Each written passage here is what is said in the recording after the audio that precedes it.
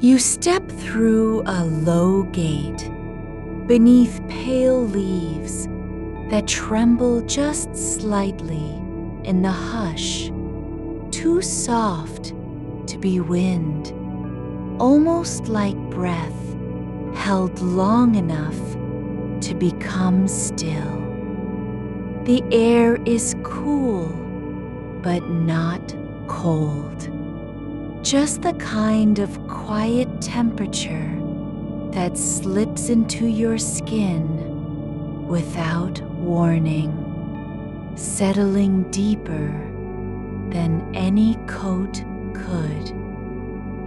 You feel it first at the tips of your fingers, then behind your ears, then in the space between your shoulder blades, where tension has lived too long. This place doesn't demand anything from you. It simply waits.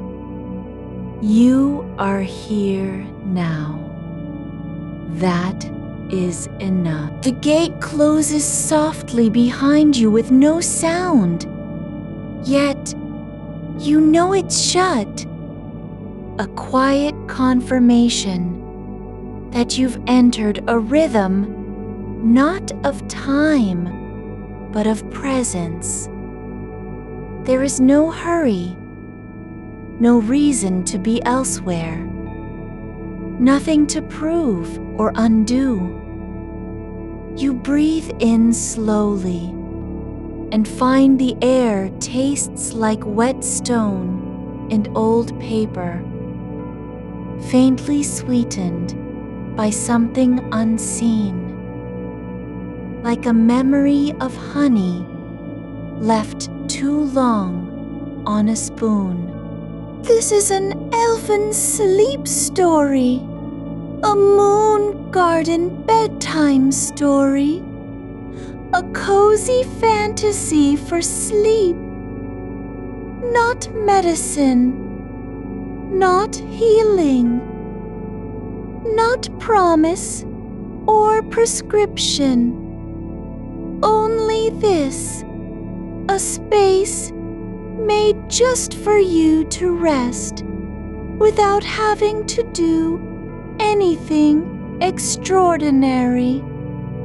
No effort required beyond being here. The path ahead isn't long. It doesn't lead anywhere important. There is no final gate, no hidden door, no great unveiling. Just small things, gentle tasks, each one slow enough that your body might forget it's been tense. This story exists only as imaginative fiction for relaxation and entertainment.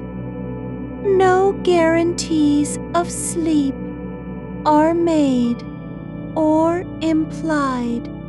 You're not being guided into a dream state. You're not being led through any ritual meant to alter consciousness. This is simply the quiet unfolding of something real in its own way. A garden that knows how to let people be still. You walk forward, bare feet on soft earth, and notice how each step leaves no imprint.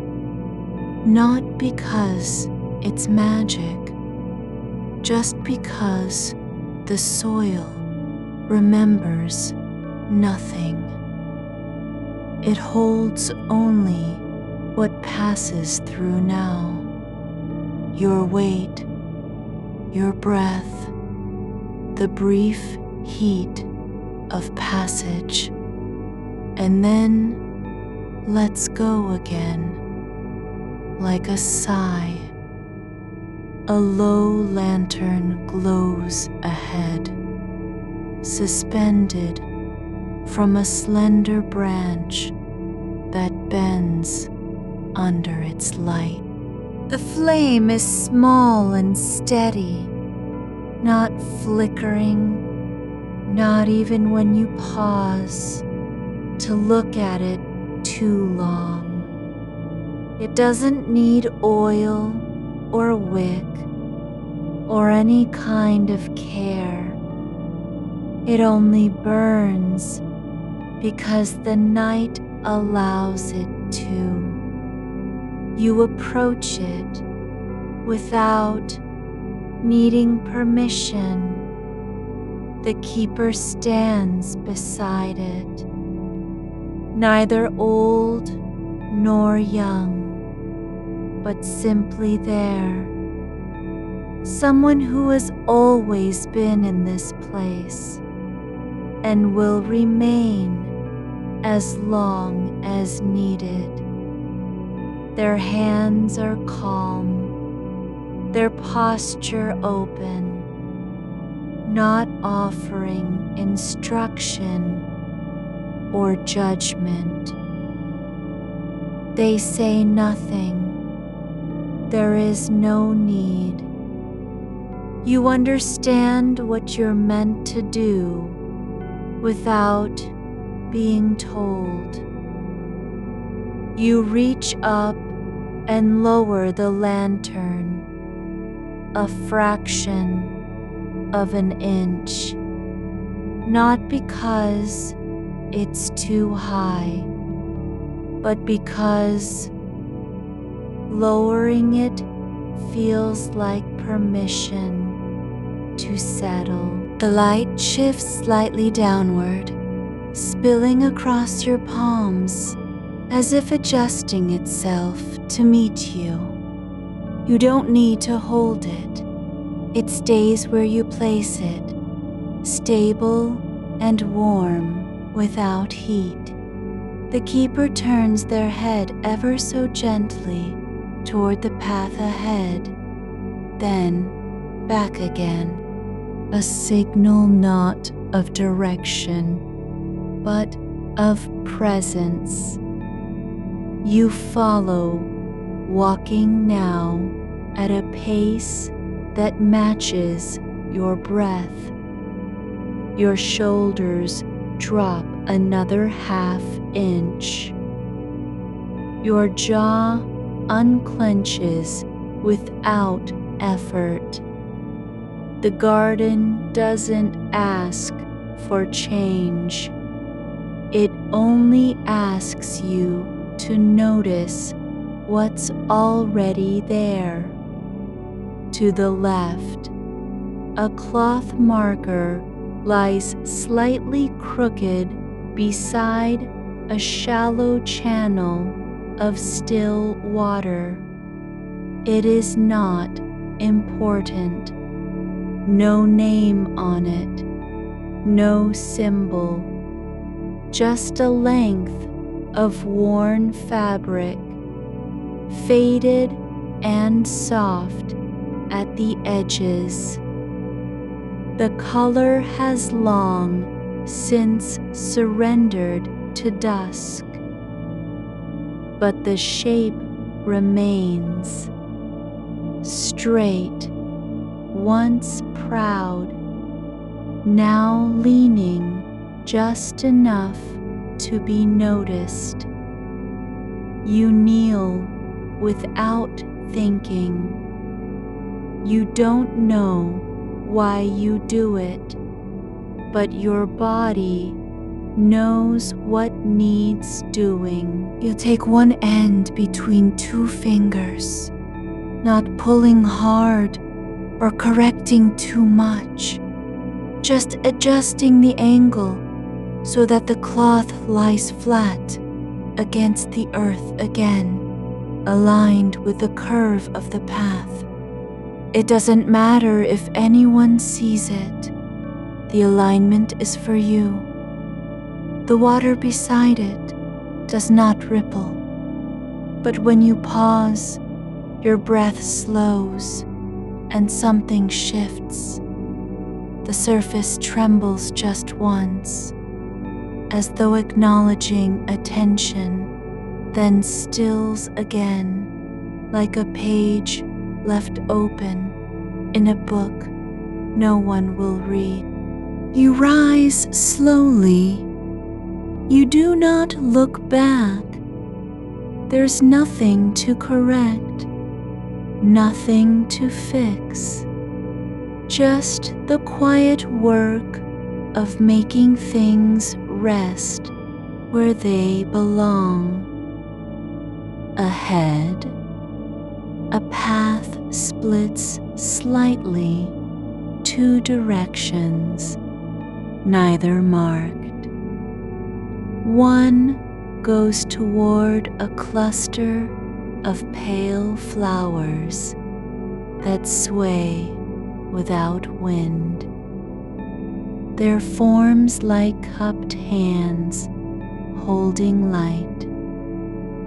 The other leads past low stones, arranged in no pattern you can name, and beside them, a bench worn smooth by time or touch, its wood darkened to near black.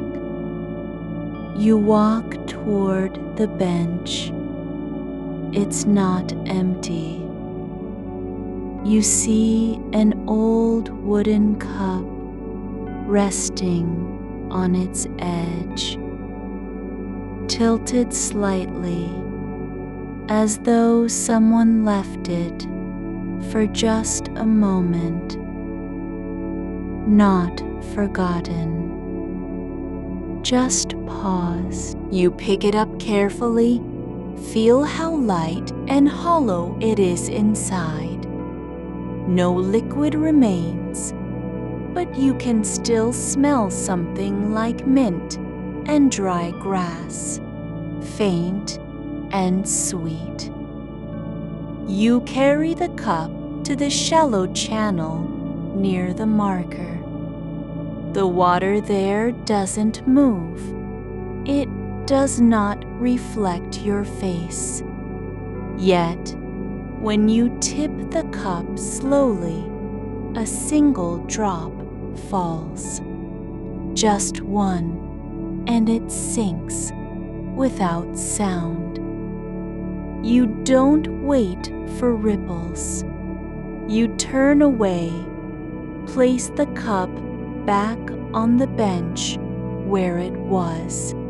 It settles again, as if never moved.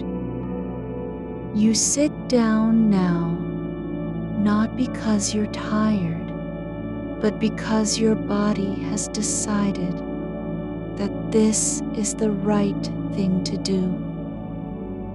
The wood is cool beneath you, yet not cold enough to pull you out of stillness.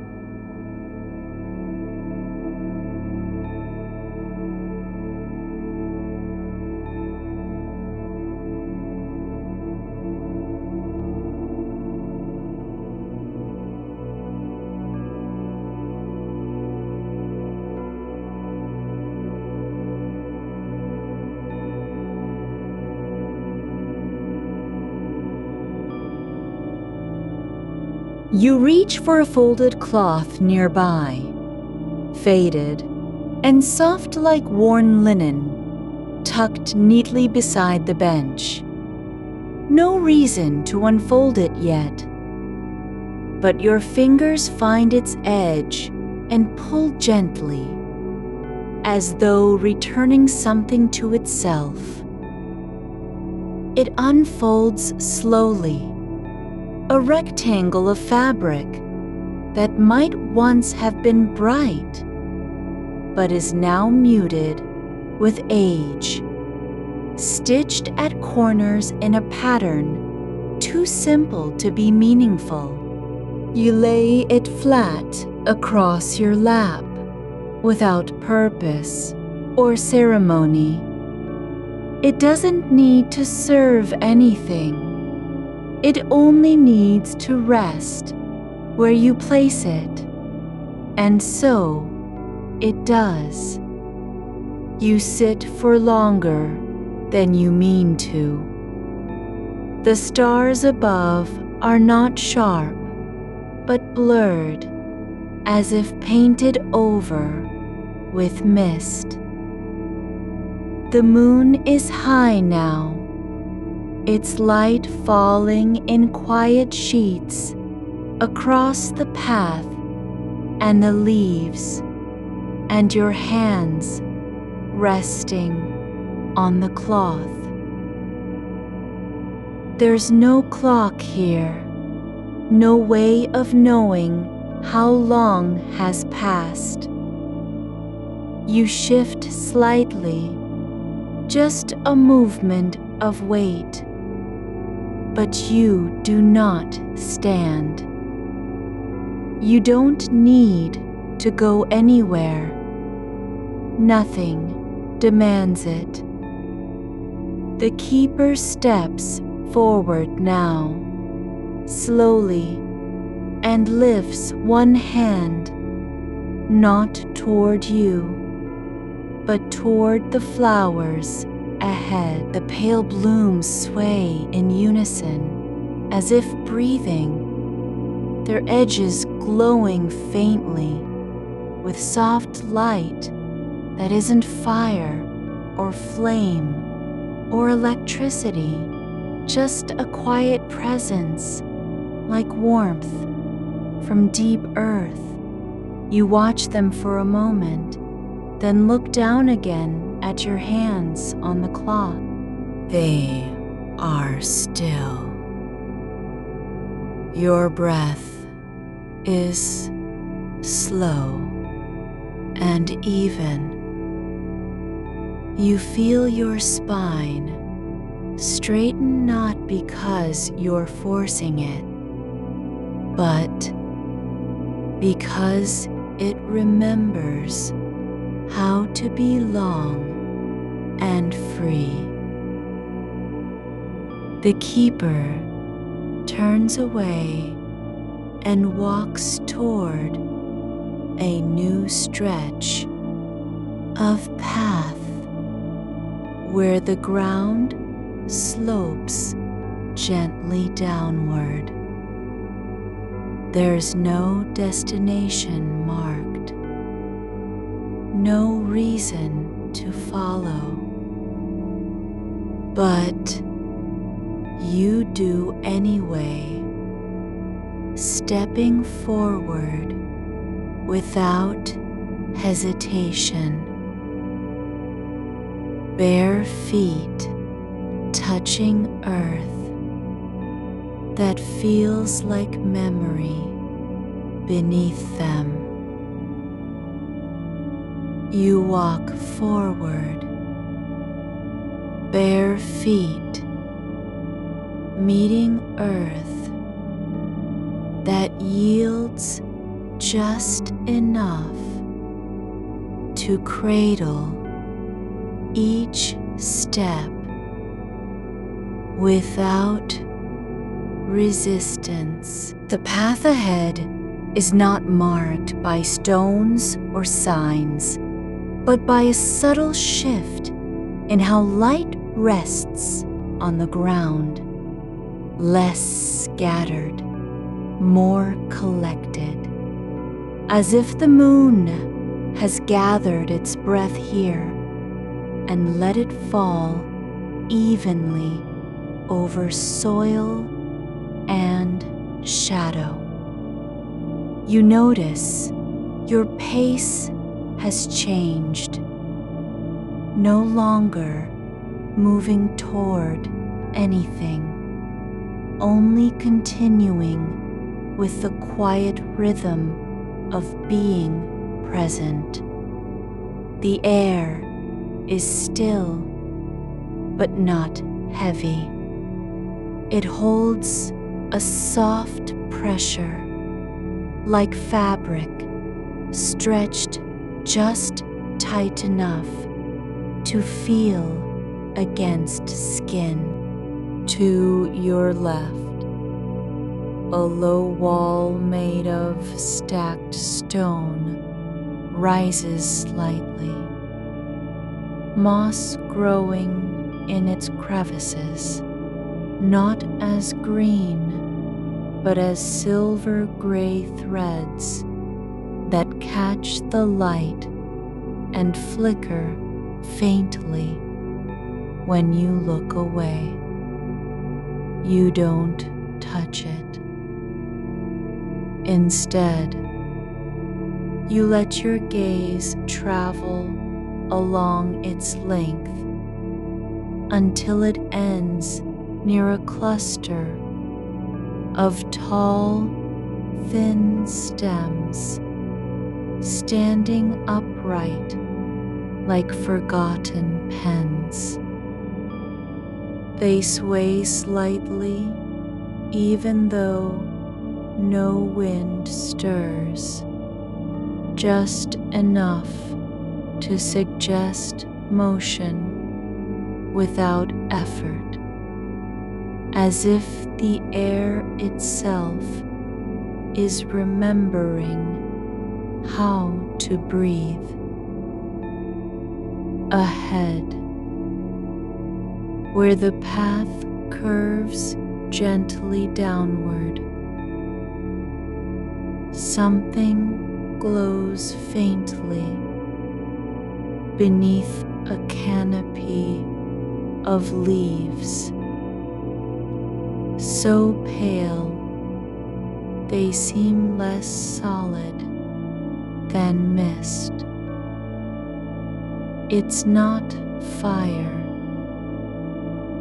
not light from within an object, just presence, a soft bloom of warmth that seems to rise from the earth and linger just above it, like steam from soil after rain, though no rain has come. You pause. The glow doesn't demand attention, but it asks you to notice its quiet persistence. You step closer. There's a small stone basin set into the ground, shallow and round, rimmed with smooth edges, worn by time or touch, neither of which seems important now. Inside, water lies still as if holding its breath, reflecting nothing at all. Yet, when your foot brushes near it, the surface trembles, not in ripples, but in slow undulations that ripple outward like a sigh made visible. You don't reach for anything. Instead, you kneel slowly, without urgency, and let your hands rest on the cool stone just outside the basin's edge. Your fingers find something hidden beneath a fold of fabric tucked into one corner. A small wooden rod, worn, smooth, and pale, shaped not like a tool, but more like an old companion that has long forgotten its purpose. It fits in your palm perfectly, long enough to stretch from thumb to wrist, narrow as a fingertip, with no markings or grooves. You lift it gently. No weight, no sound, just the sensation of something held for years, now returned. You turn slightly toward the keeper, who has not moved but stands still beside one of the tall stems, almost indistinguishable from the rest of the silence. Their hand remains lifted as if offering an invisible thread to be caught or released at will. You don't know what they want, but you do not need to know. So, you place the rod carefully into the basin center, where it floats without sinking and does not disturb the water. It stays there, not anchored, not floating, in defiance of gravity, but simply being, resting like a leaf that has stopped falling. And for the first time since entering this garden, you feel no need to explain why. The glow beneath the leaves shifts slightly, dimming just enough to allow space between light and dark. You look down at your hands again. The skin is soft, fingers relaxed. Your nails are short and clean. There's a faint line across the base of your thumb where the sun once left its mark, not from damage, but from memory. The warmth of sunlight on skin during long afternoons spent doing nothing. The path continues downward now, winding gently past clusters of low plants whose leaves spread wide like open hands, palms upturned to receive whatever might fall. These are not flowers, not trees, just shapes that grow in response to stillness rather than light. Their edges glow faintly, a dull gold that pulses only when you stop moving. You don't notice it at first, but after several steps, you realize you've begun walking slower, not out of fatigue, but because your body has learned how to match the rhythm of the ground beneath it. A small wooden post stands in the middle of the path, not tall, just high enough to brush against your shoulder if you lean too far sideways. It's painted with a single spiral, worn thin and faded until only the outline remains. There are no words carved into it, no names or symbols, just the shape of something turning inward on itself, repeating without end. You reach out, not toward the post, but to feel its surface with your fingertips. The wood is dry, but not cracked, warm from hours of moonlight, absorbed through unseen layers. You run one finger along the spiral's edge and find it ends where it began. No beginning, no ending, just a circle that never asks you to name it.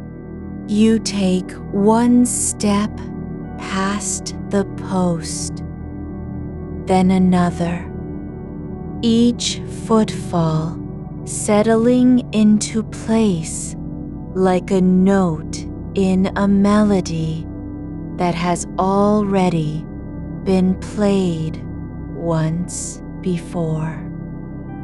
The keeper remains behind, still standing beside the tall stem, still holding their hand up as if waiting for an echo that will never come.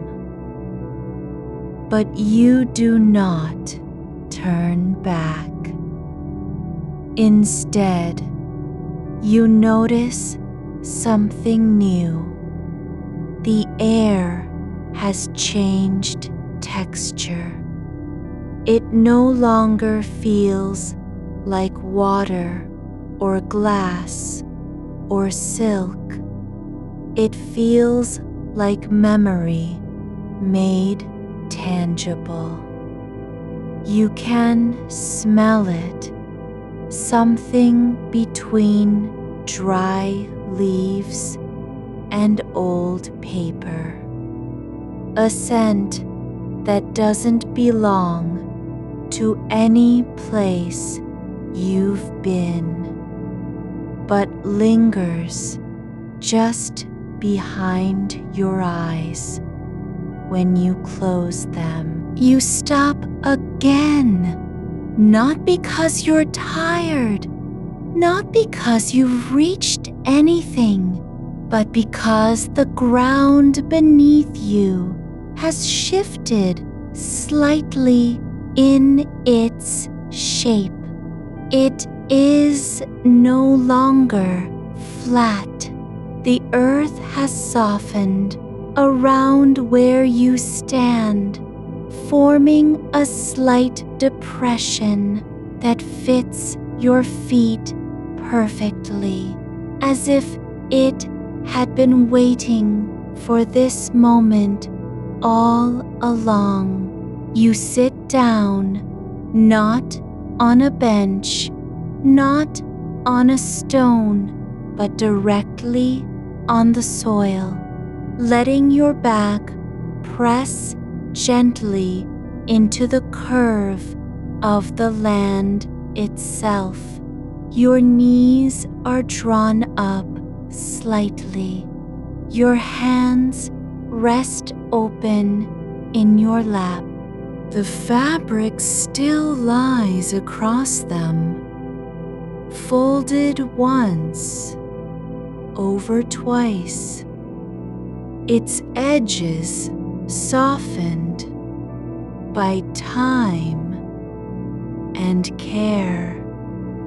The glow beneath the leaves pulses again, this time not from below, but from within, the soil near your feet.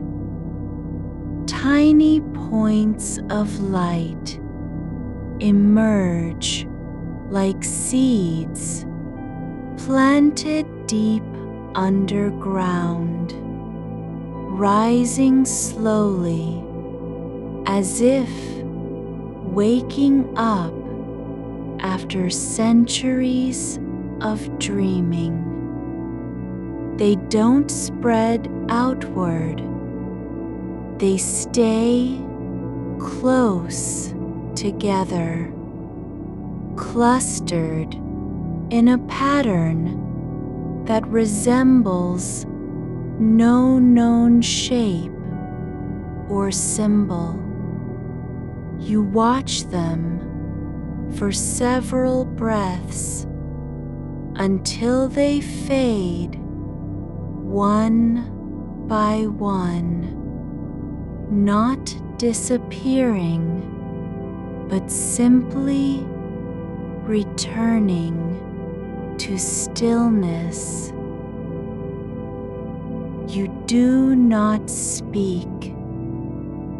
There is nothing left to say. Instead, you feel your shoulders drop just an inch, but the sensation spreads like warmth through bone and muscle.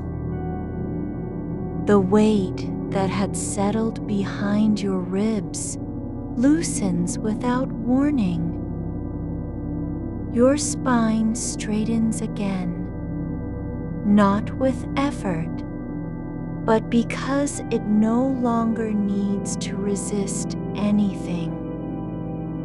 The keeper begins to move now, not toward you, not away, but along a new section of path where the ground rises slightly in a series of small terraces built from layered earth and stone. The steps are shallow, barely noticeable unless you look closely. They wind upward like a breath drawn too slowly to be called a sigh. You rise without thinking. Your feet find their way onto the first step, then the second, each one cradling your soul as if carved for this moment alone. You don't count them. The steps do not lead anywhere specific, just upward through soft light and quiet sound. There are no handrails, no edges to fear. At the third rise, you notice something resting on top of a low stone.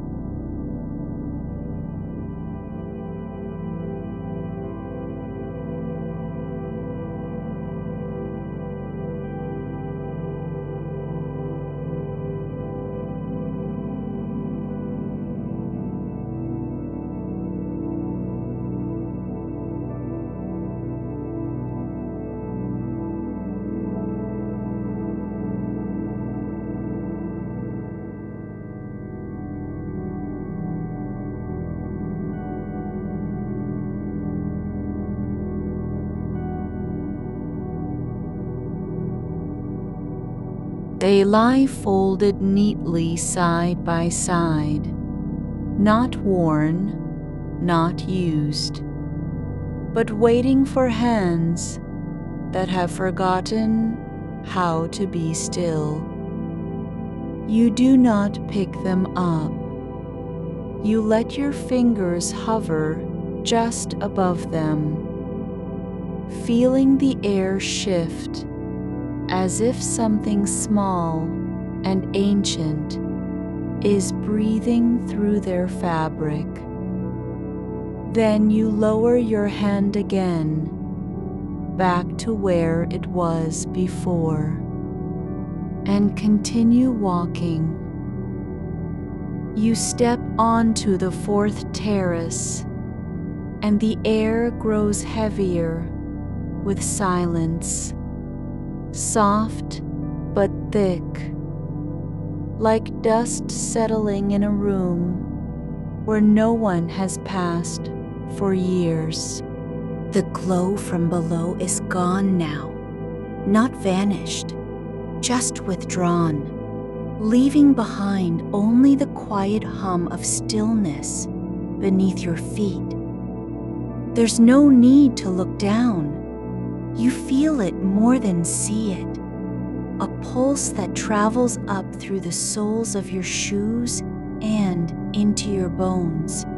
Not urgent, not loud, but persistent, like the memory of someone humming under their breath in another room. You pause again, not because you're hesitating, but because something has settled into your chest, a sensation almost too gentle to name, like the moment just after laughter fades, when the body still remembers how to move with joy, even if the mind does not.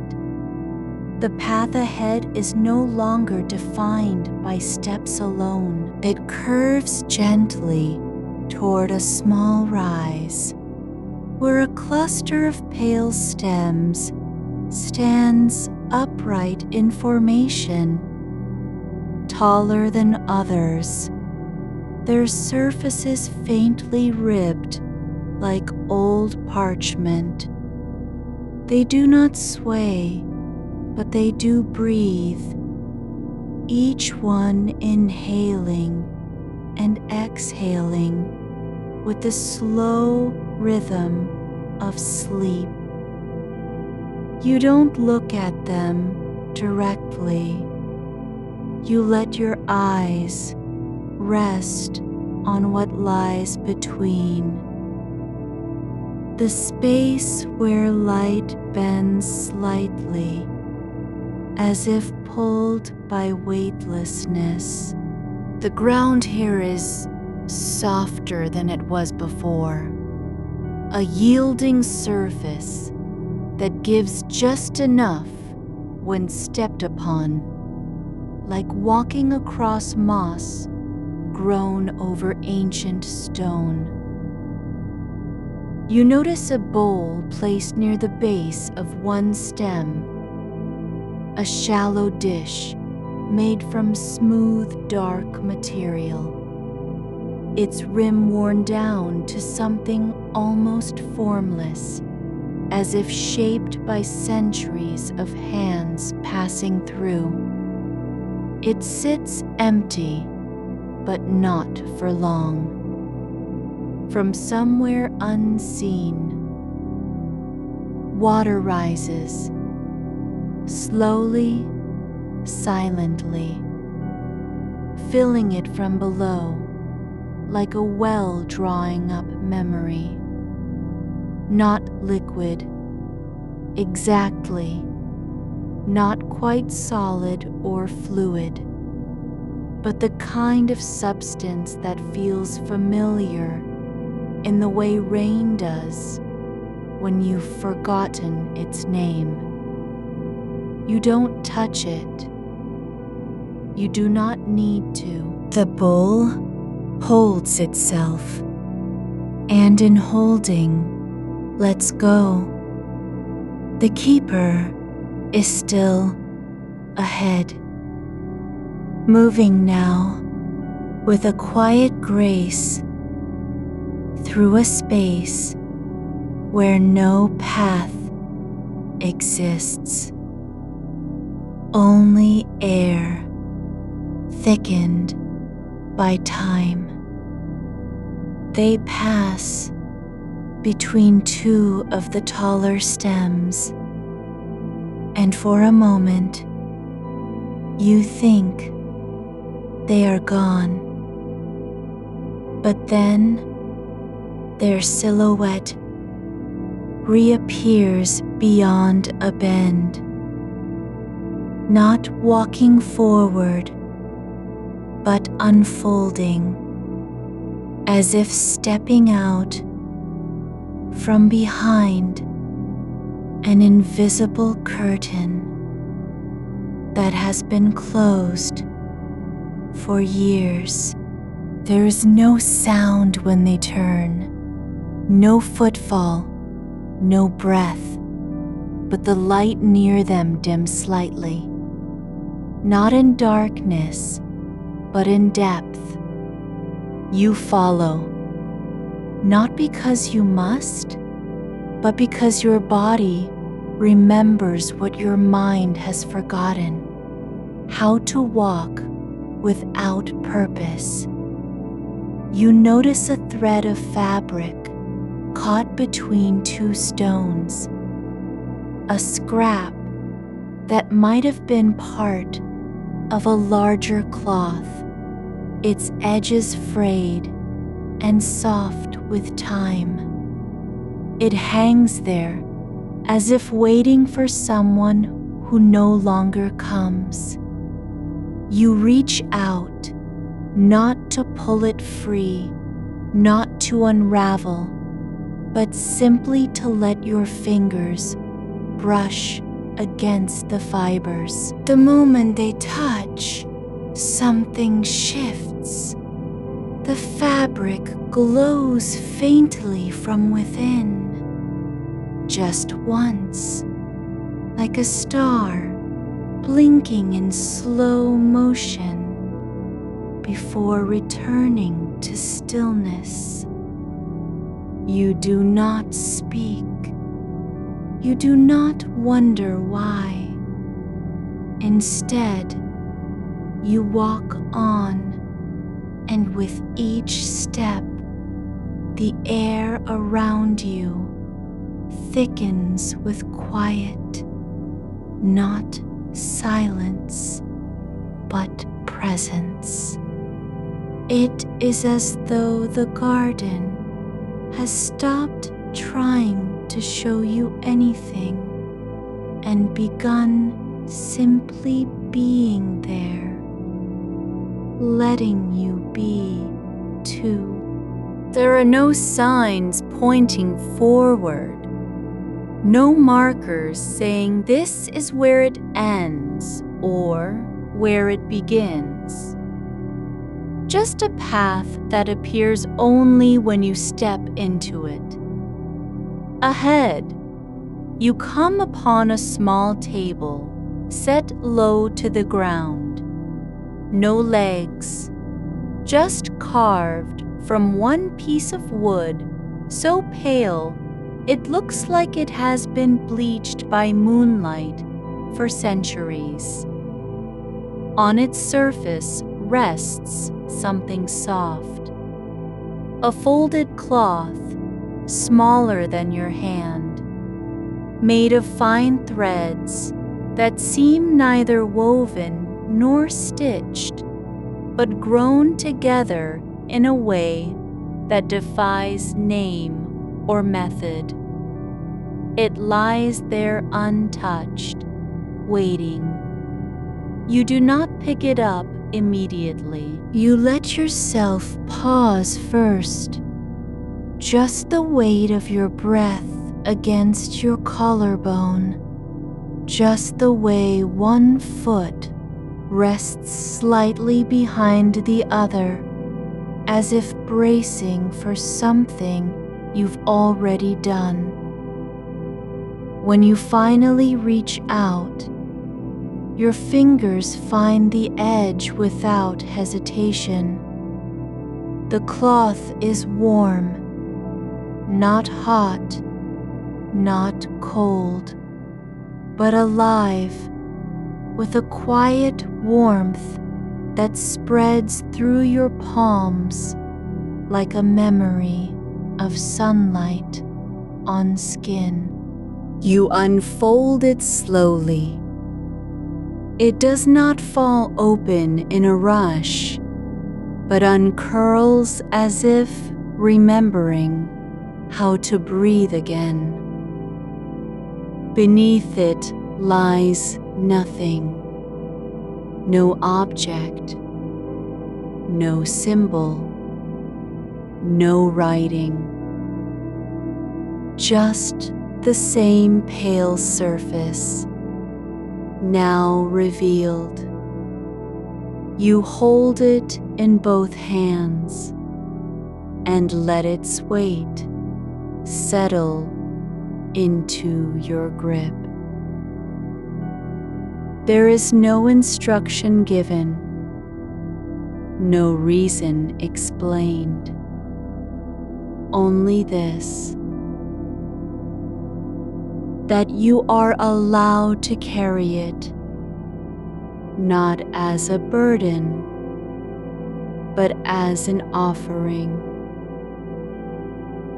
Not to anyone, not to anything, but simply because carrying something small can be enough for one night. You walk on again with the cloth cradled in your lap, letting its edges drape over your fingers like old habit. The path grows gentler still, less defined by elevation or terrain, and more by the way light falls across it, pooling where there is no source. It does not shine from above, but seems to rise from within the earth itself, a soft radiance that pools in hollows and curves around roots. You pass beneath an archway formed of interwoven branches. No nails, no bindings, just twine shaped by time and pressure into something permanent. The space between them feels thicker than air, a kind of pause where motion slows without warning. You step through slowly, letting your shoulders drop as if surrendering to gravity that has been too patient. On the other side, there is a low stone bench, worn smooth on top from use you cannot remember. It faces nothing. No gate, no tree, no clearing, but only open space where moonlight drifts like dust. You sit, not because you are tired, but because sitting here feels less like an act than a return. The keeper does not come near. They stand at the edge of sight, watching with stillness that is neither waiting nor leaving. Their hands hang loose by their sides, not clasped, not open, just present. You do not look at them. You look down instead, at your lap, where the cloth lies folded once more, now resting like a secret between your palms. There is nothing to do here, no task, no purpose beyond being. The garden does not ask you for anything.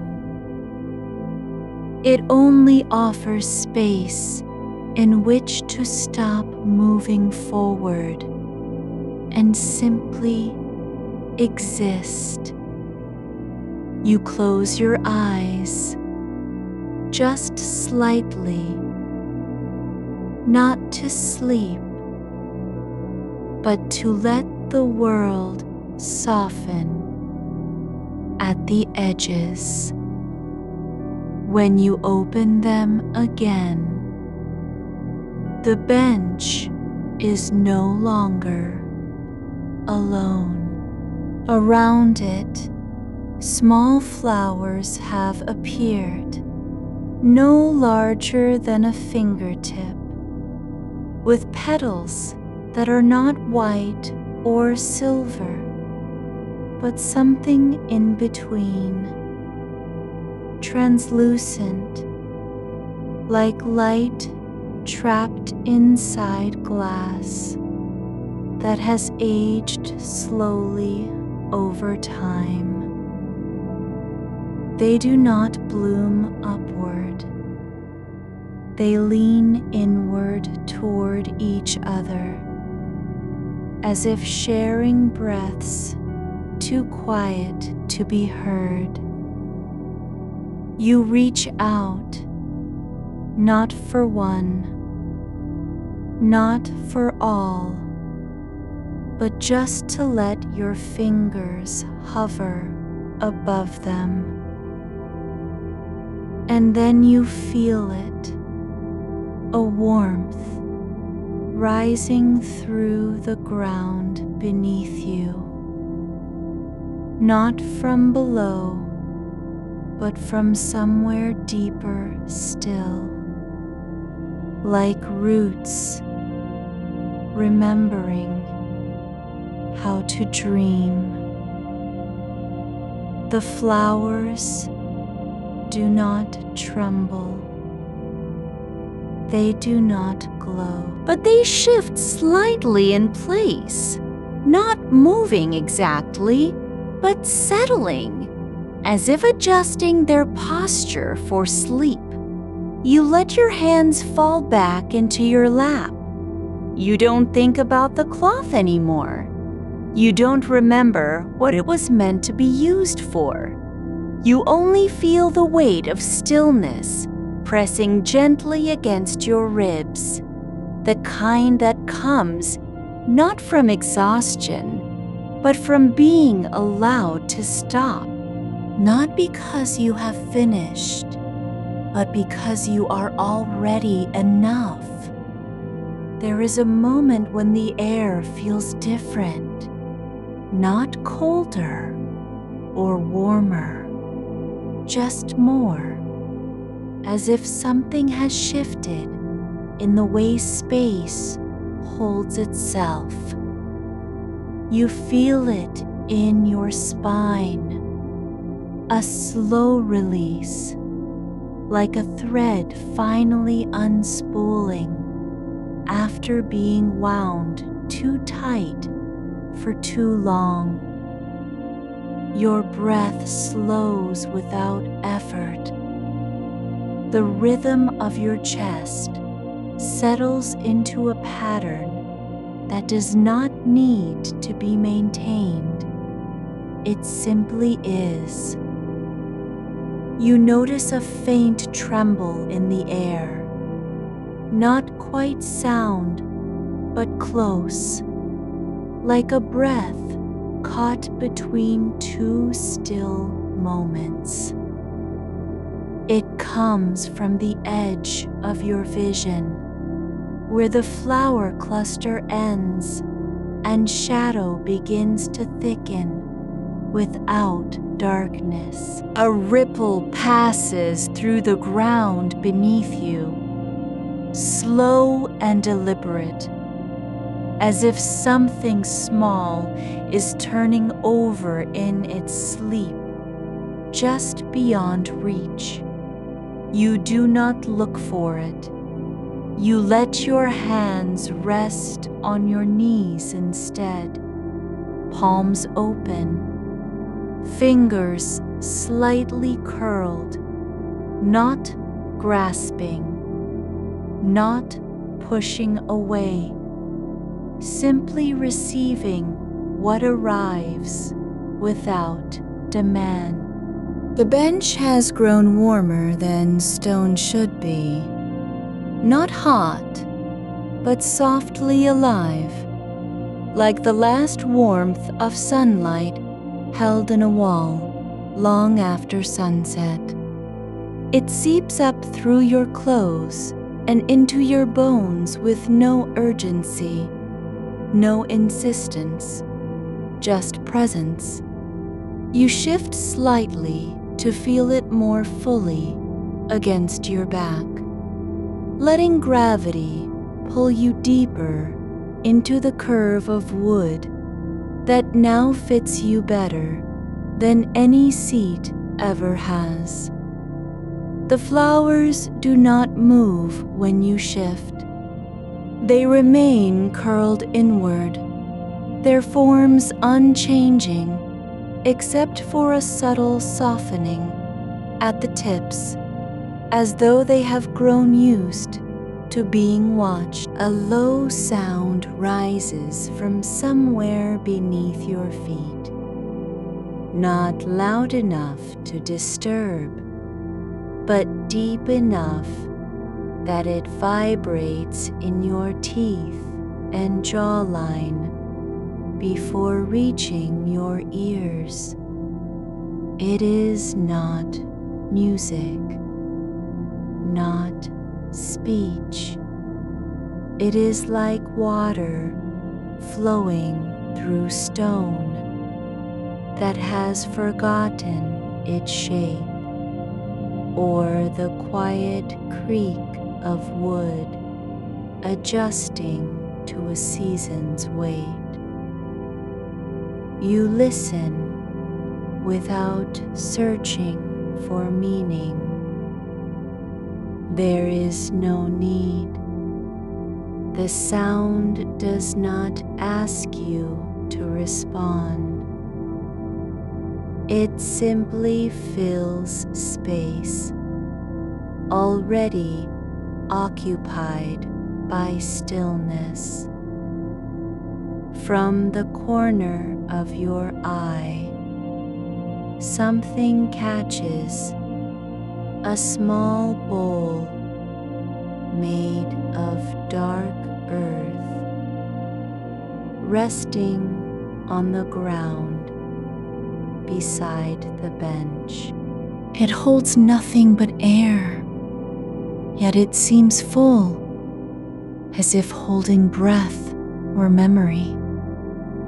You reach for it slowly, not out of curiosity, but because you feel its weight in your awareness, like a hand gently pressing against your shoulder. The rim is cool and smooth, worn down by time you didn't witness. You lift it, turning it once in your hands. It does not weigh much, not heavy enough to matter. But the act of holding it, this simple gesture, is enough. You place it back where it was, just at the edge of the flower cluster. No one told you to do that. No signal passed between you and the garden. Yet, when it rests again on the earth, something settles, not in your chest, not in your mind, but somewhere deeper, like a stone dropping into still water without ripple or sound. A breeze stirs now, though no trees loom close enough to stir wind. It moves across your skin with faint pressure, like fingers tracing the line of your collarbone and then retreating before you can name it. You do not shiver. Instead, you exhale slowly, letting air escape through parted lips, as if releasing something small that had been held too long in your lungs. The flowers shift again, not in unison, but independently, each one tilting a fraction to the side, as though nodding without knowing why. Their translucent petals catch the moonlight, not by reflecting it, but by holding onto its color like ink absorbed into paper. You watch them settle back, and for just a moment, you believe they are breathing. You stand up slowly, not because you must, but because motion feels more natural than stillness now, like stretching after a long rest. The ground yields beneath your feet, as if it remembers what your body is capable of doing, even when you don't. You take 2 steps forward into the open space beyond the bench, where there are no paths at all, only uneven earth covered in moss that glows faintly underfoot, like embers half extinguished. Ahead, a small structure appears, no more than knee-high and built from woven reeds, bound with twine so old it has turned gray. It sits just off-center in the clearing, sheltering nothing visible. You step toward it without hesitation, your bare feet sinking slightly into soft soil, as if walking through memory itself. The door is not made of wood or metal or any material you recognize. It is simply an opening formed by strands pulled tight and knotted at angles that do not make sense to logic, but feel true anyway. The space behind the door is small, dark in a way that does not imply absence. There's no light inside, but there is also no fear. You step through. Inside, it is warm, not with heat, but with presence, like sitting beside someone who has been waiting for you to arrive without ever saying so. The walls are lined with folded cloth, soft and worn, each one a different shade of gray and pale blue, some faded beyond color, others still holding hints of something that once was alive.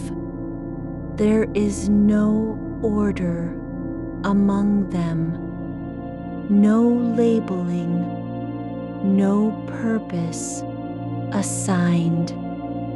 You do not reach for any of them at first. You simply stand in the middle, letting your breath slow again. Not because you want to sleep, but because it has become natural. The air here feels thicker than outside, like water just beneath the skin's surface. It moves around you with weight and care. Then you see it, a wooden cup resting on the floor, sitting upright as if waiting for something that never came.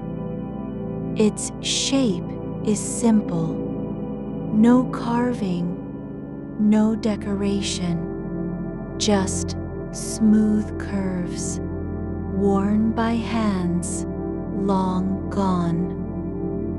You pick it up without thinking. The wood is warm to the touch, not from sun or fire, but from quiet use over time.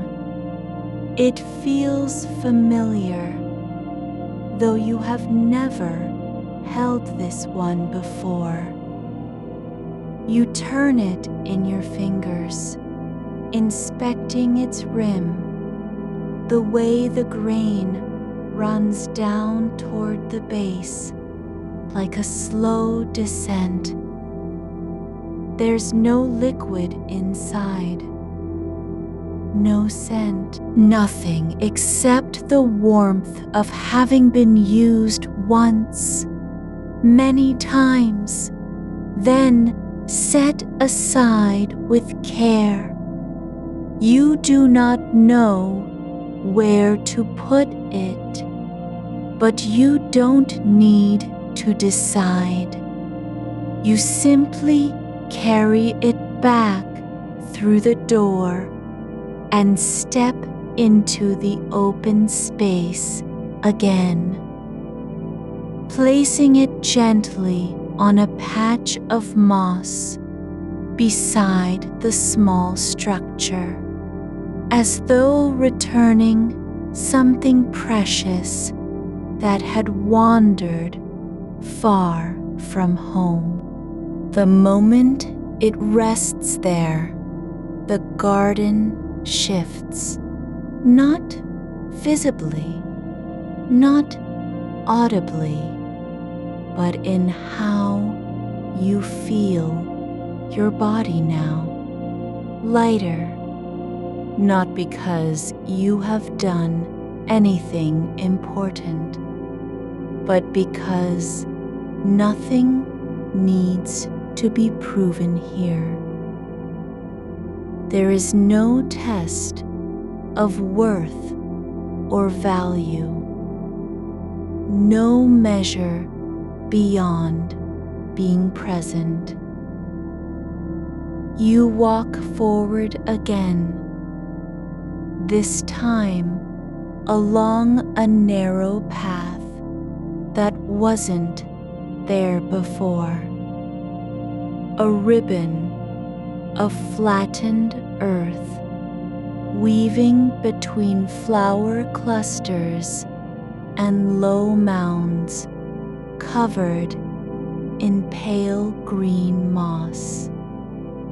It leads nowhere you can name, but it does not matter. You follow it with no intention, no expectation, just the slow rhythm of your feet meeting ground. The air grows softer as you move, like walking through a curtain that only exists when you are already inside it. Sounds come and go.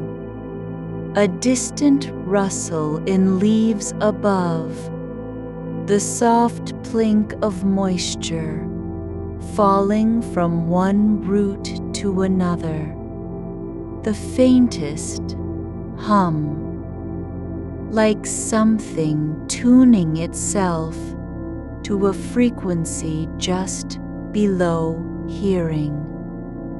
You pass beneath a cluster of hanging vines, their tips trailing close to the ground like fingers too tired to lift.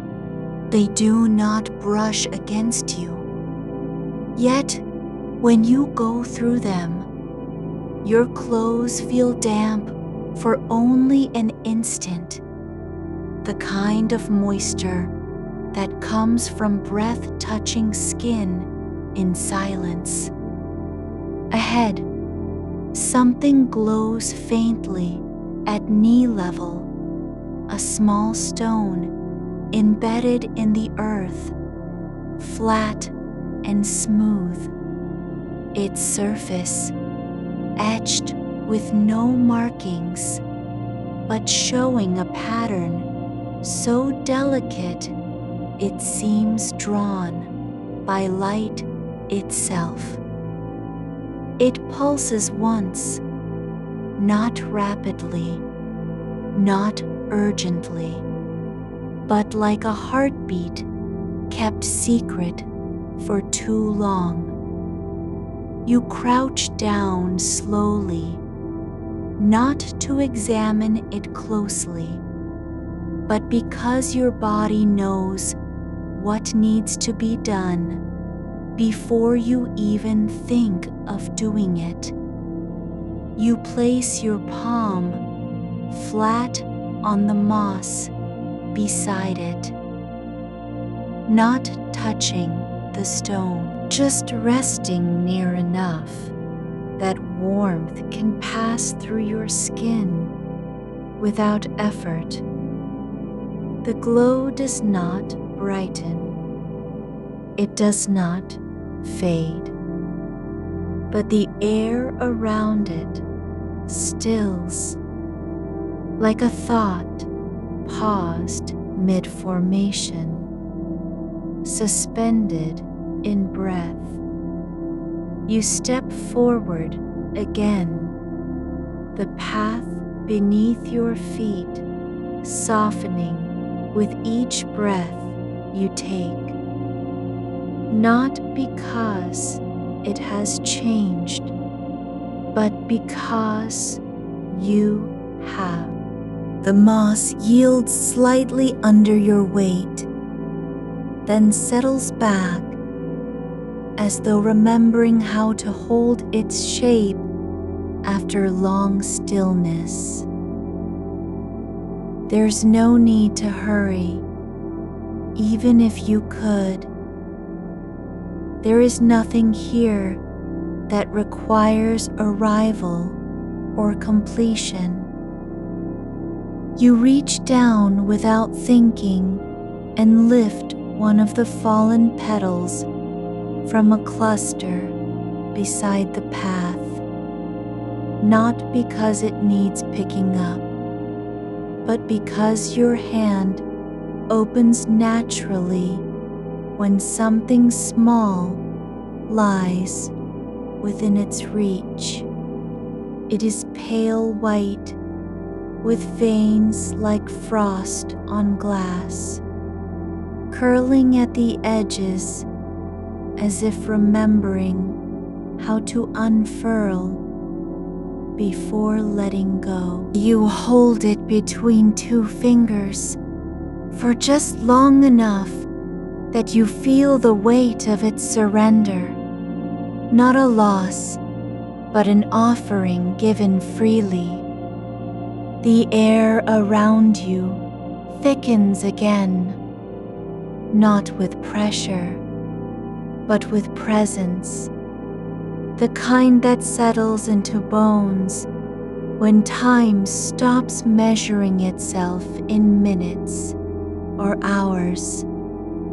A faint scent comes and goes, something like old paper left open on a shelf, dried herbs tucked between pages, the ghost of rain after sunlight has warmed stone. You don't follow it. You let it pass through you, like breath drawn in without intent. Ahead, there was no gate, no archway, only a space where the light seems to pool differently, thicker than elsewhere. Not brighter, but deeper, as if moonlight had settled into place and forgotten how to leave. You walk toward it slowly, your feet meeting ground with less urgency now. When you reach the edge of that softened glow, you notice something resting on a low stone bench, half buried in moss, one of the small wooden cups again. But this time, it lies sideways, as if fallen from someone's lap during a moment of quiet. You don't pick it up immediately. Instead, you sit down beside it, your legs folding naturally beneath you without effort. The wood of the bench is warm under your thighs, worn smooth by countless unseen visitors who came not to speak, but simply to rest. The cup remains on its side. Its surface bears no mark except where a finger might have rested once.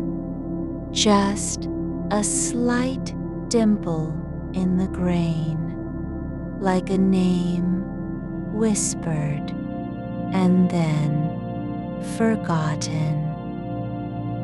You lean forward slightly and place one palm flat against the moss beside it, as you did with the stone earlier. This time, your fingers brush the cup's rim without lifting it. The moment they touch that edge, something shifts, not in sound or sight, but in how your hands feel. Not cold, not hot, just settled, as if the wood had been waiting for a single point of contact to settle into memory. You stay there a while longer than you mean to. You don't know why. There's no reason to be still other than that stillness is becoming its own kind of motion. Slow, inevitable, like water finding its level in an invisible basin. A breeze stirs, not from above or beyond, but rising gently up through the moss itself, curling around your ankles before slipping away like a thought you never finished writing. You reach for the cup again, not to take it, only to turn it upright with one finger. It rocks slightly on its base, then comes to rest with quiet certainty. You do not look at it after that. Instead, you lift both hands and place them flat against your lap. Palms up, fingers open. No need to grasp anything. Just the offering of stillness. From somewhere nearby, a small hollow between two low mounds of moss. You hear a soft chime. Not metal, not glass, but something like air shifting inside a hollow reed that has forgotten how to sing. It sounds once, then twice more, each note lower than the last, as if tuning itself to the quietest part of your breath. You rise slowly, not because you are told to, but because you feel it in your spine.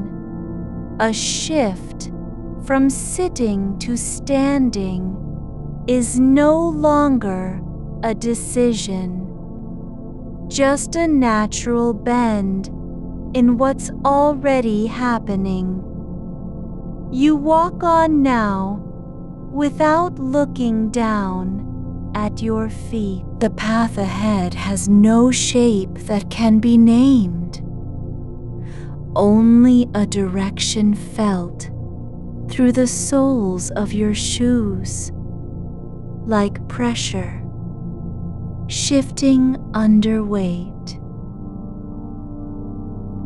There are trees here you haven't seen before, not tall ones, with roots deep enough to carry names, but shorter trunks covered in bark that peels in thin sheets, revealing layers beneath like old skin.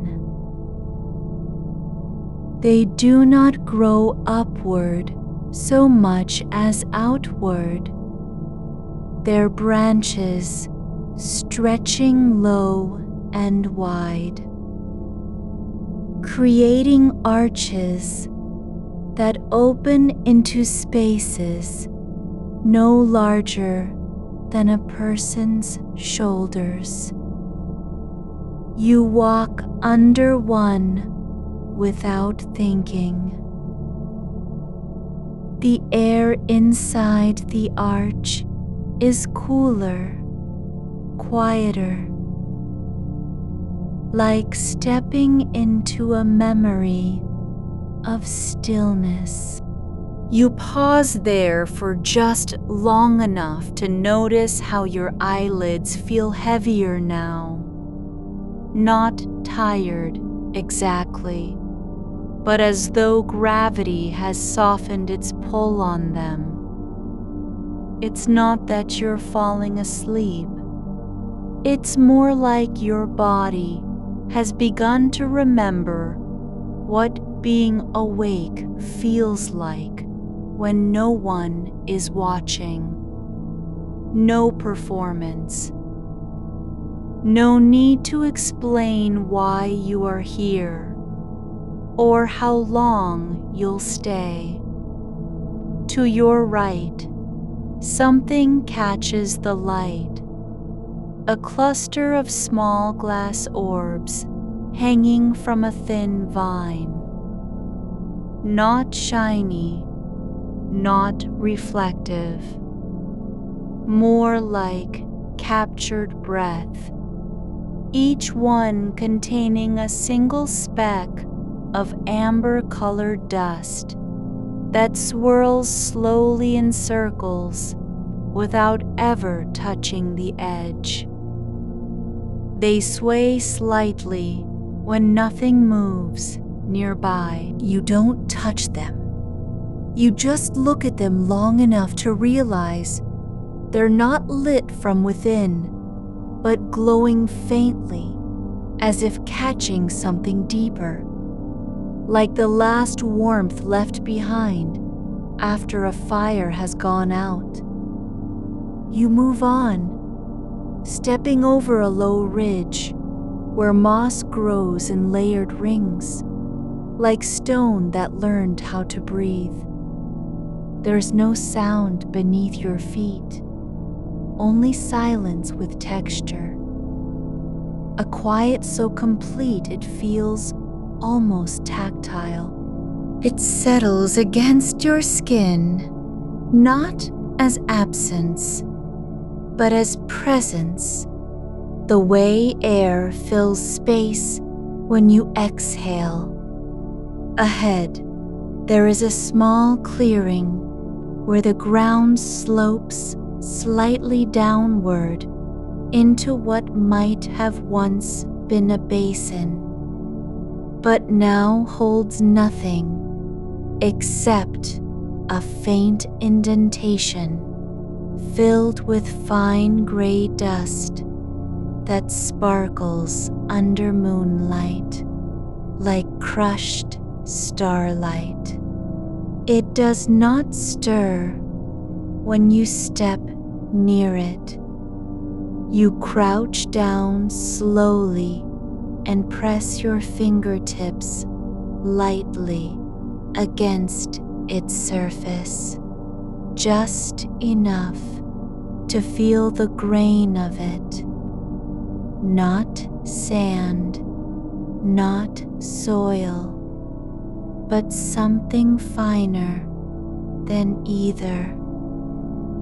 You don't know what it is, but for a moment, the dust seems to rise slightly in response. Just an inch, no more, like breath held too long before release. Then it settles again, returning to stillness as if nothing had happened. A sound comes from behind you, one of those soft clicks like stone tapping against stone, but not harsh or sharp. You turn your head only a little. There's no one there, no movement in the trees. Yet the noise repeats once more from farther back along the path where you've just come. It doesn't echo. It simply exists for as long as it needs to, then fades. You do not look again. You rise and walk forward without turning, letting your shoulders relax into their natural shape once more. The air grows heavier with each step, not oppressive, but full of things that don't need to be named. A warmth spreads from the center of your chest outward, not fast, but steady, like a lantern being lit in a room you forgot was ever dark. You come upon a patch where flowers grow not upright, but leaning sideways, their stems bent at odd angles, as if they had been gently nudged by something unseen. Their petals are wide and soft, the color of faded linen touched with gray. They do not move when the breeze passes, nor does any leaf above them, but one petal detaches slowly from its stem and drifts down to land near your foot. You look at it for a long while, not because you need to understand it, but because seeing something fall without force or purpose becomes a kind of quiet event, one that doesn't demand interpretation. It simply is. You do not pick it up. You let it lie where it falls. You step over a low curve in the ground where the soil has settled into soft hollows, each one holding a shallow pool of still water that does not ripple even when you pass close by. The surface is smooth and dark, like a mirror made from ink left too long uncovered, and it reflects only the sky above. Not stars, not clouds, but the way light bends in air just before dawn, blurred at the edges. You pause for a moment to watch your own silhouette form there, not clear or sharp, but softened at every line, as if time has already begun to blur you into something quiet. Then you move on. Ahead, the path divides gently, not by choice or design, but because one side slopes downward into earth that seems less certain of itself, while the other remains level and firm beneath your feet. You do not hesitate.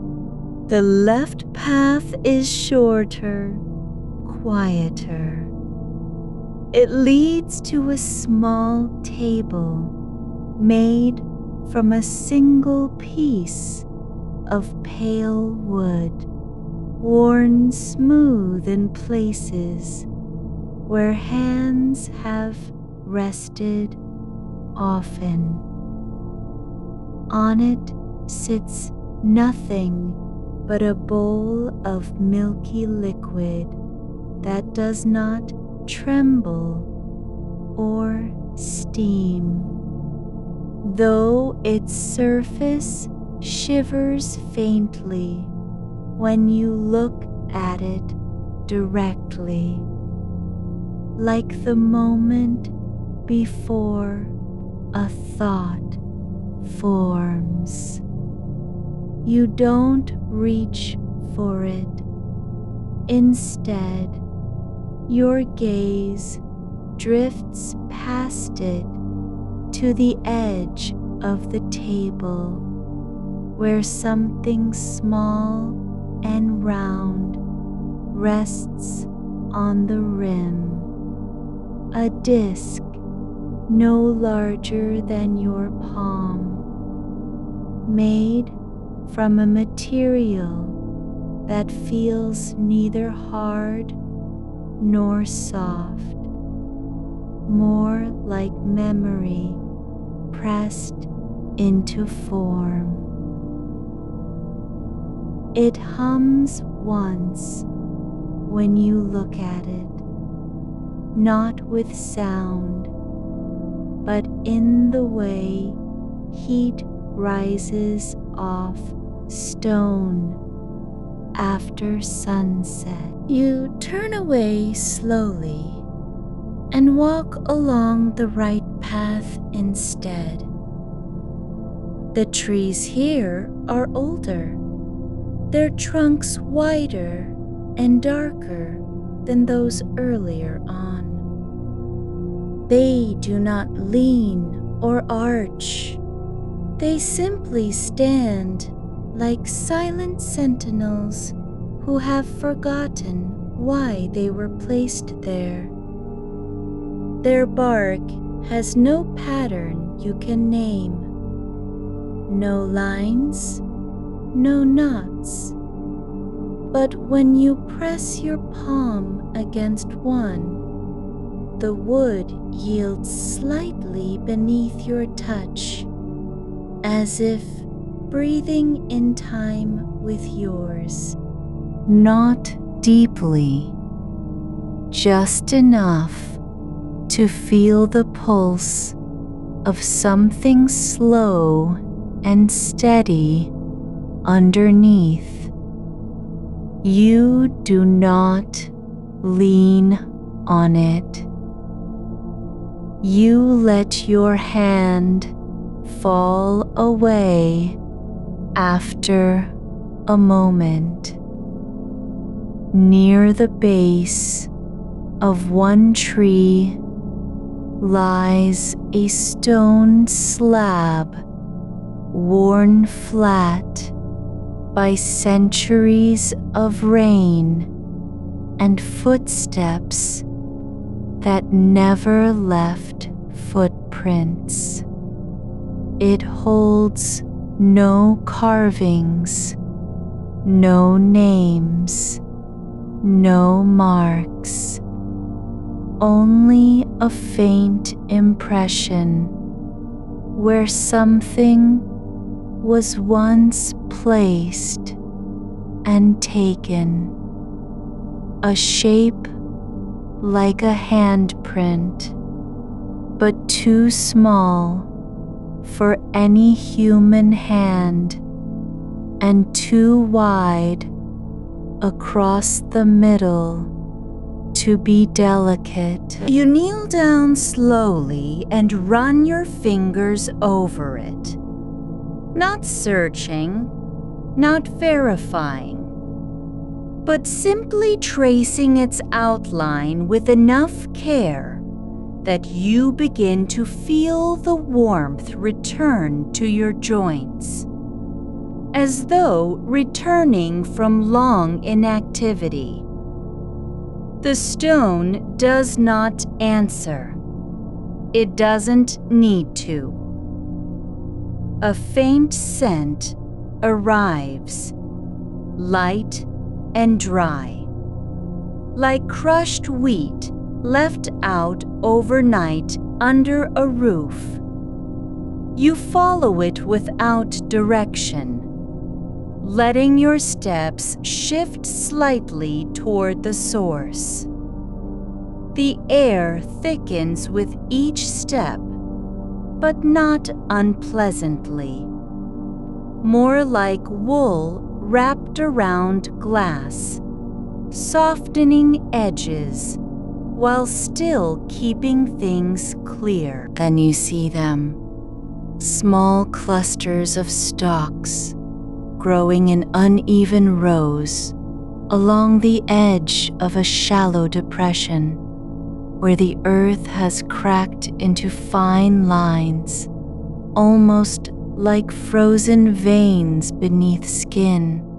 Each stalk ends in a single pod that sways slightly even when there is no wind, just enough to make the tip brush against its neighbor once every few seconds, creating soft taps that sound like someone counting time with their fingers.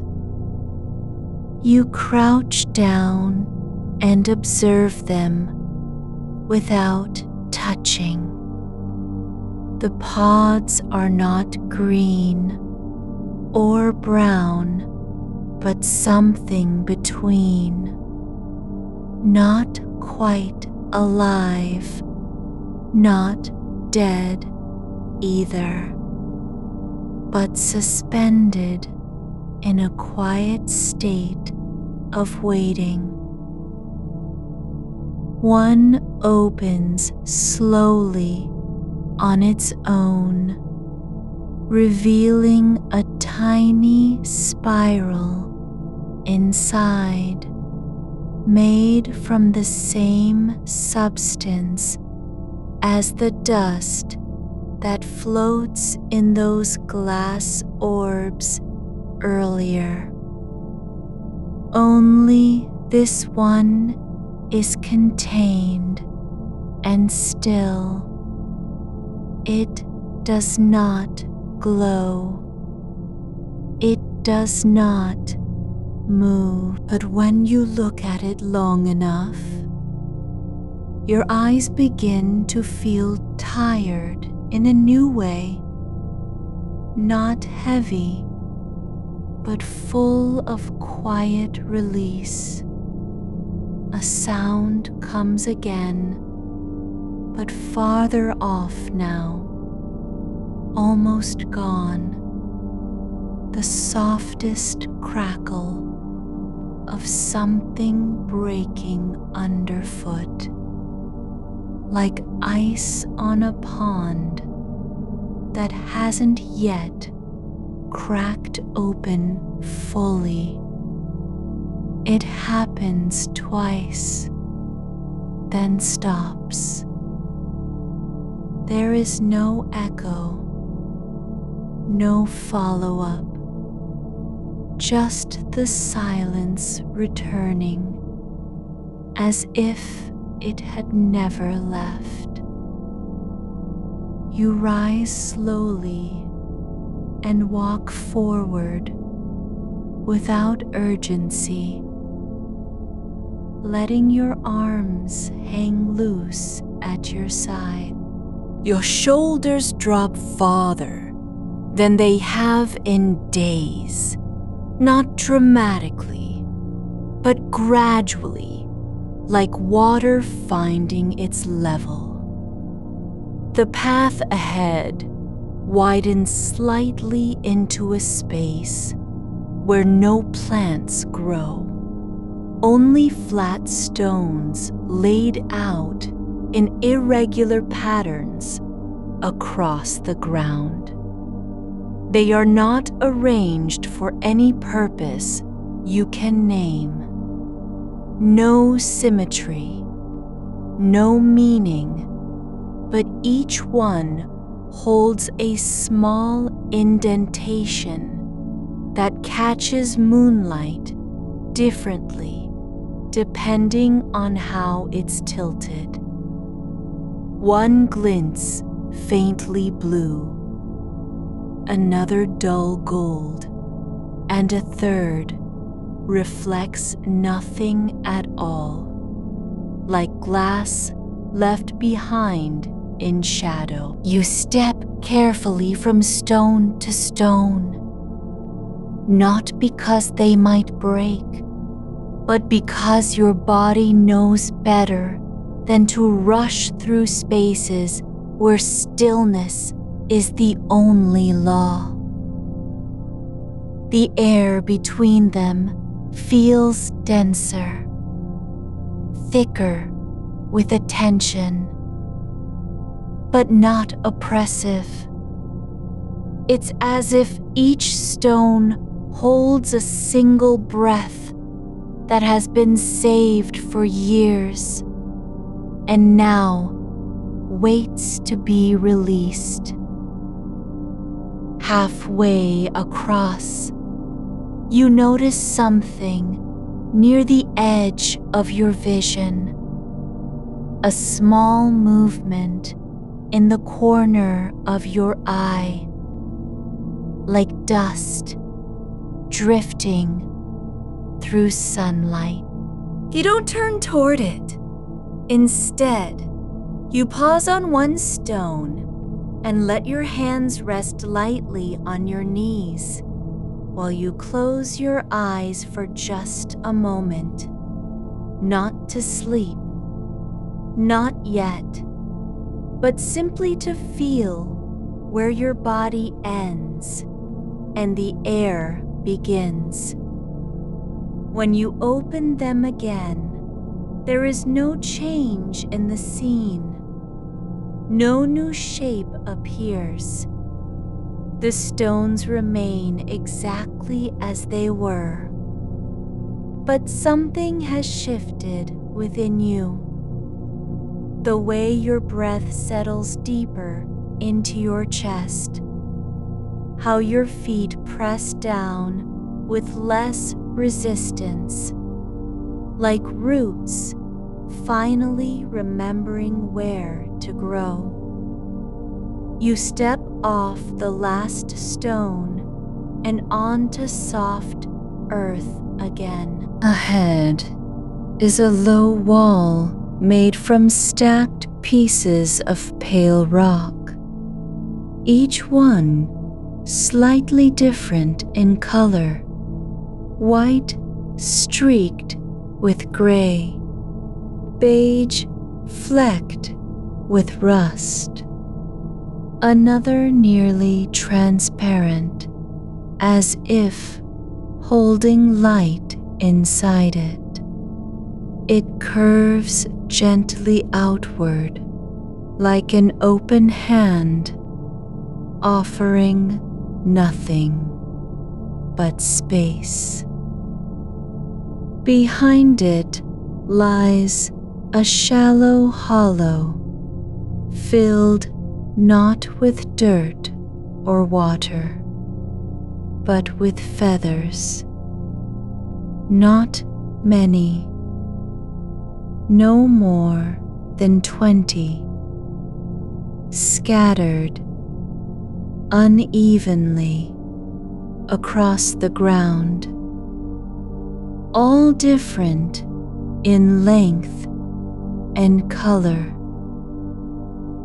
Some almost white, some dark like smoke, others striped with faint lines that seem to shift when you look away.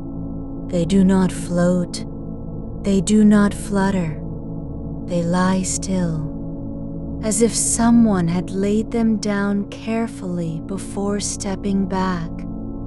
One near your foot is long and thin, its tip frayed slightly at the end, as though it had been used once in flight, then dropped.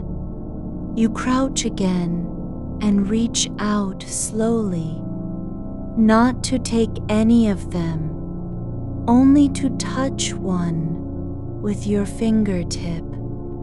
It does not move, but when you press gently against it, there's a soft resistance, like pressing into down that has already been compressed by time. You let go immediately, letting the feather return to stillness. Behind you, something shifts. Not loudly, not sharply, but a subtle settling of air, as if someone had just stepped back from standing too close. You don't look around. There's no need.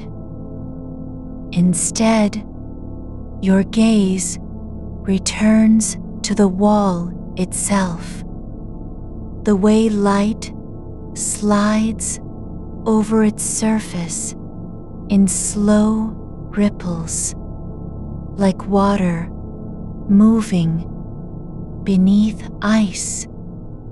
The stones are old, but not cracked or broken. They fit together with such precision that it seems impossible they were ever placed by hand.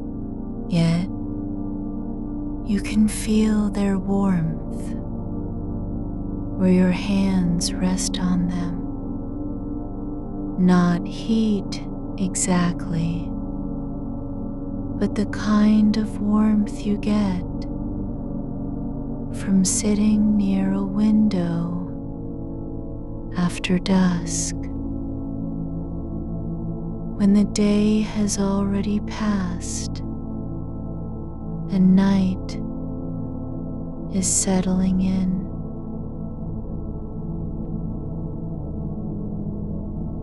You press both palms flat against one section, just above waist height.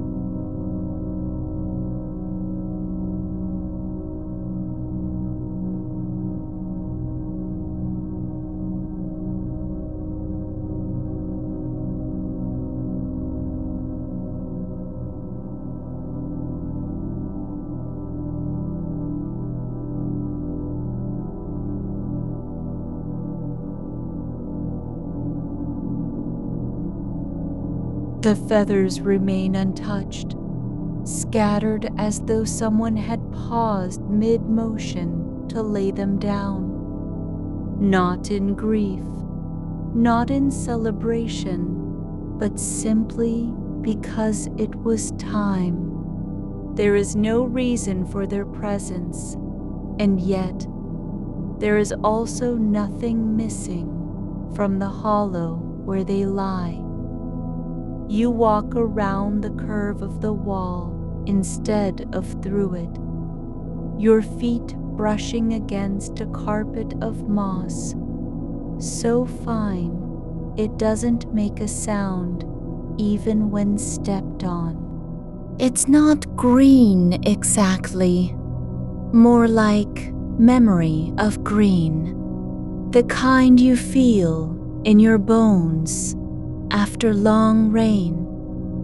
Ahead, is a path that splits into 3 directions, each one nearly indistinguishable from the others, all made of packed earth, veined with pale roots that rise just slightly beneath the surface. One trail leads upward through a cluster of slender trees, whose trunks are thin and silvered like old wire. Another veers left toward a low mound covered in soft moss that pulses faintly when you look at it from the corner of your eye.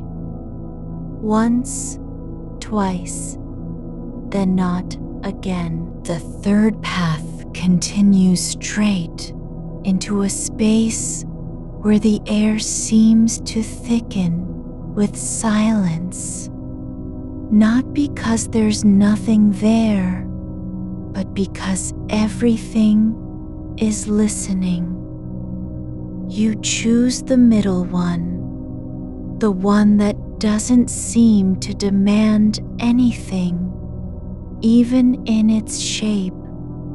It winds slowly forward through a grove of pale stalks, taller than you are, and so thin they sway slightly without wind. They don't creak or crackle. Their movement is silent, like breath caught between words. Between them grow clusters of small flowers with petals that fold inward at the edges, as if folding themselves into sleep before morning ever comes.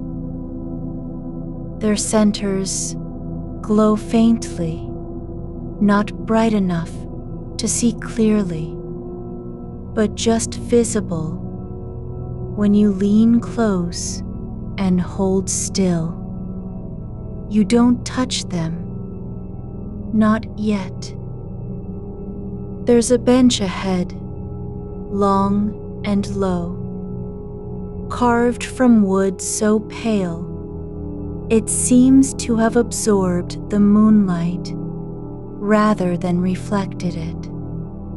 It lies half sunken into the earth, as if it had always been part of the ground, not placed by hands, but grown over time, like a root knotted beneath soil. The seat is worn smooth in patches, yet still retains small ridges where someone once sat with their elbows resting. There's no cushion, only wood that remembers posture and weight. You sit down carefully, feeling how the surface gives slightly under your hips, not sagging, not softening, but yielding just enough to let you know it sees you. The air around the bench hums at a frequency so low you don't hear it with ears, but feel it in your teeth, like the last tremor of a bell after sound has left its vibration behind. You rest both hands on your thighs and look down at them. Hands that were restless earlier, fingers curling into fists without knowing why. Now they lie still, palms open, as if waiting for nothing more than to be held by silence. There's something beside the bench, a cup made of wood, not carved, but shaped by time and pressure. It sits on a small stone platform, just wide enough to hold it, tilted slightly forward, its rim worn smooth from being touched often. The inside is dry. No liquid remains. But when you reach for it, your fingers don't hesitate. They move with the certainty of something returning home. You lift the cup and turn it slowly in your hands. It's lighter than expected, hollowed out gently along the curve, so that even holding it feels like cradling a breath. The wood is warm, not hot, not cold, but carrying the quiet warmth of being held for many years. There are no markings on its surface, only grain patterns that shift slightly when you move your gaze across them. Not in any deliberate way, but as if remembering how to breathe. You don't drink from it. You place it back exactly where you found it, on the stone, level and centered, with no effort made to perfect alignment, because perfection isn't needed here. The cup sits again, its presence accepted without demand or explanation. Like a note left behind by someone who knew you would come. The path continues onward now through a cluster of low hedges that aren't quite plants and not quite walls, more like folded air arranged into shape. They stand about waist high, their edges blurred as if painted with mist rather than grown from soil. Between them are gaps wide enough to walk through, but you don't pass between immediately. Instead, you pause and press your palm flat against the nearest one. The surface yields slightly, just enough to leave an imprint that fades slowly, like ink dissolving in water. You feel no resistance, only a warmth that spreads up your arm as if sunlight had reached inside you through skin. The hedge doesn't move, it doesn't speak, but for a moment, the air between its leaves feels heavier than before, as though it were holding its breath along with you. You step forward and pass beneath it. On the other side is a clearing where the ground is covered in fine white dust that doesn't stir under your feet. It isn't sand, not grainy or rough, but soft, like powdered bone or crushed seashell after centuries of being buried. You walk slowly across it, not because you fear leaving marks, but because each step feels like sinking into a dream just before waking. At the center stands a small stand made from 3 slender poles tied together at the top with a length of pale rope that hasn't frayed, even though it's been knotted in place for years.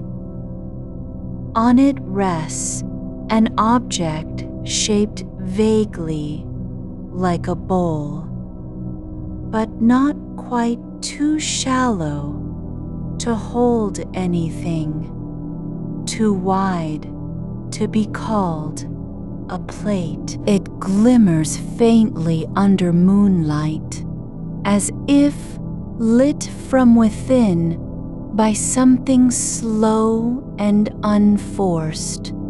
You approach without hurry.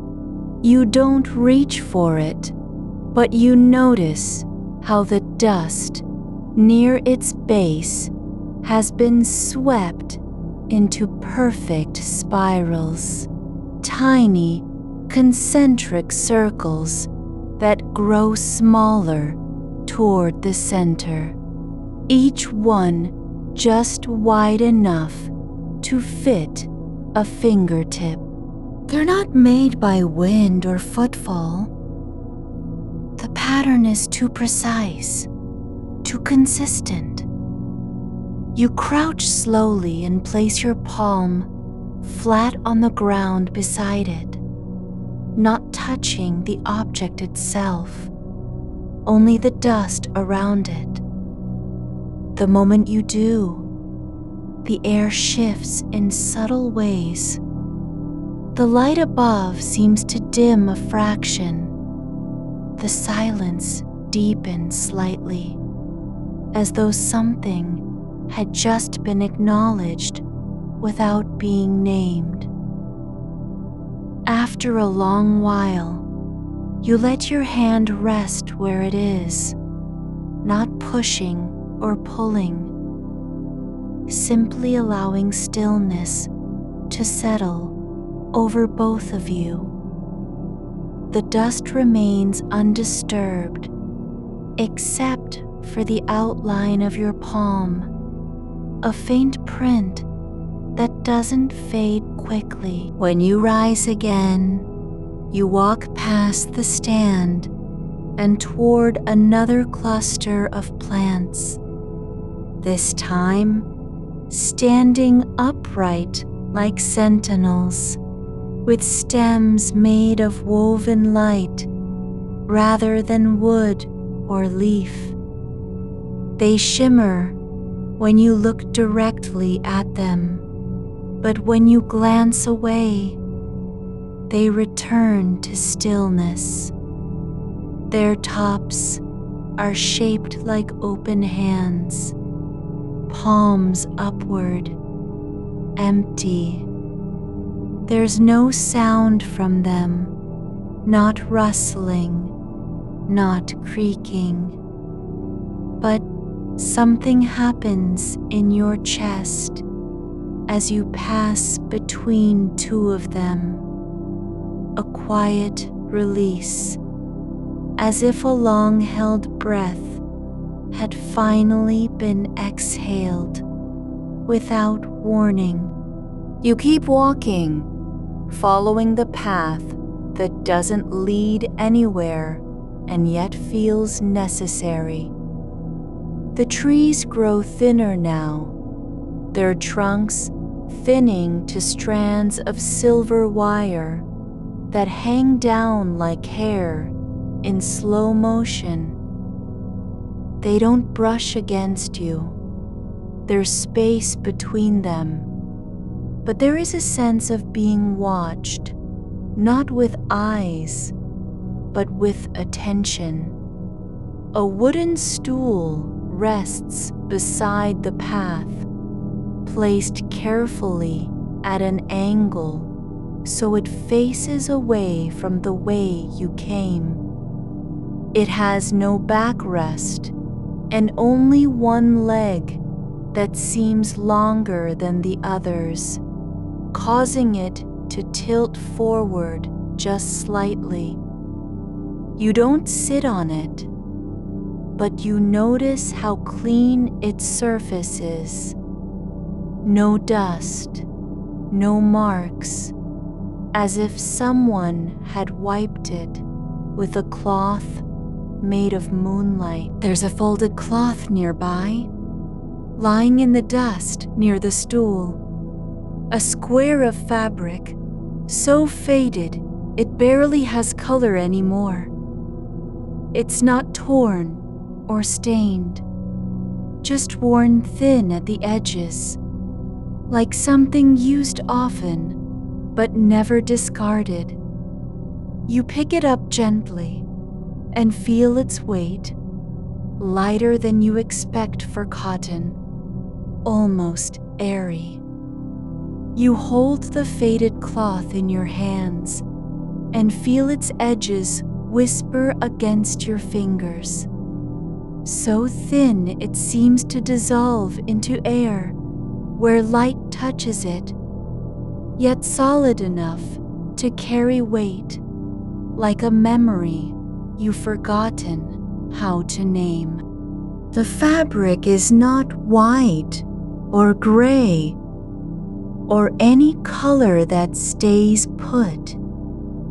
It shifts subtly under moonlight, revealing faint traces of something older, the ghost of blue, or perhaps green, just beneath its surface, as if someone once stitched a moment into it, and then let time unweave it slowly. You unfold it carefully, not because you expect to use it for anything specific, but because the motion feels like permission, like being allowed to pause long enough to remember what stillness looks like when no one is watching. The path ahead turns gently, bending around a cluster of low stones that rise just above ground level, each shaped irregularly and spaced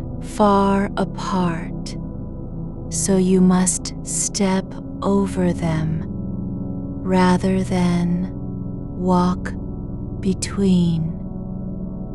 They aren't arranged in any order, no line, no pattern, but there's an intention in their placement, as though they were placed not to block, but to remind you are still moving.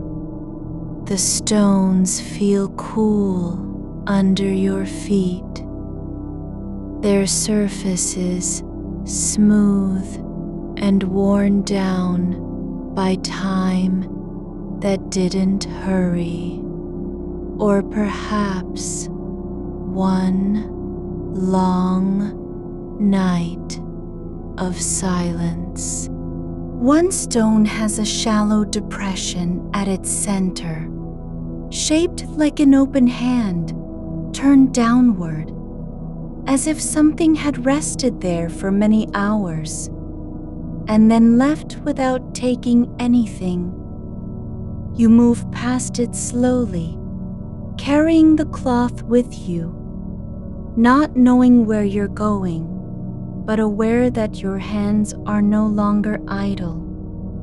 The air grows softer here, less still, more like a breath held in place rather than frozen, and the moonlight seems to fall differently on this stretch of path, as if filtered through something that isn't quite water or glass, but exists only between those two things. It doesn't reflect. It absorbs and releases light at its own pace. You notice how your shadow stretches ahead of you, not because there's a strong source overhead, but because the ground itself seems to pull at where light touches it, ahead, just beyond another bend in the path that does not lead anywhere, stands a small structure made entirely of woven stems, thin, pale stalks twisted together like fingers laced across one another. It has no roof and only 3 upright supports, each slightly bowed inward, as if holding up something invisible. Inside is nothing but air, and yet you feel it differently, lighter than the space beside it, as though whatever fills this small enclosure has been shaped by intention alone. You step closer.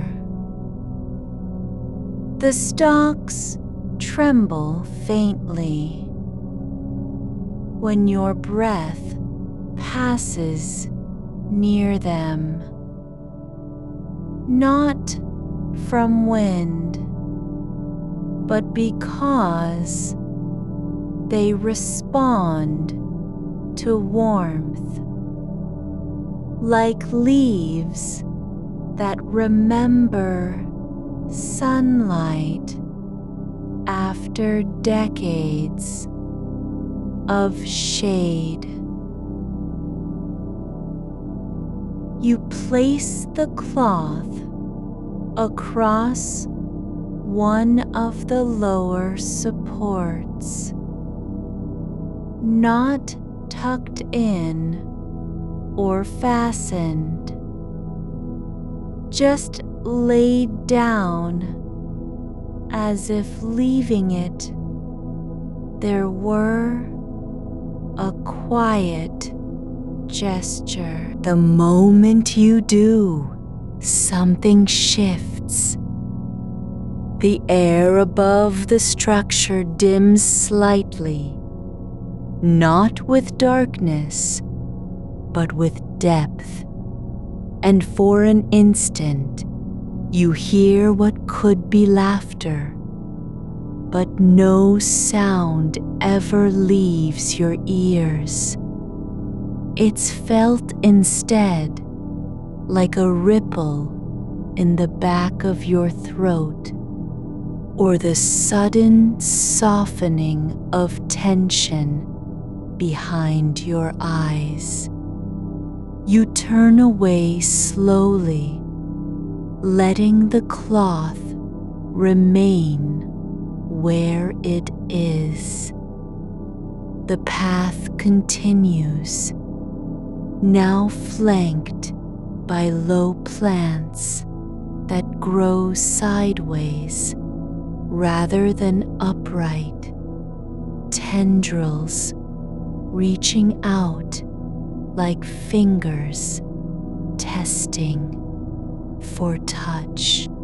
Their leaves are wide and pale, almost translucent, each one edged in a thin line of silver that glows faintly when you look directly at them. They don't move on their own, but every time you pause to notice them, they seem to lean toward your presence just slightly, as if acknowledging the weight of attention without needing to respond.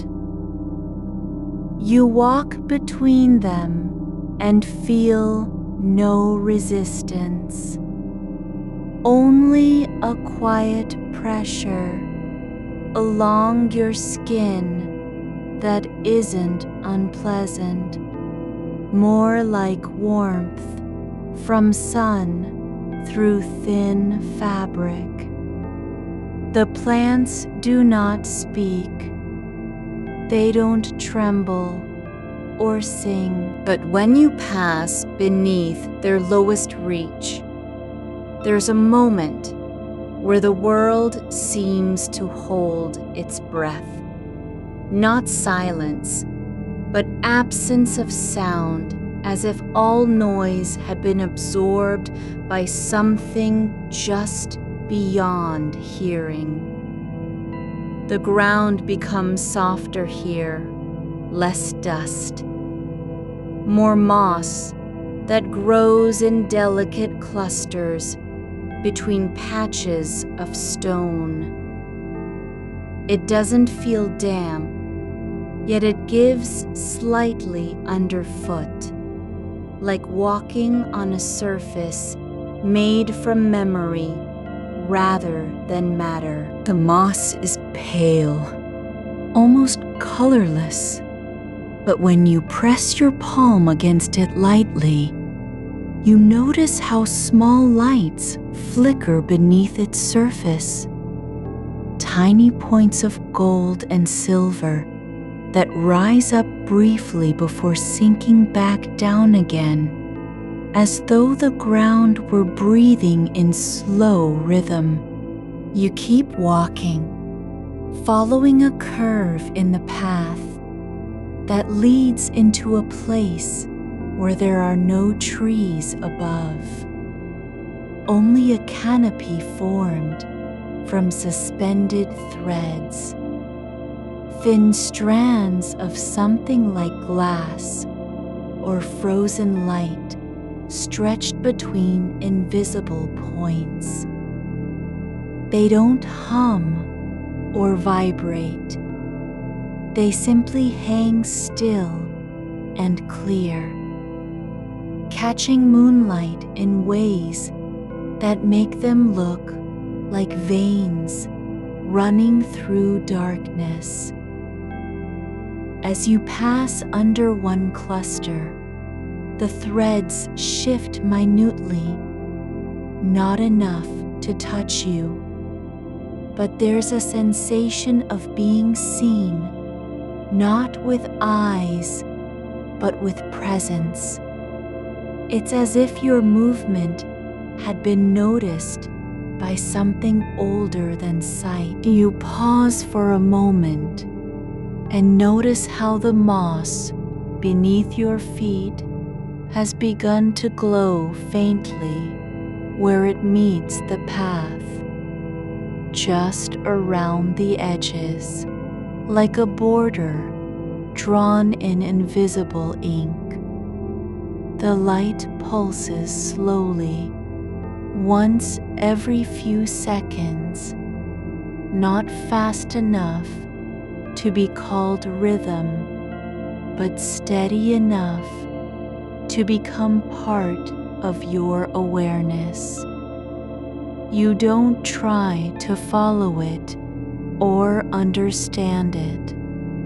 You simply let yourself stand there, feeling how the air has changed, warmer at first, then cooler again, as if the garden were adjusting its breath in response to yours.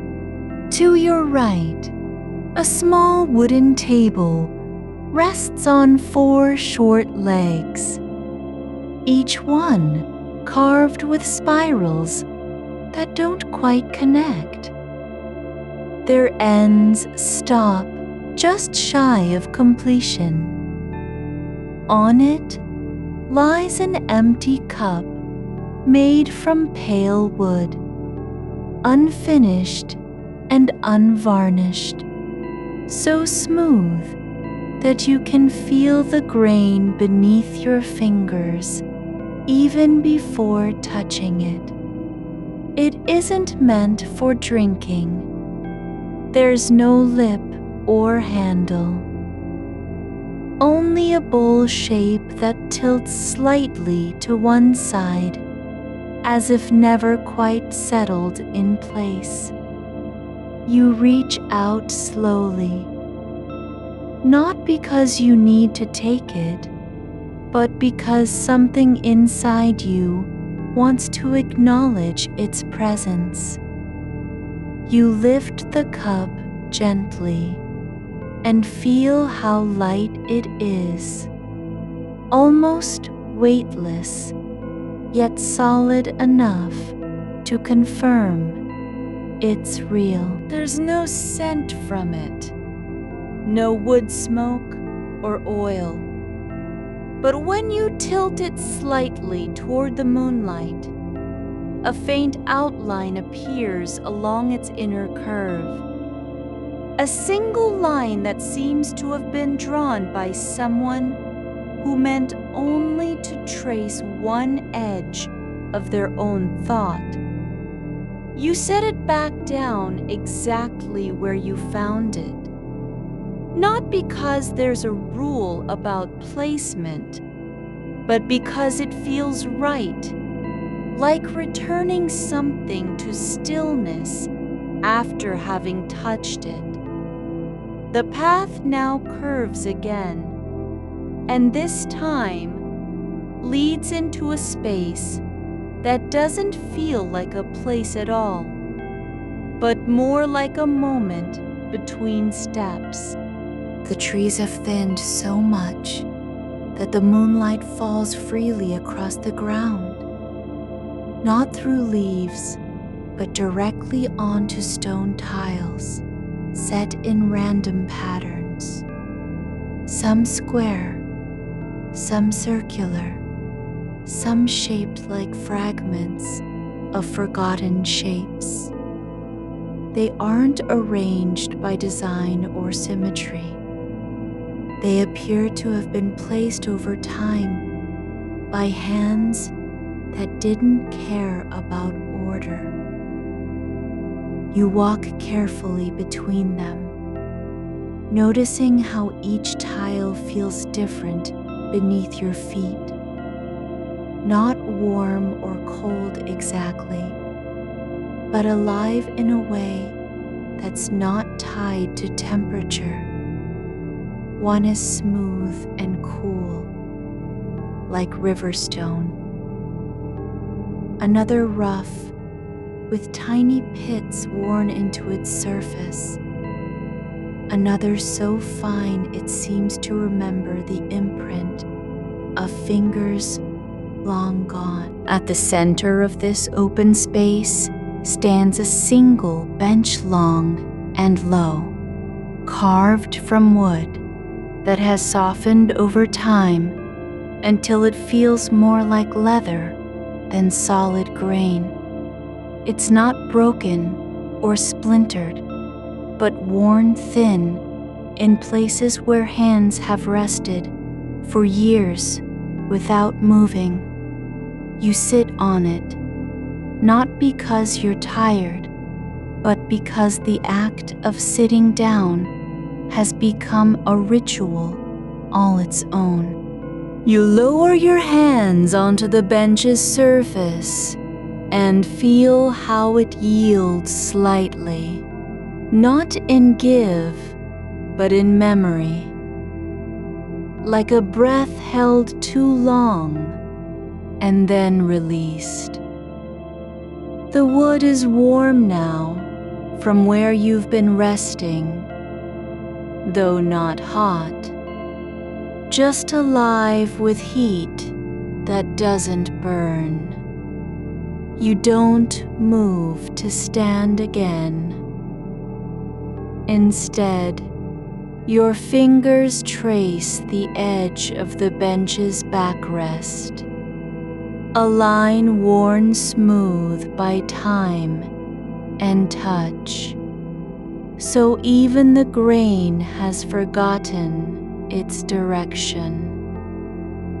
There are no knots here, no imperfections left to catch or hold, only a surface shaped by hands that never needed to name what they were doing. You press gently into the curve where someone once leaned their forehead just for a moment, and let your own breath match the slow rhythm of the place, the kind of quiet that isn't silence, but presence so deep it hums below sound.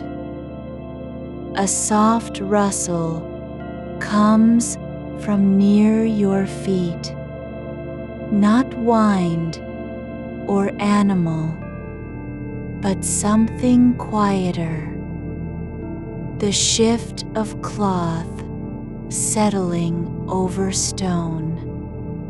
You look down and see the end of a faded linen sheet draped across one edge of the bench, caught by an invisible seam between earth and air.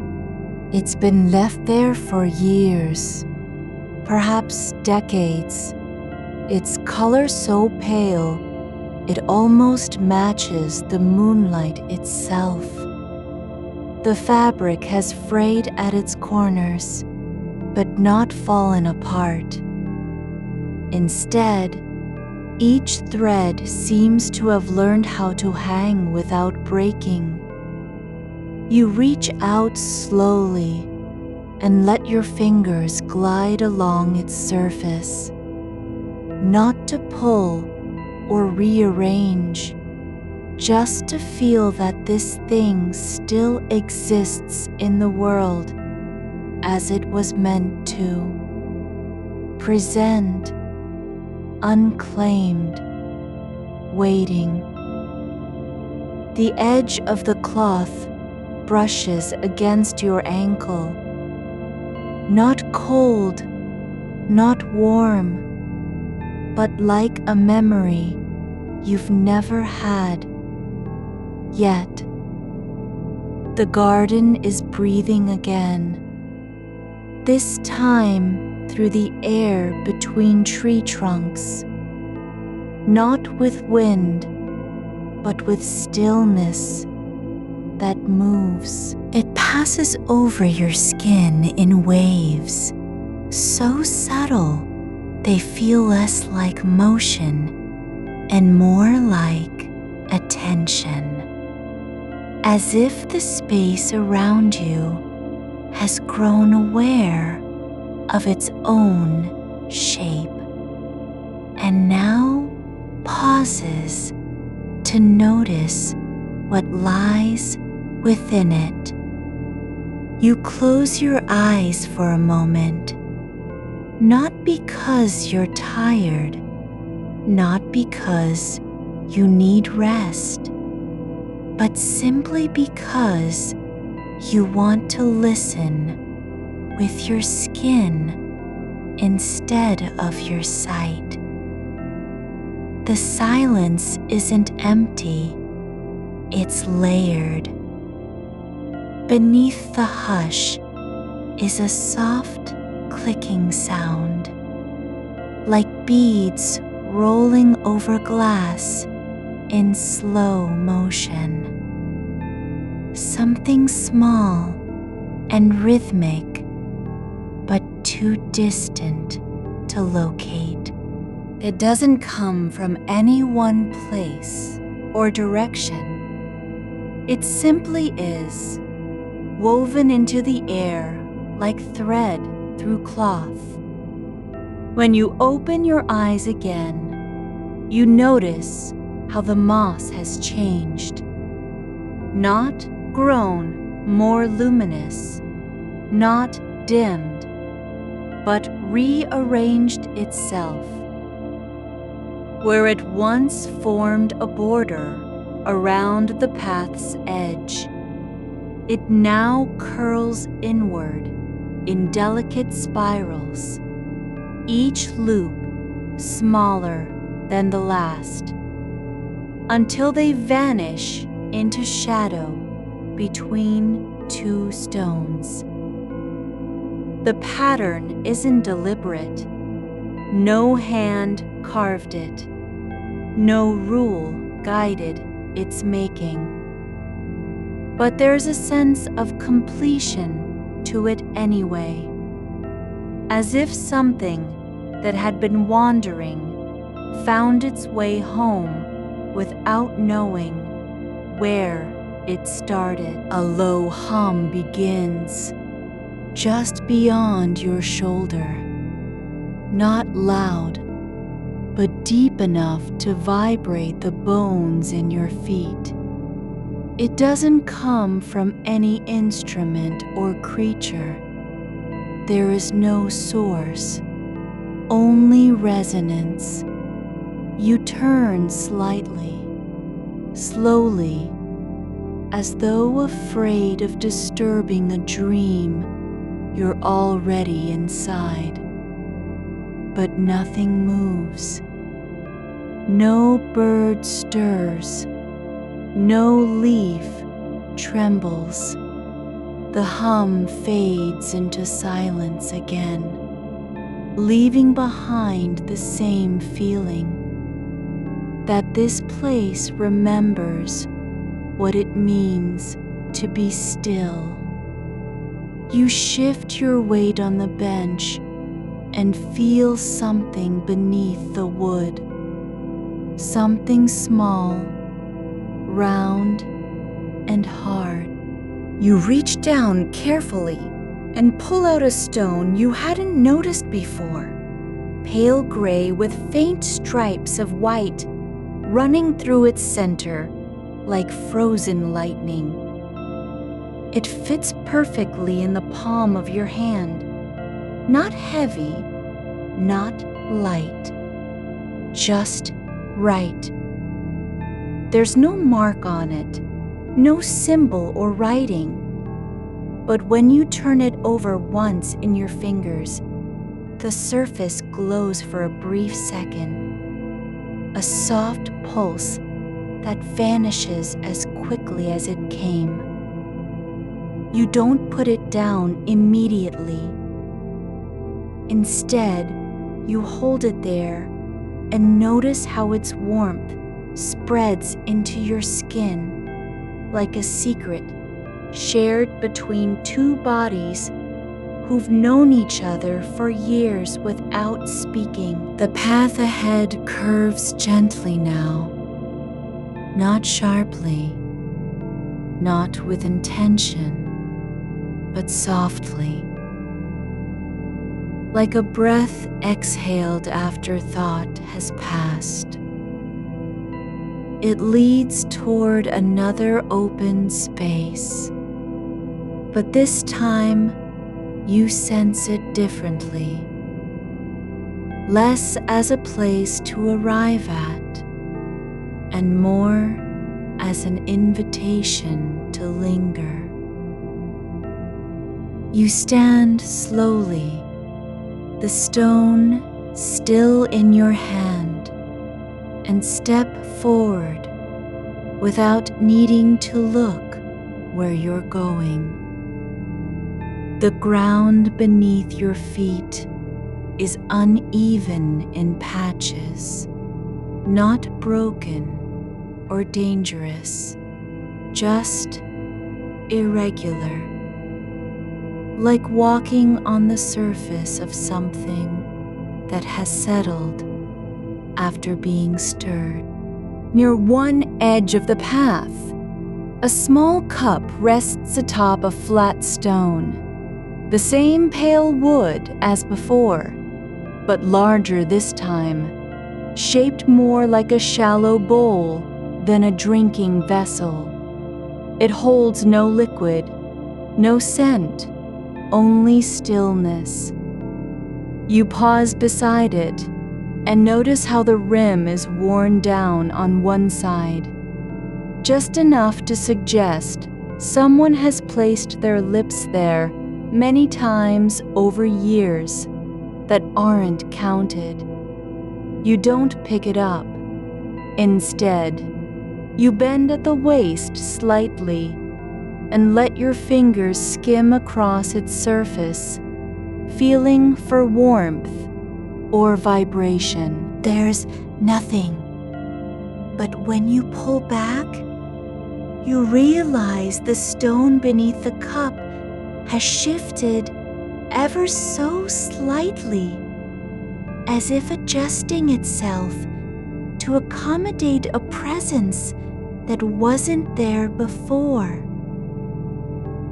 The branches above knit together like fingers laced in prayer, not blocking light, but filtering it, shifting the moon's glow into soft pools on the ground, some bright enough to cast faint shadows, others so dim they feel more like dreams than sight. You walk through slowly, stepping carefully between patches of glowing moss and cracked tile. The air here feels thicker, not heavy, just denser, with soundless motion. You hear nothing but your own breathing, yet you know something else is moving beside you, something that doesn't need to make noise to be present. It walks at the same pace as you do, not matching exactly, not ahead or behind, but alongside in a rhythm so natural, it feels older than footsteps. You reach for one of the tree trunks, not to touch, just to feel its texture through your palm. But your hand stops mid-motion when you notice how the bark has changed. It's no longer rough or split. Instead, it's smooth and cool, like polished bone. And on its surface, faint lines have appeared, tiny grooves that weren't there a moment ago, running in slow arcs from base to crown. They aren't letters, not words, but something older. The kind of marks made by time itself, when it pauses to leave evidence of having passed. You step away slowly, letting your hand fall back into stillness. The lines on the bark don't vanish.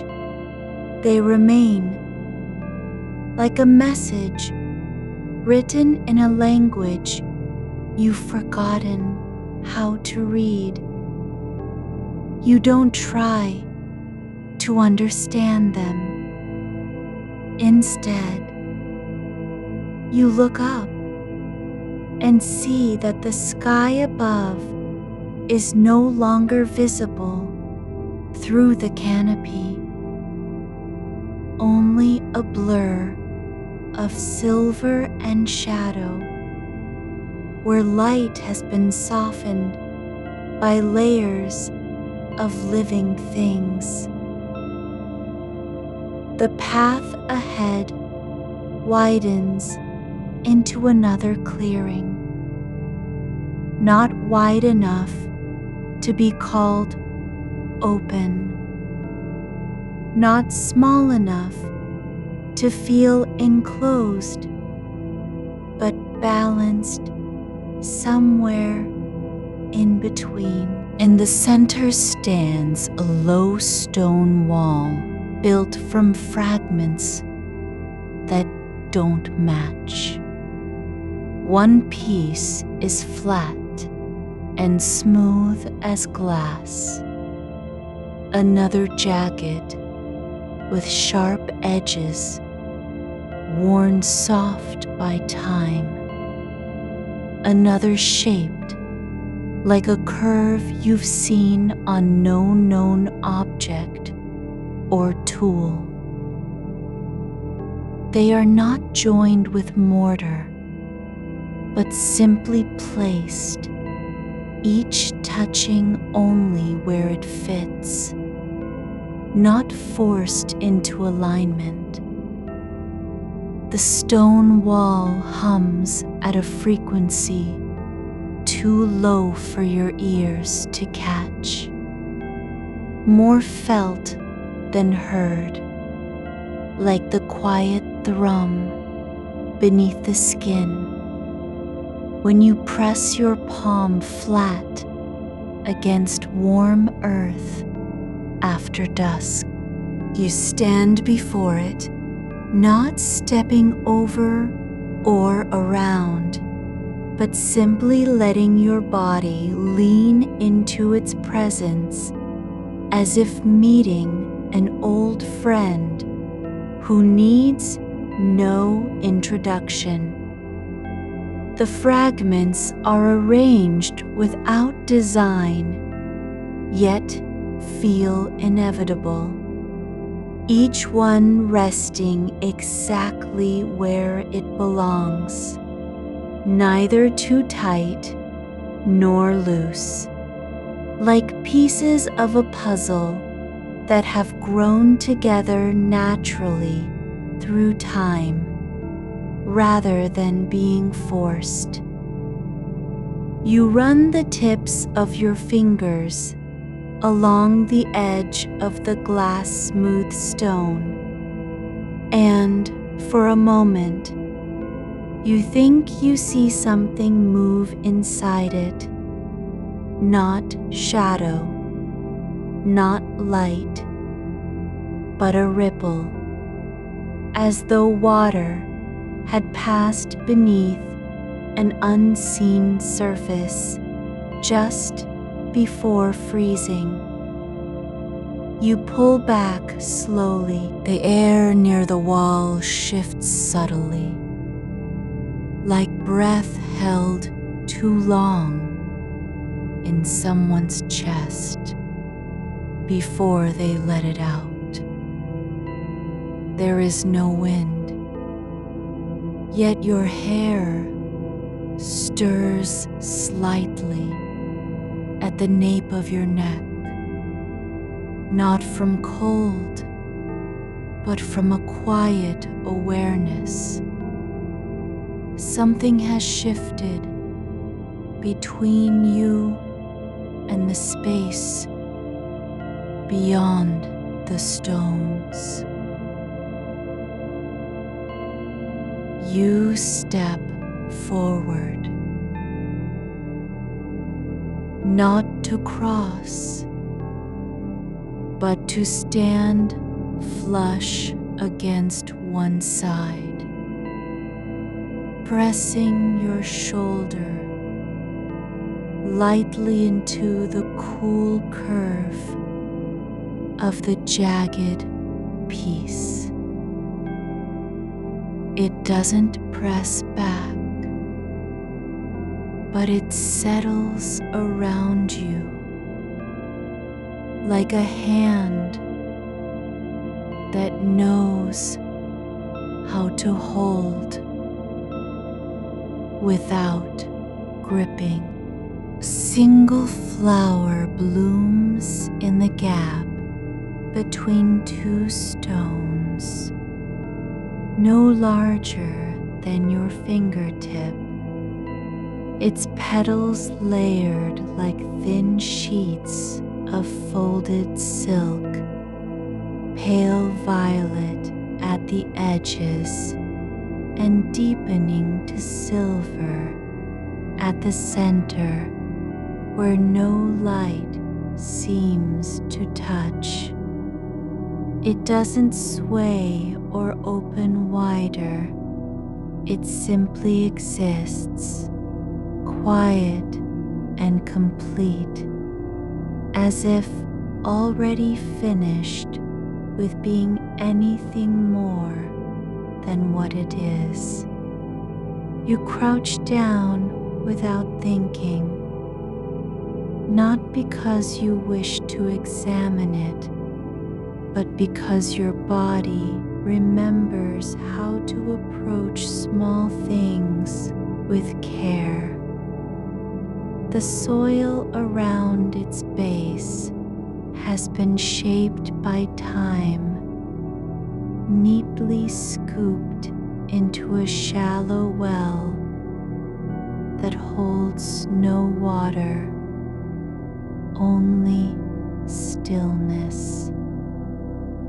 You don't touch the flower. Instead, you watch the way the light bends across its surface, not reflecting, not refracting, but softening as though it were absorbing the moon's glow and returning it in quieter tones. A breath escapes you before you're aware of having drawn one. The moment feels long, not because time stretches, but because your attention has narrowed to a single point, this tiny thing that exists only here. When you rise again, you notice something else. 3 shallow impressions in the earth just beyond the wall, each spaced wide enough for a footstep, yet too faint to be called marks.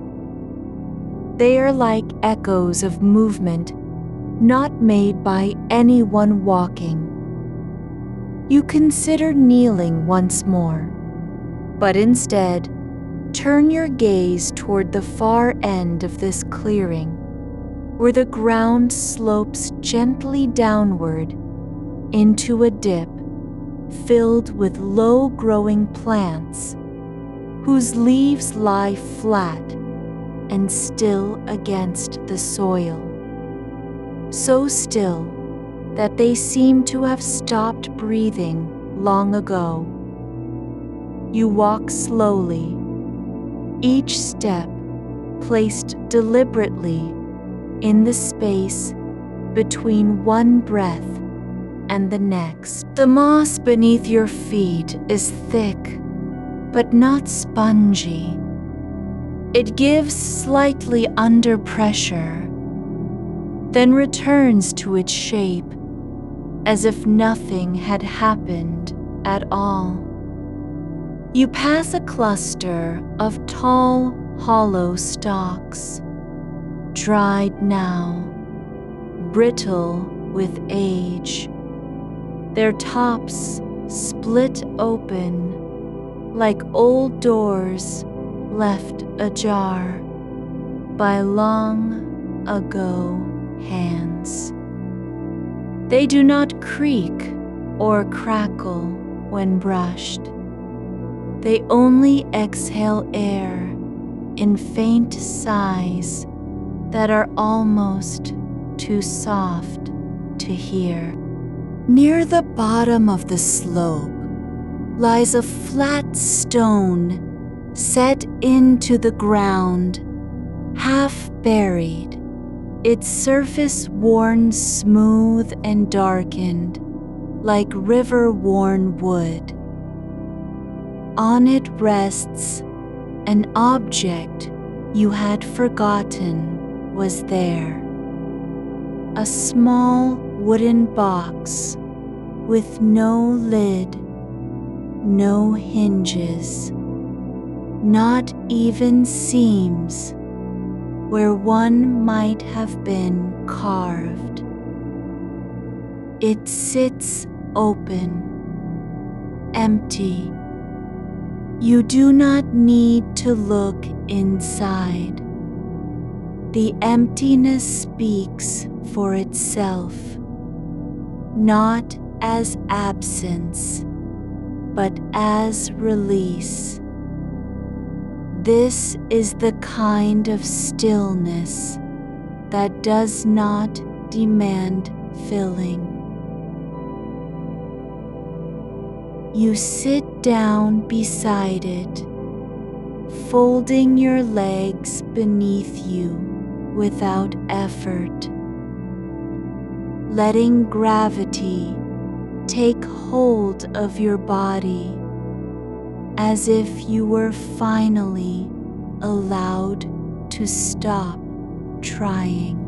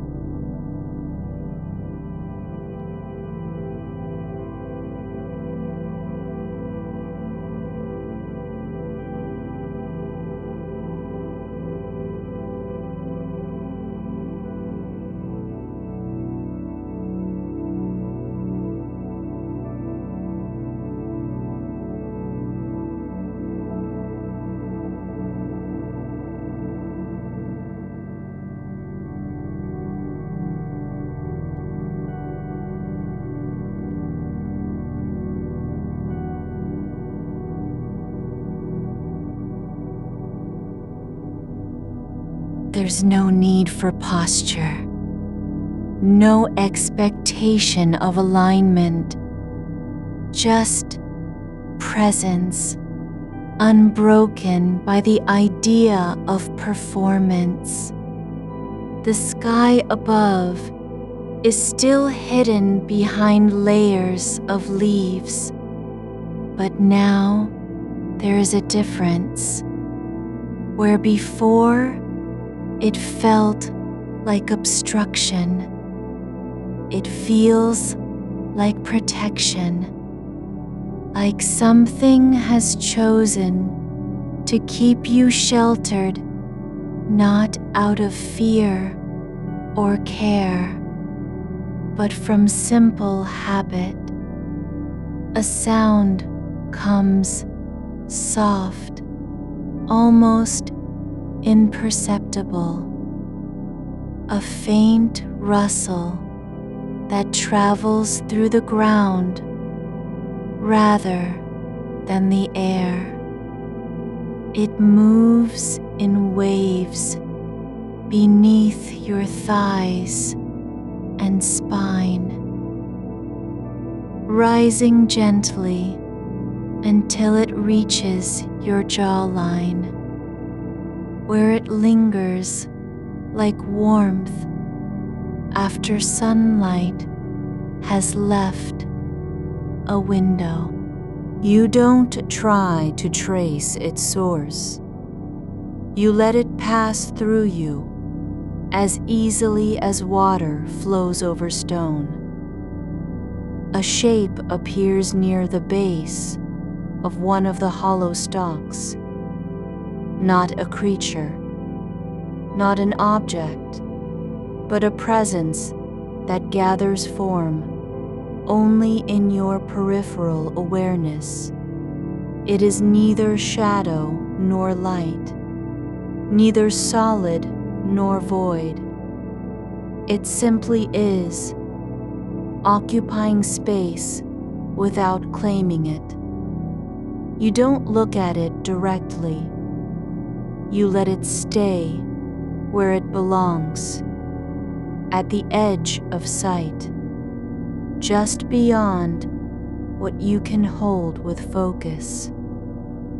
The air grows heavier again, not oppressive, but full, like a room after laughter has ended, and everyone is still sitting in quiet contentment. There are no birdsong, no insects, not even wind through leaves. Only silence that hums from within its own depth, deeper than sound or breath. You lift your hand slowly, palm up, toward the space where the shape was, not to summon it, not to ask anything, just to let your body offer what it has: openness, stillness, willingness. The air trembles slightly in response, like a curtain shifting in an unseen draft. And then nothing, but you stay there, seated on the edge of the world that is not quite a world, where time doesn't move forward or backward, but rests beside you, folded into the same shape as your spine and breath. Another flower appears, not from soil, not from stem, but seemingly grown from air itself, rising slowly between two stalks, like something remembering how to float. Its color shifts subtly, dawn gray, then silver, then a deep indigo, so soft it doesn't look real. It does not open or close. It merely exists in its own slow rhythm, turning slightly as if listening to music only it can hear.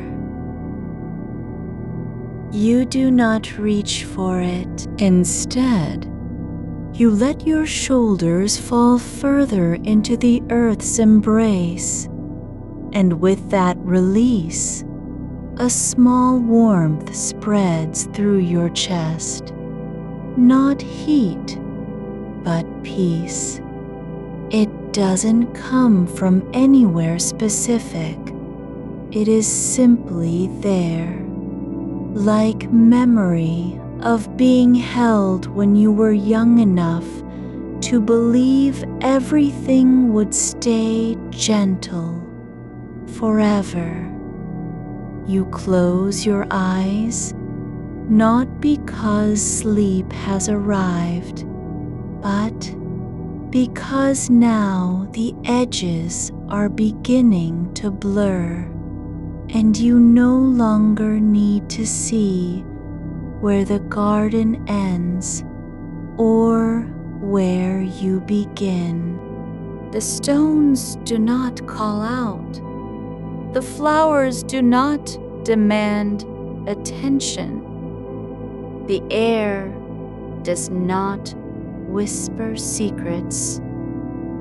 There is only this: a body resting on moss, a mind unspooling slowly in its own quiet way, a breath that has found a home.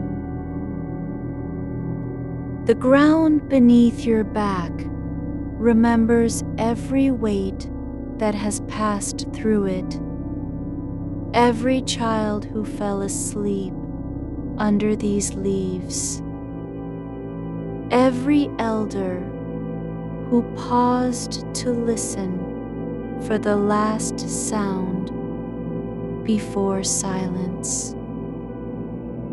It does not remember names or stories. It only holds what is given and returns it softened by time. You are no longer doing anything. You have stopped trying to be anywhere other than here. There's no task left uncompleted, no path needing to be walked, only a stillness that has learned how to breathe without asking permission. A single leaf detaches from the canopy above, not falling fast, not fluttering, but gliding downward, as if it knows exactly when to stop and where to land. It lands softly on your lap, then lies there, whole and unbroken, no longer needing to move. You don't pick it up. You leave it resting where it fell, on the curve of your thigh, against the warmth of your body, like a secret passed between two people who have known each other too long to speak. You are still here, held within the quiet where nothing needs to be done. The leaf on your lap remains as it landed, its surface smooth against skin that has forgotten how to tense, and you do not move it. You let its presence settle like a name whispered once, then remembered without effort. Beneath you, moss thickens in slow layers, each one softer than the last, and the earth beneath does not claim your weight, but receives it like an old friend who knows when silence is better than words. There are no sounds now to mark passage of time. No distant footfall, no rustle, no sigh, caught between breaths, but still you feel the garden breathing with you. A rhythm that matches your own, slow and deep, not because it imitates, but because it simply lives in the same quiet space.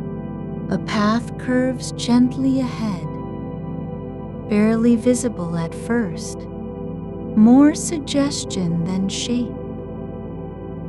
It begins just beyond where your feet rest, worn down by countless unseen steps, yet still soft enough to leave no mark when you place a foot upon it. You do not need to decide whether to walk it or stay seated.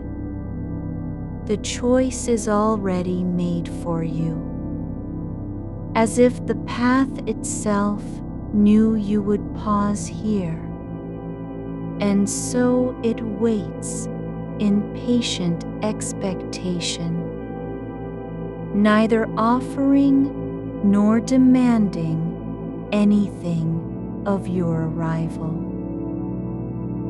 There is no signpost, no turning arrow, only a faint shimmer in the air where light does not fall, just enough to show that this way leads somewhere that doesn't matter. You shift slightly, adjusting your spine against the moss's embrace, and something shifts with you. A small movement in the stillness that makes the space around you feel lighter. From the edge of the path, near a cluster of pale stones, arranged like fallen teeth, rises a low glow. Not from flame or fire, but from within a glass lantern, no larger than your palm. It rests on a stone pedestal, worn smooth by time and touch. Its surface edged with lines that seem to deepen when you look away. The light it gives is quiet, not warm, not cold, but steady in a way that makes the air feel like something solid enough to lean against. You do not reach for it. You let your hand rest on your knee instead, fingers open and still. It does not matter if the lantern stays lit or fades. You are not here to fix anything. The garden has no need of repair. But there is a way in which this small act of watching without touching is already part of the ritual, letting things be as they are, even when their presence feels like a question. The lantern pulses once, very softly, and then remains still. Its glow does not change color or intensity. It simply stays where it belongs, glowing at its own quiet pace. You turn your gaze to the edge of the path again, where tall stems rise without leaves, slender as fingers that have forgotten how to close. They sway just slightly, not from wind, but from a movement deep in the soil, like roots shifting gently beneath their feet. The air trembles not with sound, but with something quieter, a sense of memory being passed through root and stem, wordless and slow. A cup lies on the ground beside one of the stones, made of dark wood that has soaked up years of moonlight. It is empty now, its rim chipped in 3 places, yet it sits upright as if still full, its shape intact, its purpose not lost just because no liquid remains. You do not pick it up.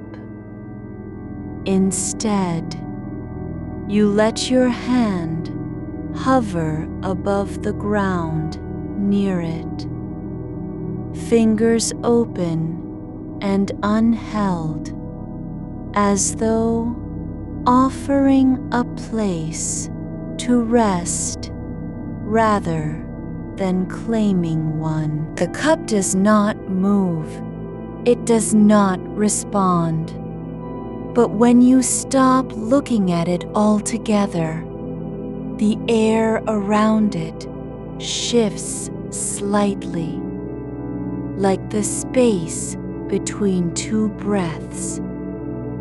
There is another shape beside the path now, a folded cloth, half hidden by moss and shadow. Not new, not old, just present. It lies curled like a hand that has relaxed after holding something too long. The fabric is pale, nearly white in places, but worn thin at the edges, its pattern faded to indistinctness. You do not unfold it. You do not examine it, but you feel the weight of its stillness, how deeply it knows what it means to be left behind and accepted anyway. There's no need to know why it is here, only that it is. You shift again, not for comfort, but because your body has decided on a new position.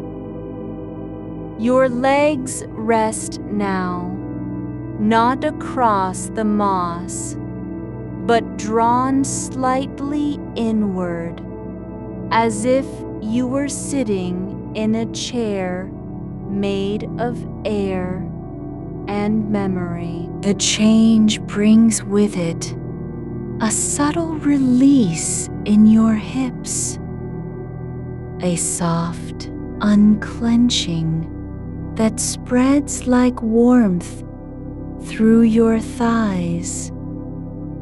You do not notice where it begins or ends, only that something has loosened. A low hum rises from beneath the soil, not loud enough to be heard clearly, but felt in the bones of your feet and hands. It is not music, nor vibration. It is simply sound without a source, like a tone someone once sang long ago and never stopped remembering. You do not listen for it. You let it pass through you as if it were part of your own breath. And then something else. A brush of air against the back of your neck. Not wind, not movement in space. Something softer.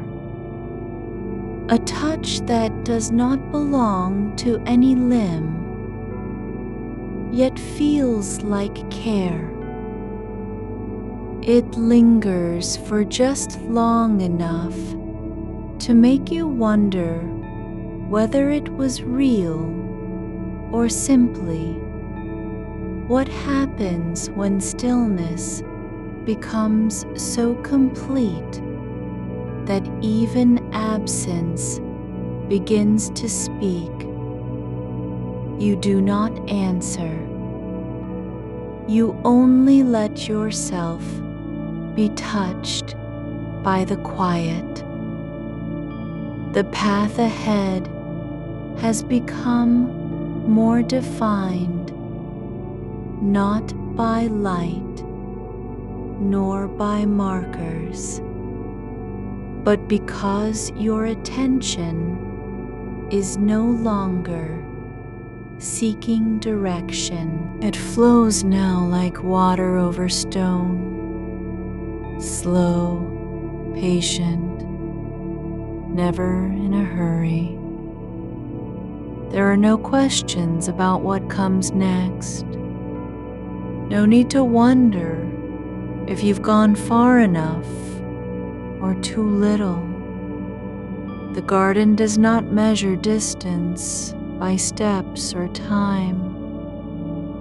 It measures by how much of your body has stopped trying. You notice the edge of the path now, the way its surface dips slightly where stone meets moss, like a seam that was never meant to be seen, but only felt.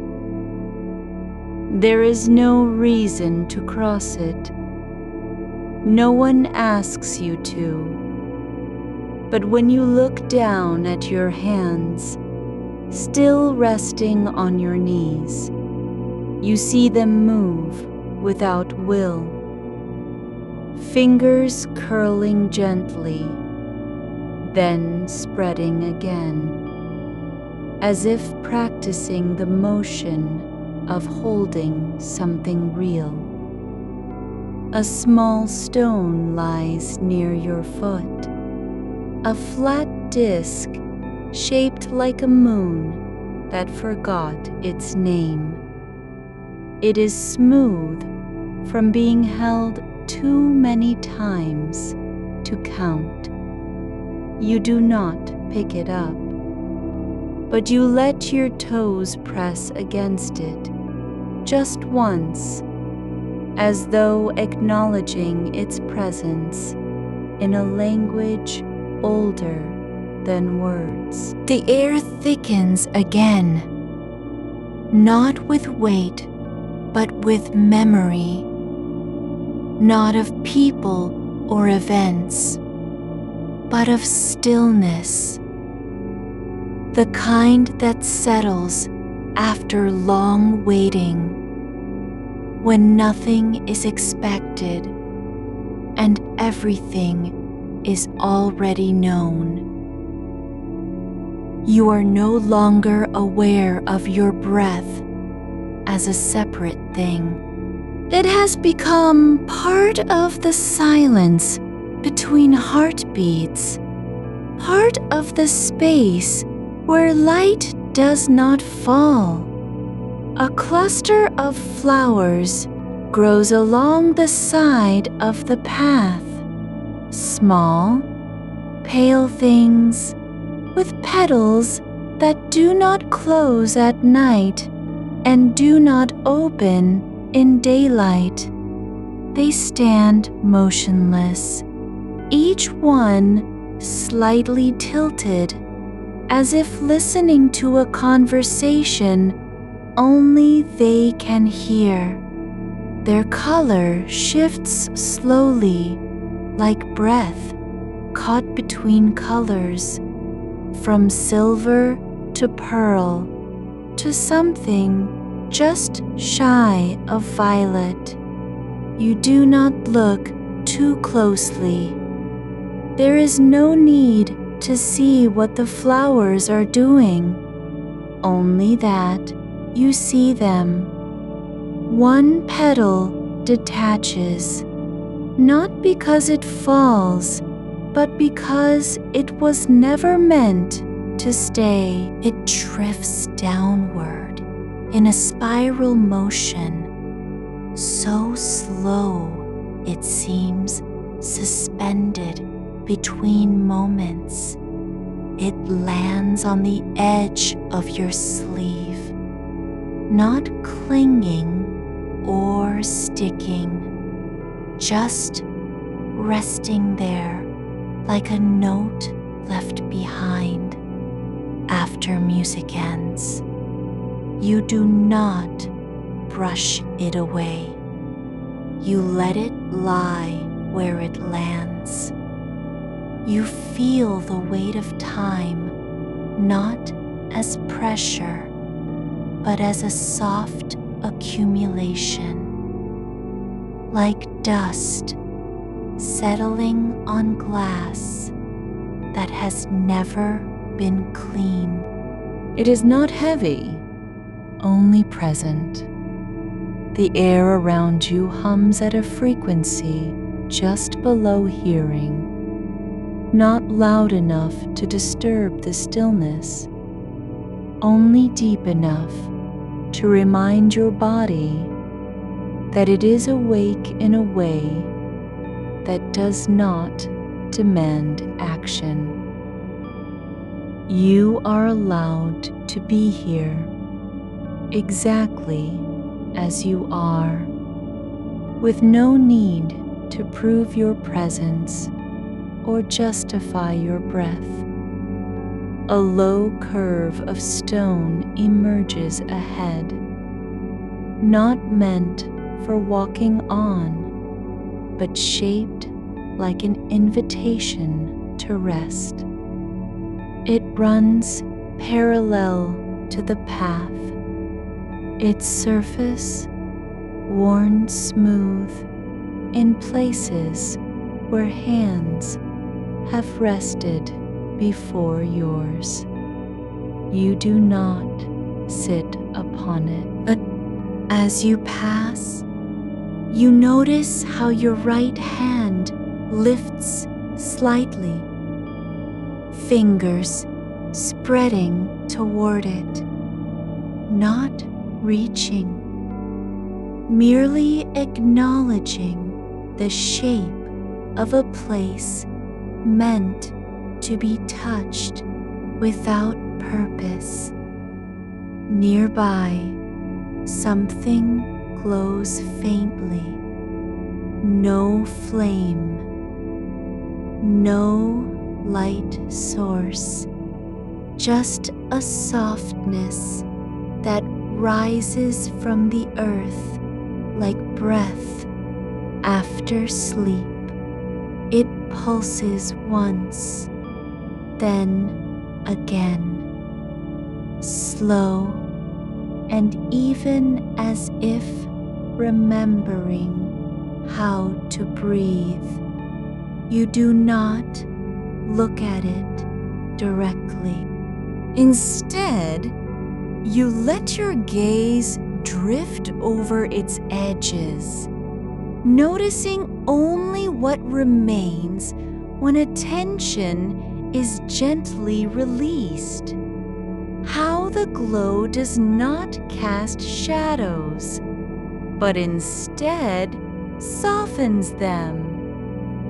There's a small table set in the grass beside the path, no larger than a child's tray. On it sits an object shaped like a folded wing, pale wood with grain that seems to shift under your eyes if you stare too long. It is not closed nor open, it simply is. You do not know what it was meant for. You do not need to know. But as you pass, you feel the air above it tremble, not from wind or vibration, but like a thought that almost formed and then dissolved. A single cup lies on the table, smaller than your palm, made of wood that has turned dark with age, yet feels warm when your fingers come near. It holds no liquid, though it seems to remember what it once carried. Something sweet, perhaps, or bitter, or both at once. You do not lift it, but you let your thumb trace its rim, feeling the slight ridge where a hand might have worn the wood over many years of quiet use. Beyond the table, the path splits, not sharply, but in a way that feels less like choice than surrender to shape. The left branch leads into deeper shadows. The right into a space where light falls differently, thinner, clearer, as if filtered through something older than sky. You do not choose either. Instead, you step forward with your left foot first. Then, let the rest of you follow without direction.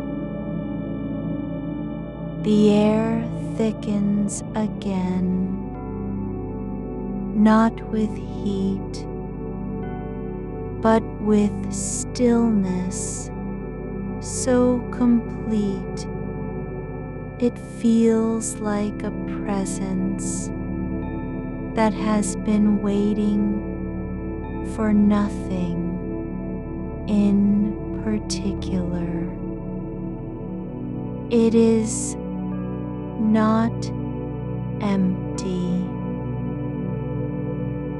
There are no sounds, but there is something beneath silence, a kind of awareness that does not belong to ears or mind, but lives quietly in the space between heartbeats.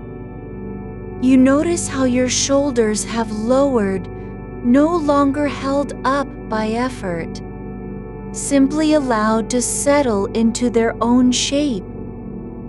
You do not adjust them.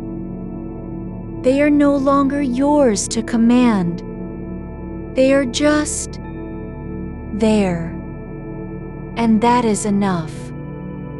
A cluster of vines grows along one side of the path, not climbing, but spreading like fingers across the earth. Their leaves are wide and pale, veined in a pattern so fine it seems drawn by hand rather than grown. One leaf lifts slightly, not because of wind, but as if it has sensed your pause. It does not move again. But for a moment, you feel its quiet lift as something like recognition. You let your eyes follow the curve of a nearby stem, thinner than your pinky, bending gently in the air without breaking.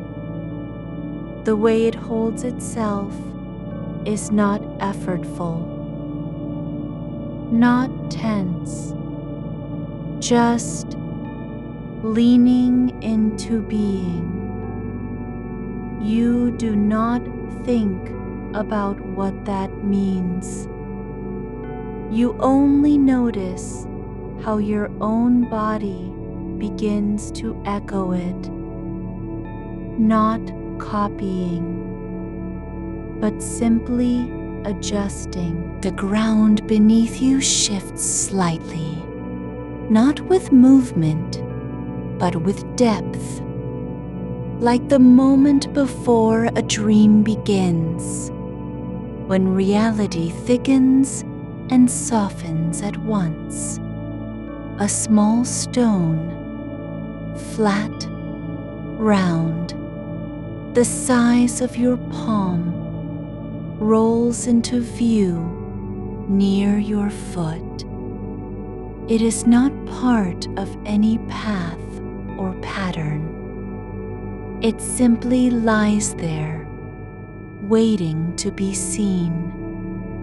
You do not pick it up, but you let your toe brush against its edge, not to move it, only to feel its shape, how it holds warmth even in this cool air. There is no reason for the stone to stay where it is. No reason for you to notice it. Yet here it is, present as a fact of place. The flowers along the side of the path are changing again, not fading, not blooming, but shifting like breath caught between colors. A new hue appears, soft blue-gray, like mist before dawn. It does not linger. Then another, an amber tone that seems to glow from within. You do not name them. You only let their quiet transition pass through your awareness without stopping. A thread of light, thin as a spider's filament, drifts upward from the center of one flower. Not fire, not reflection. It rises slowly, silently, like a thought that has no need to return to its source. It does not vanish, but it does not stay either. It simply is. You do not look up for long. You let your eyes fall back down, not in surrender, but in quiet acceptance of what remains below. The path continues ahead, soft underfoot, not worn, not repaired, just existing. There are no signs, no names, no promises about where it leads. Only the slow rhythm of stepping forward without destination. A wooden cup lies beside a low bench made of stacked stones. It is empty. You do not pick it up, but you let your hand hover above it for just long enough to feel the space between fingers and wood. How the air there feels different, like it has been shaped by absence. The cup was meant to be returned, not now, not yet, but in time. You turn slightly, not toward any path or object, but simply because something in your spine has shifted, as if you are being gently turned away from effort and toward ease. You do not resist the motion. Your body leans into it like a door opening on its own hinges.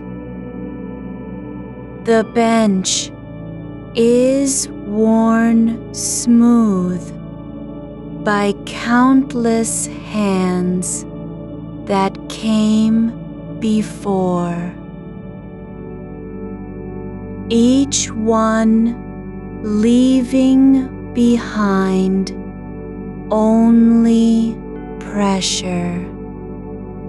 Not, but your knees bend slightly, as if testing the idea of rest. Then you let them stay bent, not for comfort, but because they no longer feel like instruments of movement. A breeze comes, not through leaves or air, but from within the quiet itself. It lifts nothing, moves no dust, yet it brushes against your skin in a way that feels like acknowledgement, not praise, not affection, just recognition of presence. You do not respond. You only let the feeling pass, as if you were being gently reminded to stay.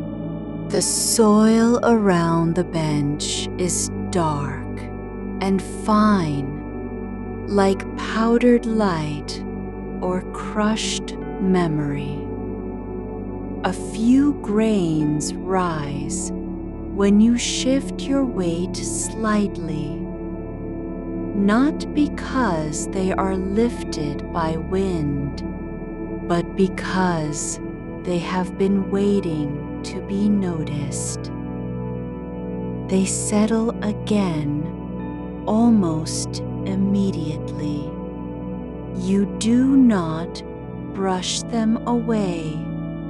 You let them fall where they land. A folded cloth lies on the bench's edge, long and thin, made of a material that seems neither wool nor linen, but something in between, soft with age, faded at the corners, its color no longer visible beneath layers of quiet. It is not meant to be used, not now, but it has been left here, as if someone once needed it for nothing more than a place to lay their hands. You do not unfold it. You only let your fingers rest near its edge, feeling the slight rise where it was folded so many times that the grain of the cloth no longer knows which way is up. There is no need to open it, to see what's inside, only to know it exists and has been waiting. You are still here, still breathing with the garden, not against it. The space around you has softened further, as if time itself has taken on a texture, something like old silk laid over stone, warm in places and cool where the light lingers too long. There is no need to name that shift. You only notice it when your shoulder brushes air that feels heavier than before, not dense, but full of stillness, like water held just beneath its surface. A small path veers off to the left, barely wider than a handspan, woven between two low mounds of moss that have grown in shapes you can't quite place. Not roots, not rock, just soft curves, as though something had shaped them with quiet hands long ago, and then forgotten they were ever made. The earth beneath your feet has taken on the faintest warmth, not from sun, but from memory. The kind that stays after a body is gone. You step onto it without intention. There's no reason to go forward or stop. The path does not demand either. It simply exists, dented in places by unseen footsteps, worn down where time has pressed lightly through the years. You do not count your steps. You let them come at their own pace, like raindrops falling into a pool that already knows how deep it is. Near the edge of this new trail, something rests on the ground. A small stone carved with no face, no mark, only a shallow hollow where moisture might gather if anything ever fell there. It is not placed deliberately, not left behind in haste, but held in place as though someone had paused to rest their palm against it and then let go. You do not pick it up. You don't even touch the air above it, yet you feel something settle, like a weight that wasn't yours, now quietly released. A faint sound comes, not from any creature nor wind, but from beneath your feet, rising slowly through the soil like breath drawn deep into still water. It is not audible in the way speech or song are, more like pressure shifting, a quiet tremor of presence so slight it might be imagined. You do not listen for its source. You only let it pass through you, as if your body were part of the same slow pulse that moves through root and stone. You bend slightly, not to look down, but because something in your spine remembers how to fold inward when no one is watching.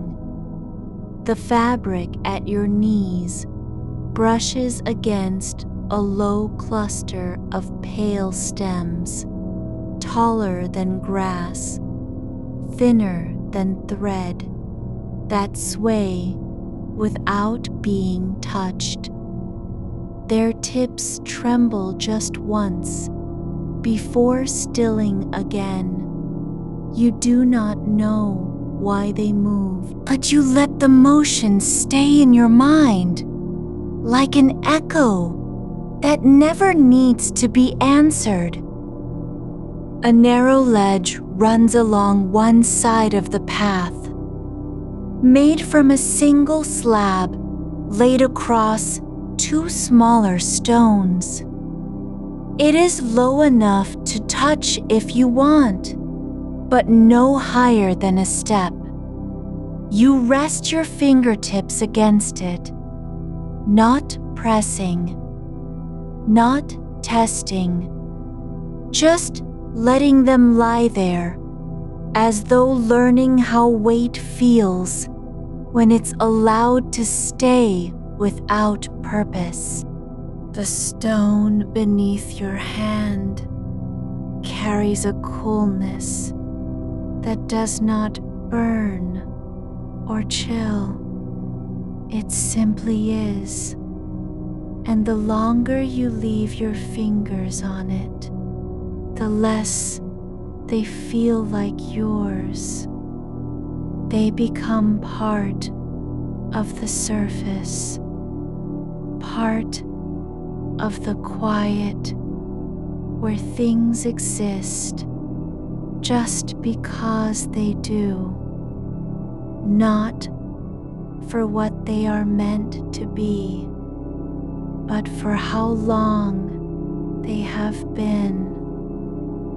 Behind you, something shifts softly, without sound, but not in a way that draws your attention. You do not turn. There is no need. The air has changed again, thinner at the edges, fuller near your chest, like breathing through cloth soaked with night.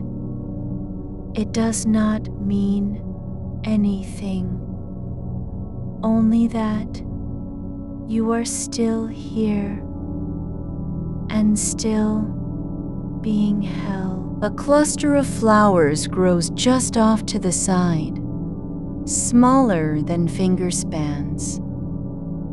Their petals translucent, like blown glass left out overnight. They do not glow, but they hold light in a way that makes them seem half submerged in something deeper than air. You see only one for now. The others are hidden by shadow or distance. But this one, this pale bloom with veins of silver running through its center, opens slowly, as if it has been waiting for you to notice. Not all at once, not dramatically, just a quiet widening, like a door opening into silence.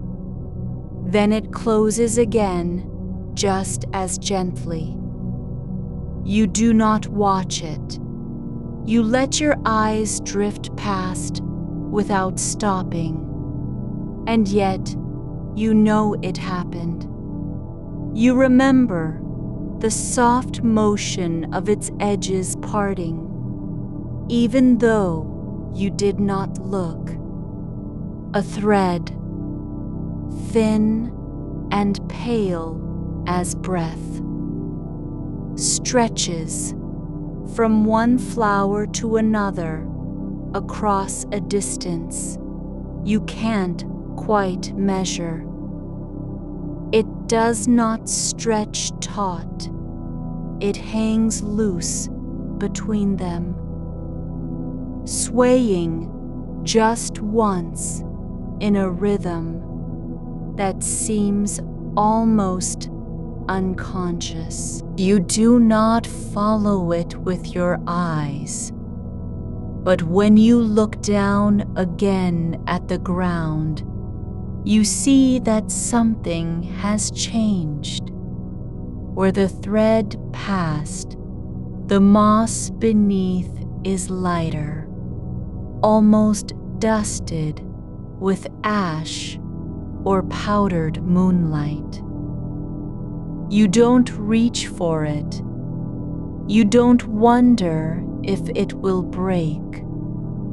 The path continues ahead, not straight, not winding, but moving in a way that feels like listening rather than traveling. Each step is taken only after you felt the weight of the last one settle into place. A stone bench appears at an angle, not aligned with any other feature, just sitting there as if it had decided to exist at this exact point and no longer cared where it was going next.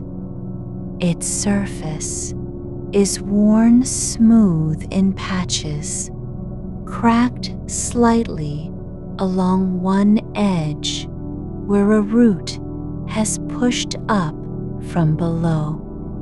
It does not lean or wobble. It simply holds space. You do not sit, but you rest your palm on the edge, not to push, not to pull, but because your hand knows how to find warmth, even when it's not searching for it. A scent rises, faint and sweet, not like flowers or spice, but more like something that has been held too long in memory. A cup of tea left cooling beside a window on the last day of autumn. It doesn't stay. It slips away before you can name it, but you remember it anyway. Because remembering is not about holding on to things, but letting them pass through your breath. The air between two trees has thickened slightly, a bubble of stillness formed where light bends without being blocked. You walk into it slowly, as if stepping through a veil that wasn't meant to be crossed, but you are already inside.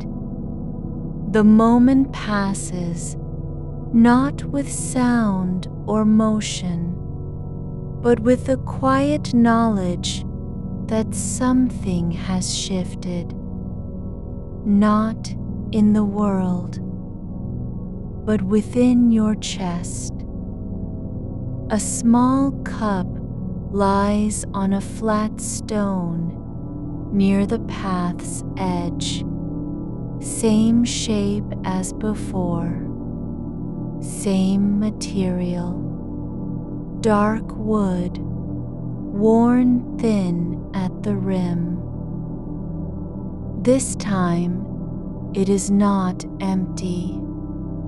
A drop of liquid rests inside, one perfect sphere clinging to the bottom, like dew caught in glass. It does not spill. It does not move. You do not touch it. but you notice how still it is, how perfectly balanced between falling and staying. You watch it for so long that your breath slows, not because you're trying, but because the air itself has slowed with you. Another path splits off ahead, but only slightly, like a sigh given form. It leads nowhere visible. You do not follow it immediately. Instead, you let your fingers trail along the moss at the base of a low mound, feeling the way the surface gives just enough to leave no mark, yet holds warmth in its folds. A sound comes not from any source you can locate, but from behind your ribs. A soft vibration that rises slowly, like water finding its level. It is not yours, and it is not anyone else's. You do not listen for meaning. You only let the feeling pass through as if it were part of the same slow tide that moves beneath all things.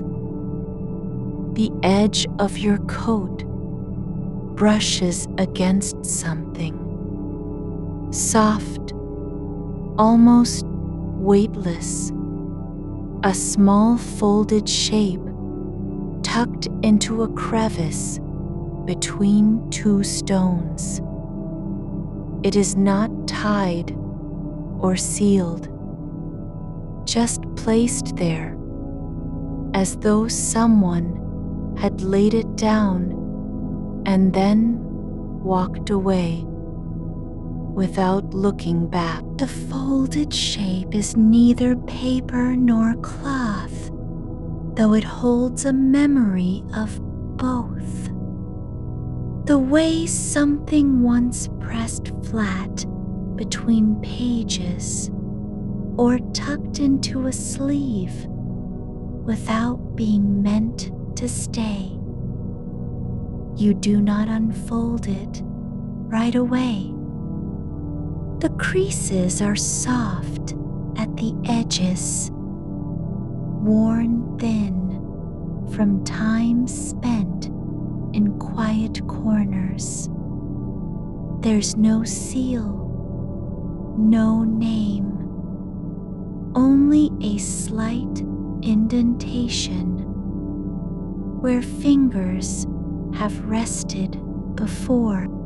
It lies in shadow against stone, half hidden by a curl of root that has grown too long and turned inward.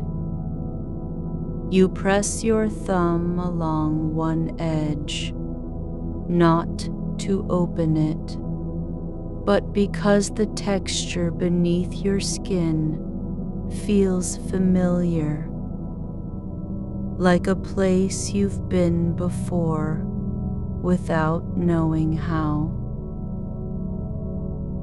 A low hum rises from somewhere deep in the ground, a sound not heard with ears, but felt through soles of feet, as if the earth is breathing slowly beneath moss and stone. It doesn't come from one direction or another. It simply exists, steady and unannounced, like a heartbeat that has forgotten it's supposed to be hidden. You stand still for a while, letting your weight settle into the ground, not as an act of grounding, but simply because you are no longer trying to rise. There is no urgency in standing, no need to remember why. The air shifts again, not with wind, but with depth. The space between trees grows quieter than silence. It's not empty, just full of stillness that doesn't ask for attention. You notice how the moss around your feet has softened into a kind of carpet made from time rather than growth. Each patch slightly different in color and texture, like layers of old breath or worn fabric left to rest under moonlight. One particular cluster near the base of an arching root is darker, almost black at its center, where moisture lingers without evaporating. You do not touch it. A small stone sits beside a low wall made of stacked earth and fallen branches, placed so carefully that no single piece could be mistaken for accidental. It is flat on one side, slightly curved on the other, like something shaped by hands that knew how to hold form, but didn't care about perfection. You kneel without planning to, not because you're tired or searching, but because your knees know where they belong when the world has stopped demanding motion. The stone feels cool at first, then warms under the weight of your palm. Not quickly, not dramatically, just enough that warmth spreads outward in slow pulses. Behind you, a faint rustle moves through dry leaves. No wind to cause it, no creature passing. It's more like a memory stirring, like something old and quiet, remembering how to move. You do not turn around. You listen only with the part of yourself that has stopped expecting answers. The folded shape in your hand is still closed, but now you feel its weight differently, not heavier, but deeper, as if it had been waiting for this moment, not to be opened, but simply to be held. There's no pressure to decide what lies within. No need to know whether it contains a name or a note or a drawing of something long gone. It is enough that it exists in your hand as proof that someone passed through here before you. Someone who left things behind, not out of loss, but because they believed the world would still be kind when no one was watching. A narrow path begins where the wall ends, not paved, not marked, just a slight depression between two mounds of earth. It curves gently to the right, as if following an invisible line drawn in air. You do not step onto it immediately. Instead, you look down at your hands, how they rest now, one on the stone, one cradling the folded thing, and notice how still your fingers are. Not clenched, not trembling, just present, like roots that have stopped searching and begun to grow in place. The moonlight has changed its angle. It no longer falls like a stream from above, but spills across surfaces as if it had been waiting for this exact moment, softening the edges of everything, blurring boundaries between things that were once separate. The path ahead glows faintly beneath your feet, not with light, but with absence. The way some spaces feel lighter, simply because something has passed through and left no mark. You take a step forward, not into expectation, not toward arrival, but in recognition that the act of moving is already enough. You do not need to reach anything. You are not required to understand where you're going. The path does not require answers. It only requires that you walk when your body says it's time. A small wooden rod lies on the ground near a cluster of stones, smooth, unvarnished, about the length of 3 fingers.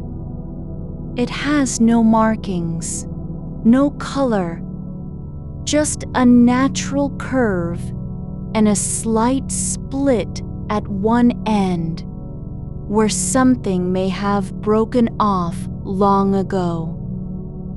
You pick it up without knowing why. Not to use, not to carry, but because your hand recognizes its shape, how it fits in the crook between thumb and forefinger, as if it had been made for that place.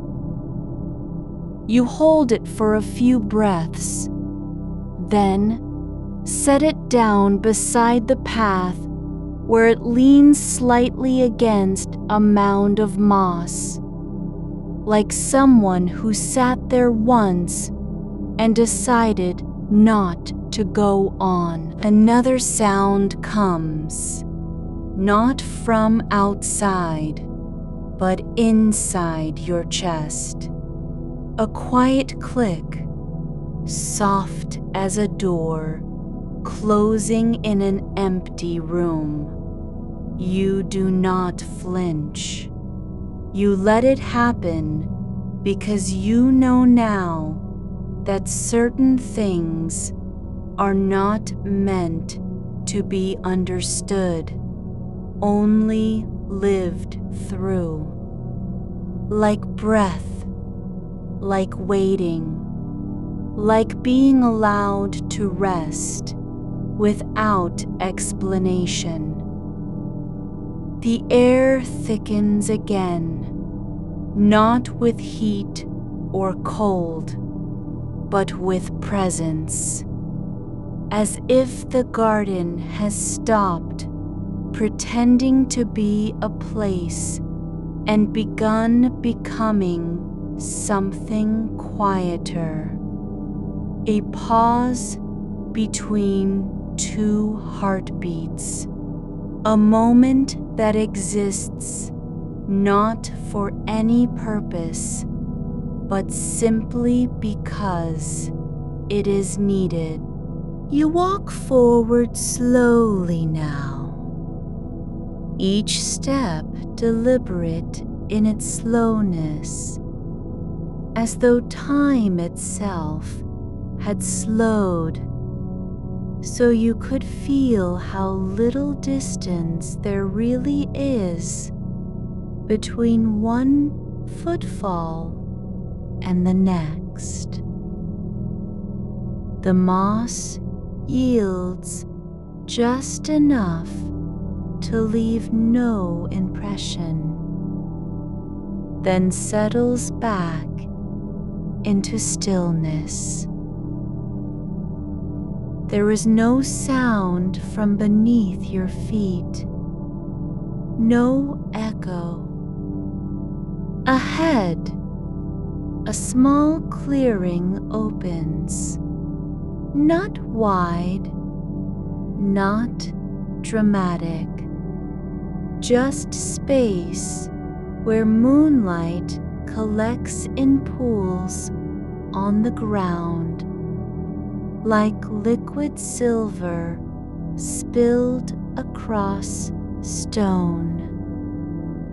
In its center stands a single tree that does not lean or grow toward anything. Its trunk is straight and pale, bark peeling in thin strips that curl inward at the edges, as if retreating from touch. The leaves are not green, but grayish white, hanging limp and still. They do not rustle when you pass beneath them, but something moves, just once, in the corner of your eye, a flicker near the base of the trunk, where shadow pools deeper than it should. You pause. Do not look directly at it. Instead, you breathe in slowly, letting the air fill your chest without effort. The flicker returns, not as an image, but as sensation, like someone brushing their fingers across your shoulder from behind, then pulling back before you can turn. It leaves no trace except a warmth that lingers just beneath skin. You do not reach for it. You only let it be part of the quiet. A line appears on the ground, a thin groove in the earth, barely visible, running straight between two stones where they meet. It is not carved or dug. It simply exists like a seam stitched into reality by time. You step over it without thought. Your foot lifts just enough to clear it, then settles back down with no weight added. You are not walking toward anything now. The path has stopped leading anywhere. There's only the act of continuing. Not because you must, but because stopping would feel like forgetting how to move at all. The folded shape rests in your coat pocket, where you left it, no longer held, yet still present. You do not check on it. You don't need to. The weight inside your chest has changed too, from something that pressed down to something that sits quietly, like a stone wrapped in cloth and left by a river. You walk past a cluster of stones arranged just so, neither a circle nor a line, but something between, as if they had been placed there by hands that remembered how to make order without needing to name it. Their surfaces are worn smooth by time or water, though no stream runs near. One sits slightly higher than the others, its top tilted like a head nodding in sleep. You do not touch it. You only notice how light gathers at the hollow between two of them.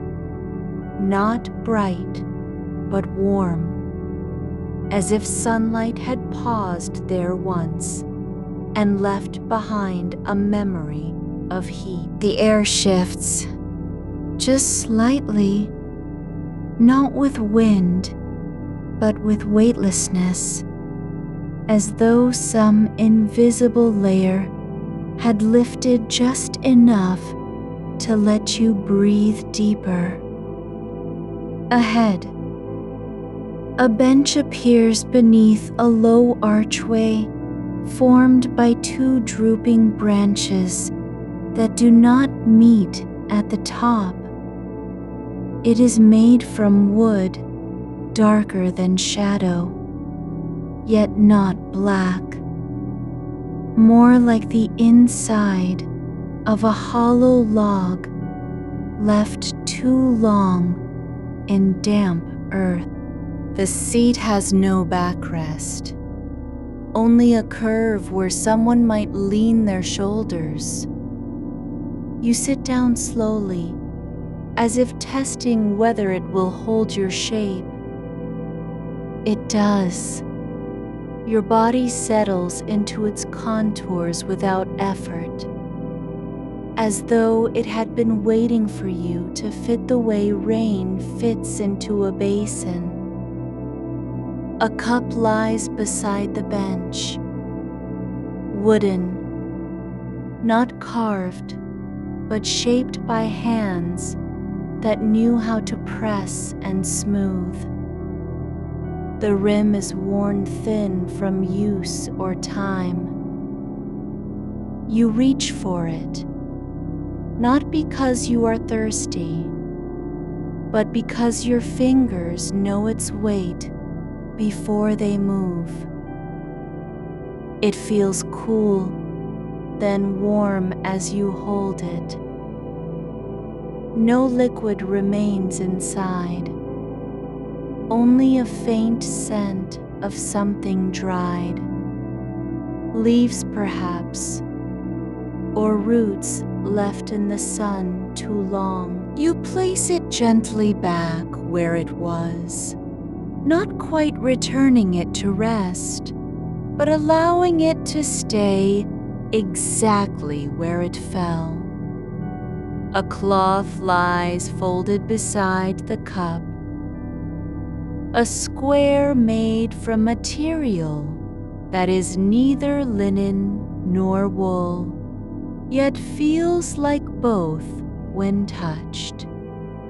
It is faded at the edges, the color lost to years of moonlight or water, though no stain marks its surface. You lift one corner with your fingertip, not because you need to see what's underneath, but because the act brings something quiet into motion. A small turn in the air, a soft sigh from nowhere. The cloth unfolds slightly on its own, as if remembering how to breathe. You do not unfold it fully. Instead, you press down one corner with your palm and let it stay that way, half open, half resting, like a door left ajar so someone can return without knocking. A path begins here, not by design, but by drift.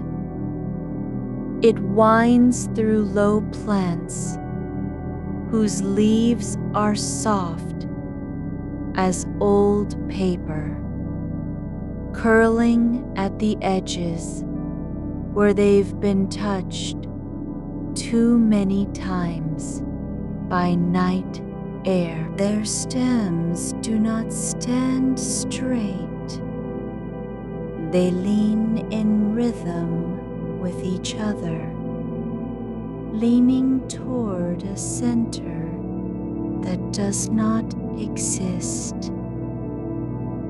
You follow it without thinking,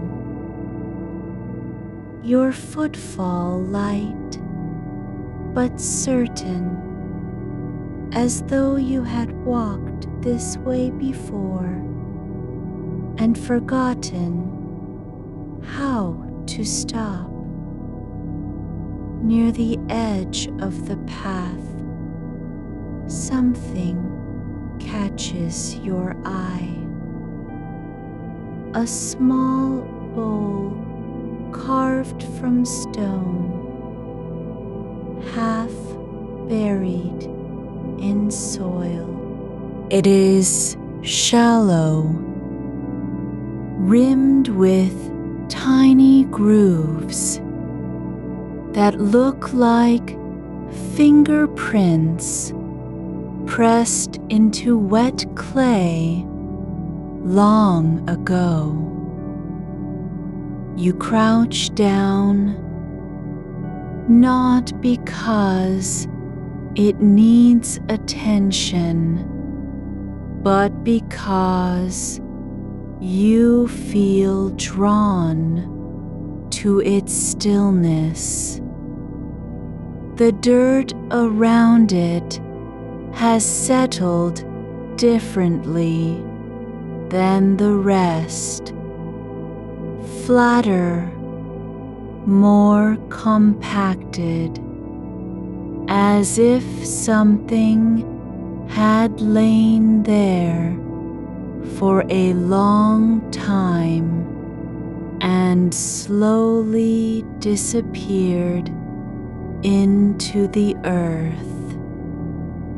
You run your fingers across its surface just once and do not pick it up. The bowl does not speak. It does not need to. You simply know what it is meant for. Not holding water or fruit, but receiving silence, and so you leave it as it is, with no gesture of closing or covering, because the garden already knows how to keep things closed without effort. You walk on. The air grows softer between your skin and the world, like a veil that has begun to thin. There are flowers now, small ones, not blooming, but resting in clusters at ground level. Their petals are pale, grayish white, almost translucent, so they look more like fragments of light than living things. They do not sway when you pass. They do not react. But when your foot comes close, one near the path lifts ever so slightly, not to touch you, but to acknowledge that you have come. You stop beside it. You do not kneel. You only stand still and let the moment be what it is. A small meeting between two quiet things, one rooted in earth, the other passing through time. The flower does not open. It does not close. It simply remains there, part of the ground's breath. The path bends gently to the right. No signpost, no marking, only a shift in how the light pools on the stones ahead. You follow it without hesitation, as if your body has learned something your mind hasn't yet caught up with. That not all movement needs meaning. A small mound rises slightly off the trail. A pile of fallen bark and dried leaves, shaped like an old nest, but too smooth to be natural. You do not approach it. You only notice how the air above it shimmers faintly, as though heat were rising from a stone long after sunset. But there is no warmth, only a kind of quiet shimmer that lasts just long enough for you to feel it and forget its name. You turn your attention elsewhere, not because something demands it, but because you are allowed to look away without losing the way. A thread lies on the ground, thin, pale, nearly invisible, unless you're looking very closely. It is not tied or knotted. It simply stretches between two moss-covered stones, like a forgotten tether. You do not pick it up. Instead, you step over it, with your heel dragging slightly, as if testing how much force it would take to break. But the thread does not snap. It only bends. And when you move on, it settles back into place. There is no sound from anywhere now. No rustle of leaf or hum of insect. The silence isn't empty. It's full of something else. The memory of movement that has already passed, like footsteps heard through a wall after the person has gone. You come to a patch where the earth is broken, not by roots or digging, but as if something had pressed down too hard and then lifted away without leaving any trace. The ground looks disturbed, yet not damaged. It's been rearranged, not destroyed. You press your palm flat against it, just once, and feel how warm it still is beneath the surface. You do not wonder why. The path continues. There are no walls here, no gates, no boundaries marked in stone or light, only a gradual softening of shape, the edges between things beginning to blur, as though the garden were dissolving into itself without effort. A low hum begins, not from outside, but within your bones. It is not loud, not urgent, just present, like the quiet vibration of an old house settling in winter. You let it rise and fall with your breathing. No need to name it. No need to answer. You walk past a cluster of white stones, arranged in no pattern you can understand. Some upright, some lying on their side. Others tilted forward, as if leaning into a breeze that never came. You do not count them. You do not try to read meaning into the way they sit.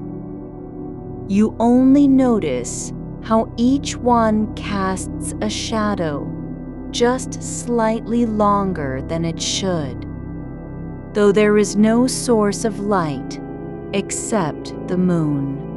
You step over another seam, this time in the form of a crack between two flat slabs, so narrow you could hardly see it, if not for the dust that is settled into its depths.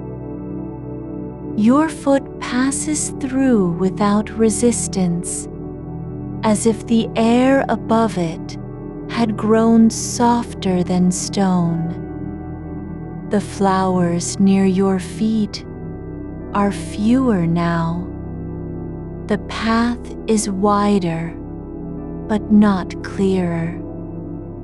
There is no direction to follow anymore, only a continuous softness in how you move, like water flowing over stones that have long forgotten their names. You come to a place where the ground gives slightly underfoot, not soft like moss or deep like soil, but yielding in a way that feels deliberate, like walking across a surface that remembers how to bend without breaking. There is no visible change in level, yet your heel sinks just enough to make you notice. The air here holds its breath for longer than the rest of the garden. It doesn't shiver or stir. It simply waits. You pause, not because anything asks you to, but because stillness has begun to feel like a kind of presence, something that needs acknowledgement without speech. A single leaf drifts down from above, slow and unerring, its descent unhurried by wind or thought. It lands on the path in front of you and lies there, not scattered or crushed, just resting where it fell. You do not reach for it. You only watch how it settles into a quiet symmetry with the earth beneath it, the curve of one edge aligning perfectly with the grain of the stone, as if both had been waiting to meet this way all along. There is no need to place anything else here. The leaf has already completed its purpose. A faint scent rises from between two flat stones that form a shallow fold in the path. A smell like old paper left open on a windowsill after rain, or dried petals pressed into a book long forgotten. It does not linger. It drifts forward and vanishes before you can name it. You do not try to follow its trace. Instead, you let your fingers trail along the moss-covered edge of one stone as you pass, feeling how the surface is warm in patches where light once touched it, though no sun has passed here for hours. The garden begins to breathe differently now, less like a place with defined borders and more like something that knows itself without needing to be named. You walk beside a line of low plants whose leaves are thin as silk, trembling at the slightest shift in air that doesn't exist. They do not move because wind passed through them. They move because someone once touched them long ago, and their memory still remembers being brushed. You come upon an open space where nothing grows, and yet something remains. A smooth circle of earth, worn flat by time or feet, or both. At its center lies a single stone, round and unmarked, resting upright as if it had been placed there gently and left to stay. You do not know why it is here. You do not need to know. Your foot nears the edge of the circle, but does not cross into it, only hovers above, like someone hesitating at a door that no longer requires opening. A sound begins, not from any direction, not from within you, nor from outside your body, but somewhere between. It is neither voice nor tone, but a kind of low resonance, as though the air itself were humming in its sleep. You feel it more than hear it. A soft pressure behind your eyes, a vibration at the base of your skull that matches no heartbeat, no breath. It does not demand anything. It only remains. You turn slowly to face a wall that wasn't there before. Not stone, not wood, but something made of layered silence.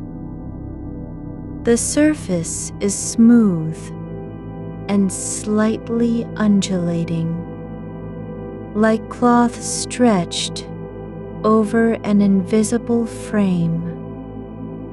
You do not touch it. Instead, you stand still for long enough that the line between your body and the space around you begins to blur. Your arms hang loosely at your sides. Your breath slows without effort. The wall does not fade away. It simply stops being important. There is a small mound near the edge of this silence wall, just high enough to catch the light in a way that makes it seem like something has been gently buried and then forgotten.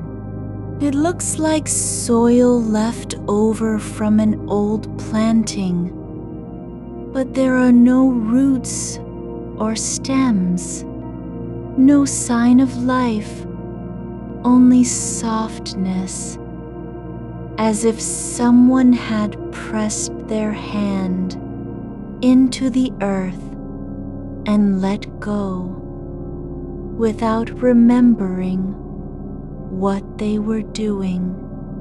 You step closer, not because you want to investigate, but because your body has decided that this is where the path leads now.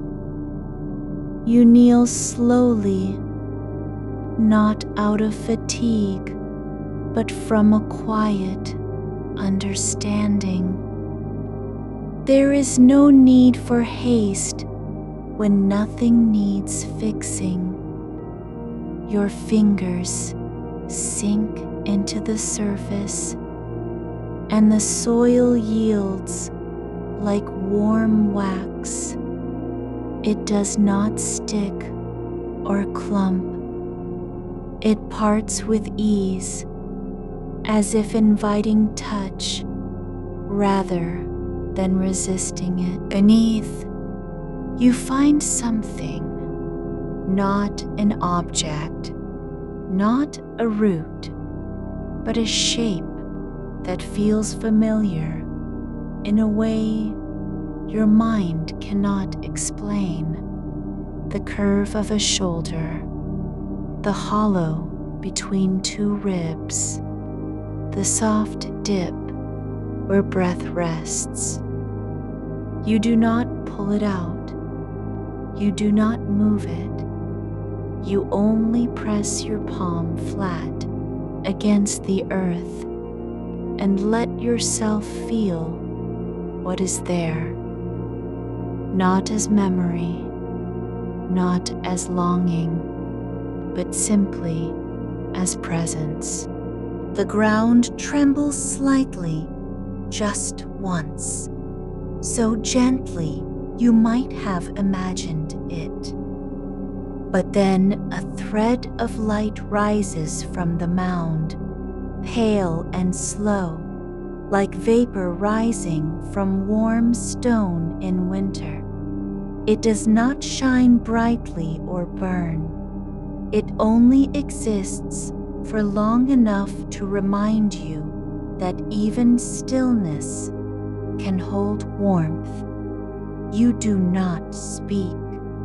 You do not wonder what it means. The thread dissolves into the air without sound. The earth settles again. There is no sign left of where it rose, though your hand remains pressed against it, as if waiting for something. No, not waiting, just staying. A small shape lies near the edge of the mound, a disc made of wood, worn thin with age and smoothed by time. It has no markings, no edges, just a circular surface that glows faintly where moonlight touches it from above. You do not pick it up. Instead, you place your hand gently beside it, so close that your skin brushes the outer edge. There is no temperature difference, only stillness, deep and full of quiet possibility. You shift slightly to one side, and in doing so, notice how the light has changed. Not dramatically, but subtly. Shadows now stretch longer than they should across the ground. Not because of any new source, but as though time had paused just long enough for gravity to lean into itself.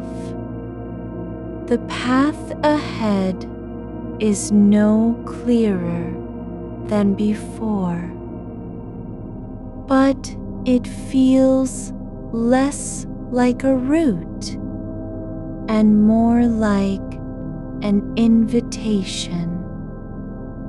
A low hum returns, deeper this time, rising from beneath your feet, rather than within your body.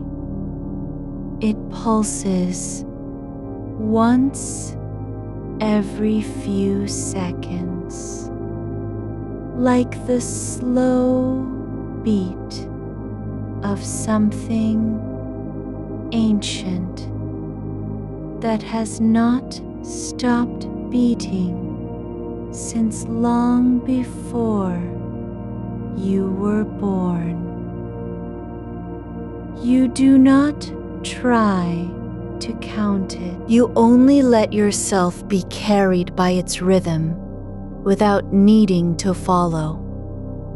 You walk again, not because you must, but because movement is no longer an effort. Your feet touch the earth and lift away with ease, like a feather drifting over water. There are no obstacles, no thresholds, no signs saying where you should go next. The garden does not demand anything of you now, only that you continue to be. A cluster of flowers grows beside the path, not tall or bright, but small and pale, their petals translucent in the moonlight, as if made from frozen breath. They do not sway, they do not open or close. They simply exist, each one shaped like a question mark with no answer, yet somehow complete. You pause before them. You do not touch. You do not lean in. You only notice how they grow in pairs, two together, then three apart, then two again, as if following some quiet logic of spacing that makes sense only to the soil itself. One petal falls silently onto your shoe. It does not stick. It rests there for a moment, just long enough to feel its weightlessness before drifting away on air too still to carry anything else. The path widens further now into an open stretch where grass grows in no pattern, some tufts thick and green, others thin and gray like old wool left out in the rain. The ground feels softer underfoot, not because it is damp, but because it has learned how to cushion without effort. You step into a place where the air has learned to hold its breath without losing shape. The grass beneath your feet no longer feels like ground. It feels like something that remembers how to be soft, how to yield just enough so that weight does not press down, but passes through like light. There is no wind, yet you feel movement in the way the moonlight pulls around your ankles, as if the sky has leaned low to brush its fingers across your skin before retreating again. The trees are older than names, their trunks wide and smooth with time, each one shaped not by storm or axe, but by long moments of standing still. Their leaves hang pale and quiet, not trembling, not rustling, but suspended in the way that memory holds onto a face you can no longer name. A path unfurls ahead, narrower than before, edged by moss so thick it seems to grow inward rather than outward, like the earth itself is breathing slowly through its skin. You walk without needing to decide where to place your foot next. Your body knows the rhythm already. One step, pause, shift, breathe. The silence here does not feel empty. It feels full of things that do not need names. A sound rises, not from any source you can locate, just a single tone, low and smooth like water over stone at dawn. It lasts only long enough to make your shoulder relax, just an inch more than before. Then it is gone. To your left, near the edge where grass meets earth without sharp division, stands a small object, not carved, not built, but grown, the shape formed by time and gravity alone, a bent stem of something that once had leaves, now twisted into a spiral, no longer seeking light. It leans slightly away from you, as if it has already decided what to say before the words are made. You do not reach for it. Instead, your hand hovers near its base, palm open, not in offering, but simply present, like someone who knows they need not speak because their silence is enough. The ground beneath this spiral shifts slightly, not with disturbance, but with a kind of quiet rearrangement, as if the soil has decided to let one more thing be known without explanation. A faint warmth rises from where your foot rests, not hot, not cold, just real in a way that makes you notice how long it's been since anything felt truly present. You move on.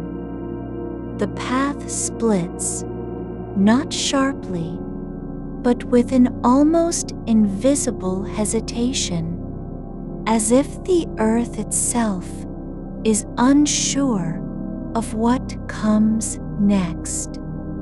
You follow neither branch. Instead, you walk between them, where the air feels heavier and slower, like honey left too long in a dish. Here, clusters of small stones lie scattered across the ground, no two alike, no pattern to their placement. Each one has been smoothed by something that moved gently over it for years. You do not pick any up. You only notice how they reflect moonlight differently, not bright, but with soft edges, like glass viewed from beneath water. One stone rests near your left foot. It is flat and wide, its surface carved by time into faint grooves that resemble the lines of a hand long forgotten. When you look down at it, you do not see anything to recognize, just a shape that feels familiar in a way that does not require memory. You place your palm over it without thought, letting warmth flow from your skin to its surface. It does not respond with heat or light. It only stays still beneath you, as if accepting what is offered. The air grows thicker now, not with moisture, but with presence. Not something approaching, but something already here, like the moment between heartbeats, when everything exists in balance. A scent appears, soft and distant, like dried herbs left out for a season, not fragrant enough to be noticed unless you are still. You do not follow it. You let it drift past your awareness without needing to name it. Ahead, where the path begins to wind slightly uphill, there is a bench, not wood, not stone, but something in between, formed from layers of pressed leaf and root that have grown together over time into a surface warm to touch. It sits low and wide, inviting not for sitting so much as for leaning like someone has built it, not to hold the body, but to ease its burden. You do not sit. You rest your hand on top of it, just once, feeling how each layer beneath your fingers holds weight without cracking, memory without pain. The bench does not speak. It only exhales quietly through its surface, a soft release that you feel more in your ribs than in your ears. A single thread of light, thin as breath, rises from the edge of it and drifts upward, not toward the sky, but into the space between leaves, where it dissolves without trace.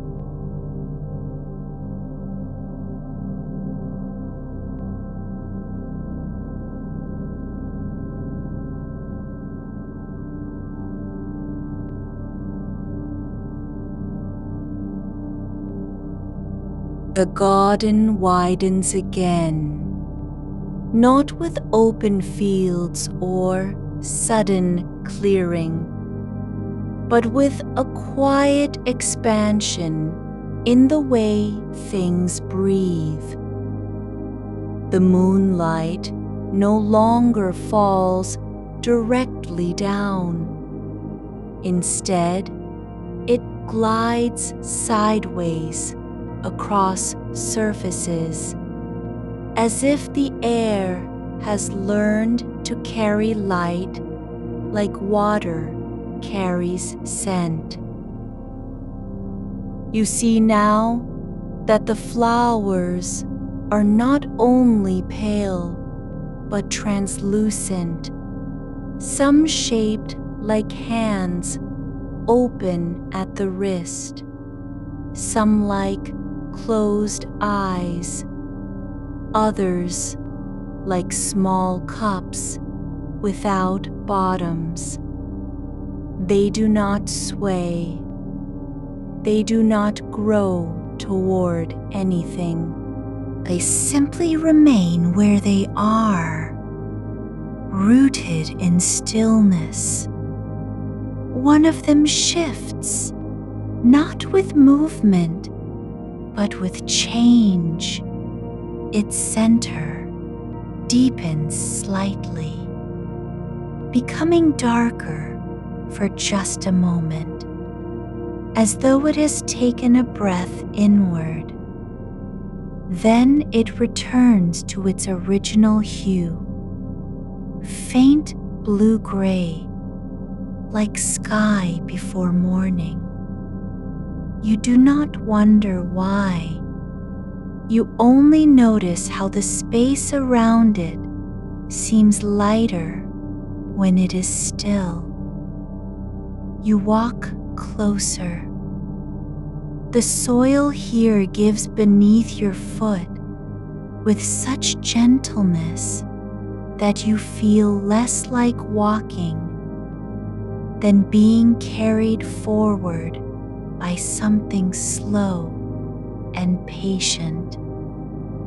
It is not softness in the way of comfort, but in the way of acceptance, of not resisting what comes. Near a cluster of these transparent flowers, there lies an object, a cup made of wood, so aged it has lost its grain, its surface worn smooth from countless touches that never meant to leave marks.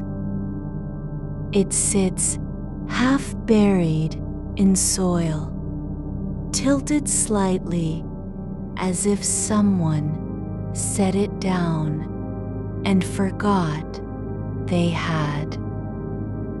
You do not pick it up.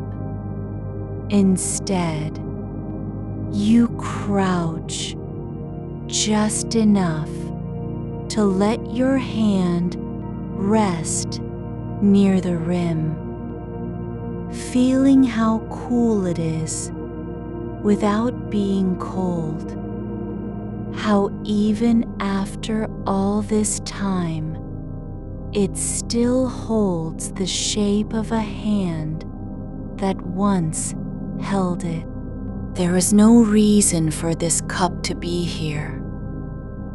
No reason anyone would have left it behind. But you do not ask why. You only let your palm rest where the curve ends, just long enough to feel its quiet weight, like remembering something without knowing what it was. You rise slowly. The path ahead is no longer marked by anything visible, not stones, not flowers, not even light. It simply continues, a suggestion rather than a line. The air grows stiller. Your breath slows further until you are no longer aware of inhaling or exhaling, only that you are breathing at all. There is no effort to it, no need. You pass between two trees whose branches have grown together over time into a single arch, not joined by force, but by quiet persistence. The space beneath them feels deeper than the rest, not darker, but softer in texture, like moving through something that remembers how to be gentle, and then something you do not expect. A sound returns, not from above or below, not from within your chest or outside your skin. It is a tone, a single note held without vibration, just existing as if it had always been there and only now become audible. It does not ring, it does not fade. It simply stays in the air between you and nothingness, like a breath that forgot to leave. You do not listen for its source. You let it be. You allow yourself to hold its shape, just as it is. No need to name it or explain why it's there. It hangs in the silence without demand, without warning, just being.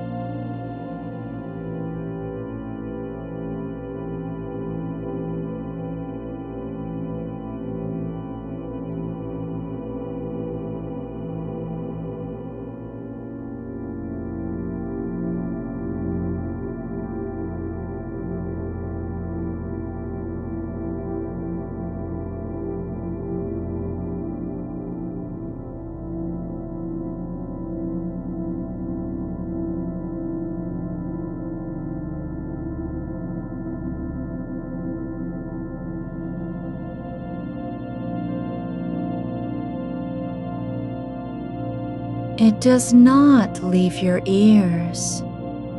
It settles into the space between them, warm and quiet, no different from how your thoughts feel when they stop chasing themselves. You are not listening anymore. You are letting yourself be listened to by something older than attention. The path ahead begins again, not with a sight, but with pressure. A shift in the ground beneath you, slight as a sigh, tells you where it is now. It does not need to be seen. The soil yields only where your foot touches, and even then, it gives without resistance, like water adjusting itself around a stone that has already passed through. You step forward and do not look down. You are not told what to see. Instead, the garden offers an invitation to feel how the air changes in pockets, cooler near certain clusters of flowers, warmer where light pools on worn surfaces. There is no pattern, only presence. One moment, your shoulder brushes against a vine that trembles without moving. The next, you are breathing through a thread of stillness so thick it feels like fabric. A small shape emerges from the edge of perception, something folded and tucked into a hollow beneath a root, not placed there by hand, not dropped in haste. It is simply there, as if time had left it behind while passing through. You reach without thinking, your fingers tracing the outline of cloth, too worn to hold color. Its edges frayed into softness that matches the air around you. That lies folded like a secret half remembered, one corner tucked under another, corners softened by something slower than decay, more patient than dust. It does not unfold on command. You do not pull it open. Instead, you cradle it in both hands, not to use it, but to hold its shape as if remembering how to hold stillness. The edges are frayed, not into messiness, but into a kind of quiet release. The way the ends of a rope become loose after being tied too long, no longer needing to stay fixed. There is nothing inside that needs saving, nothing hidden behind it. It is only cloth that has learned how to rest. You press your palms flat against its surface, not to feel texture, but to let your skin absorb the memory of stillness. Then you release it, not with carelessness, but with certainty, like setting down something too light for gravity to matter. The fabric slips back into the hollow as though returning home after a journey that never left. You do not wait to see if it stays or shifts. You turn slightly, and the ground beneath your feet softens again. Not from weariness, but from ease. Ahead of you, there is no light, yet you know where to go because your body has begun to move in rhythm with the slow pulse of the air. The trees here do not stand apart. Their trunks grow into one another like fingers interlaced at rest. Their bark is smooth and cool, worn by seasons that did not hurry or fight. You run your hand along one curve, a path without purpose, just touch for touch's sake. Something brushes against the back of your knee as you pass through a space between two roots. Not an object, not a limb. It is like the moment before a dream remembers it has begun. The faintest pressure, almost nothing at all. You do not flinch. You let it be. You allow yourself to be touched by something that does not need your name. You come upon a shallow basin sunk into the earth, its rim worn down, as if by hands that never meant to keep time. It holds no water now, but its surface is wet in places, glistening faintly under the moonlight like breath on glass after winter. You kneel not with intention, but because your body remembers how. You press two fingers lightly into the center of the basin's floor. The ground yields slightly. A ripple moves through the surface, not outward from where you touch, but inward, like a small sigh, folding in on itself and disappearing.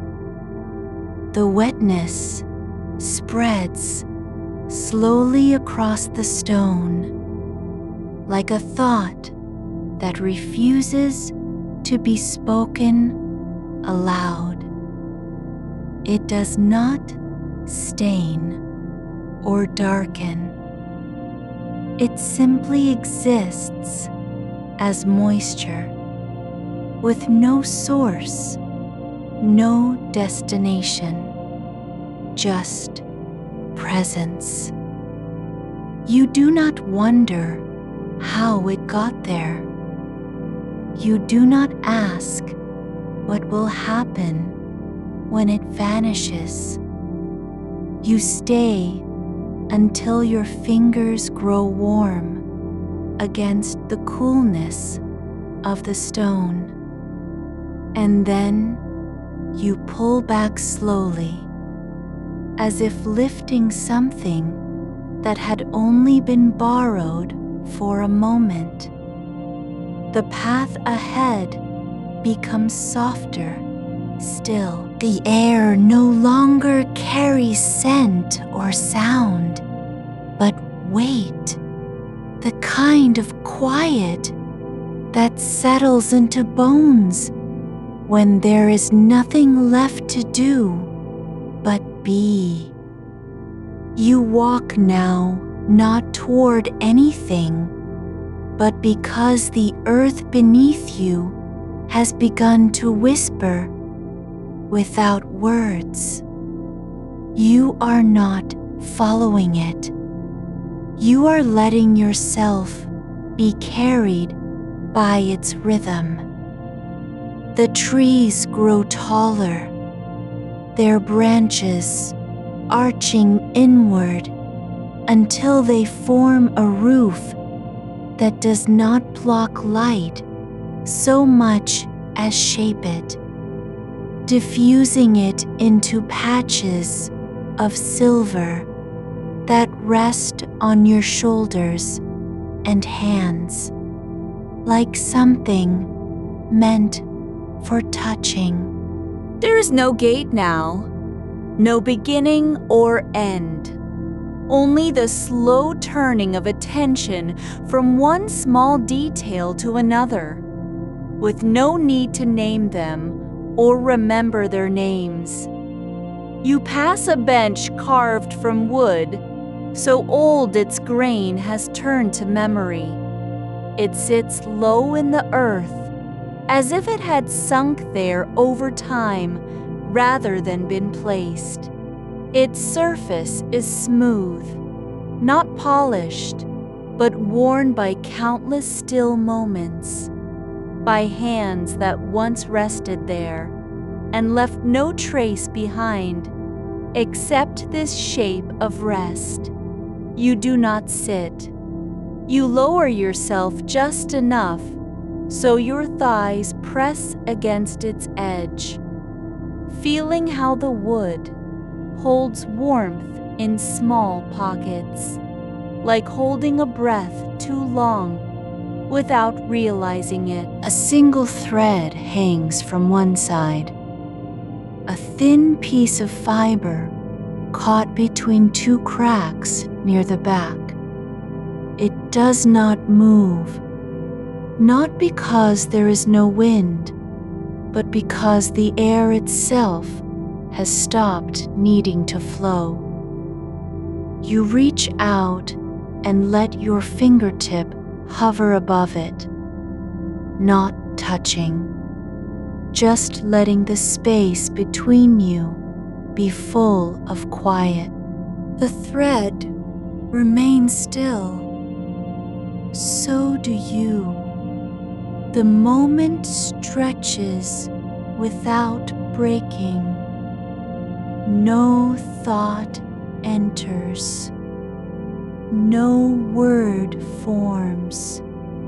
Only the certainty that you are here. Not because you must, but because this is where rest finds you. When you stop trying to arrive at it, you rise, not with effort, with release.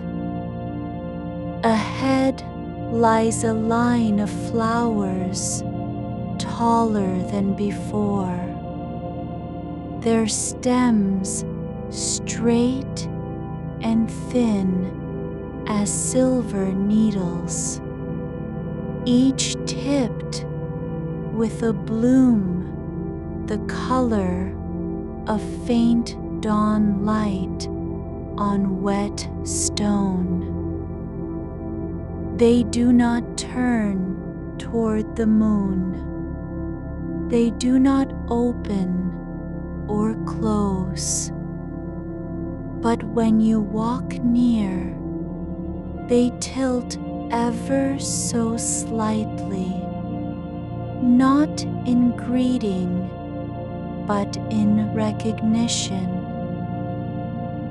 not by moving, by changing. One flower pulses once, just enough to deepen its hue from silver gray to a shade like mist over fields after rain. Another flickers, as if breathing through the tips of petals that never touch anything. They are not alive in any way you know, but they exist fully, without need or demand. You do not look at them for long. You let your eyes pass over them gently, as though reading a page no one needs to remember. The ground beneath your feet has begun to change, not by growing softer, but by becoming more accepting of weight. It does not sink where you step. It simply holds you with the same care it would give an old stone or a folded cloth left in the grass. You walk on without direction, without destination, and still feel led. Because leading is not about path, but about presence. A small shape lies just off the side of the way. A cup made from dark wood, heavier than the one before.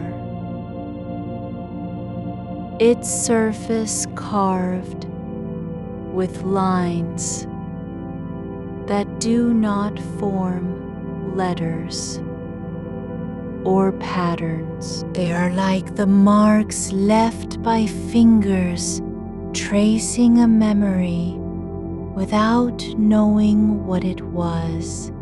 It sits in a patch of moss so thick and velvety it looks like stillness given texture. You step just beyond the cup, your foot sinking slightly into moss that yields like a sigh held too long beneath the skin. The dark wood remains still, its carvings worn smooth by time or touch, neither sharp nor dull, neither old nor new, but simply present. You do not pick it up. There is no need. It sits where it has always sat, as if waiting for a moment that does not require movement to be acknowledged. The moss curls around its base like fingers folding into stillness, holding it not in grip but in memory. Ahead, the path veers gently toward a small mound of earth covered with cloth, faded, thin, folded at one corner as though set down mid-task and forgotten.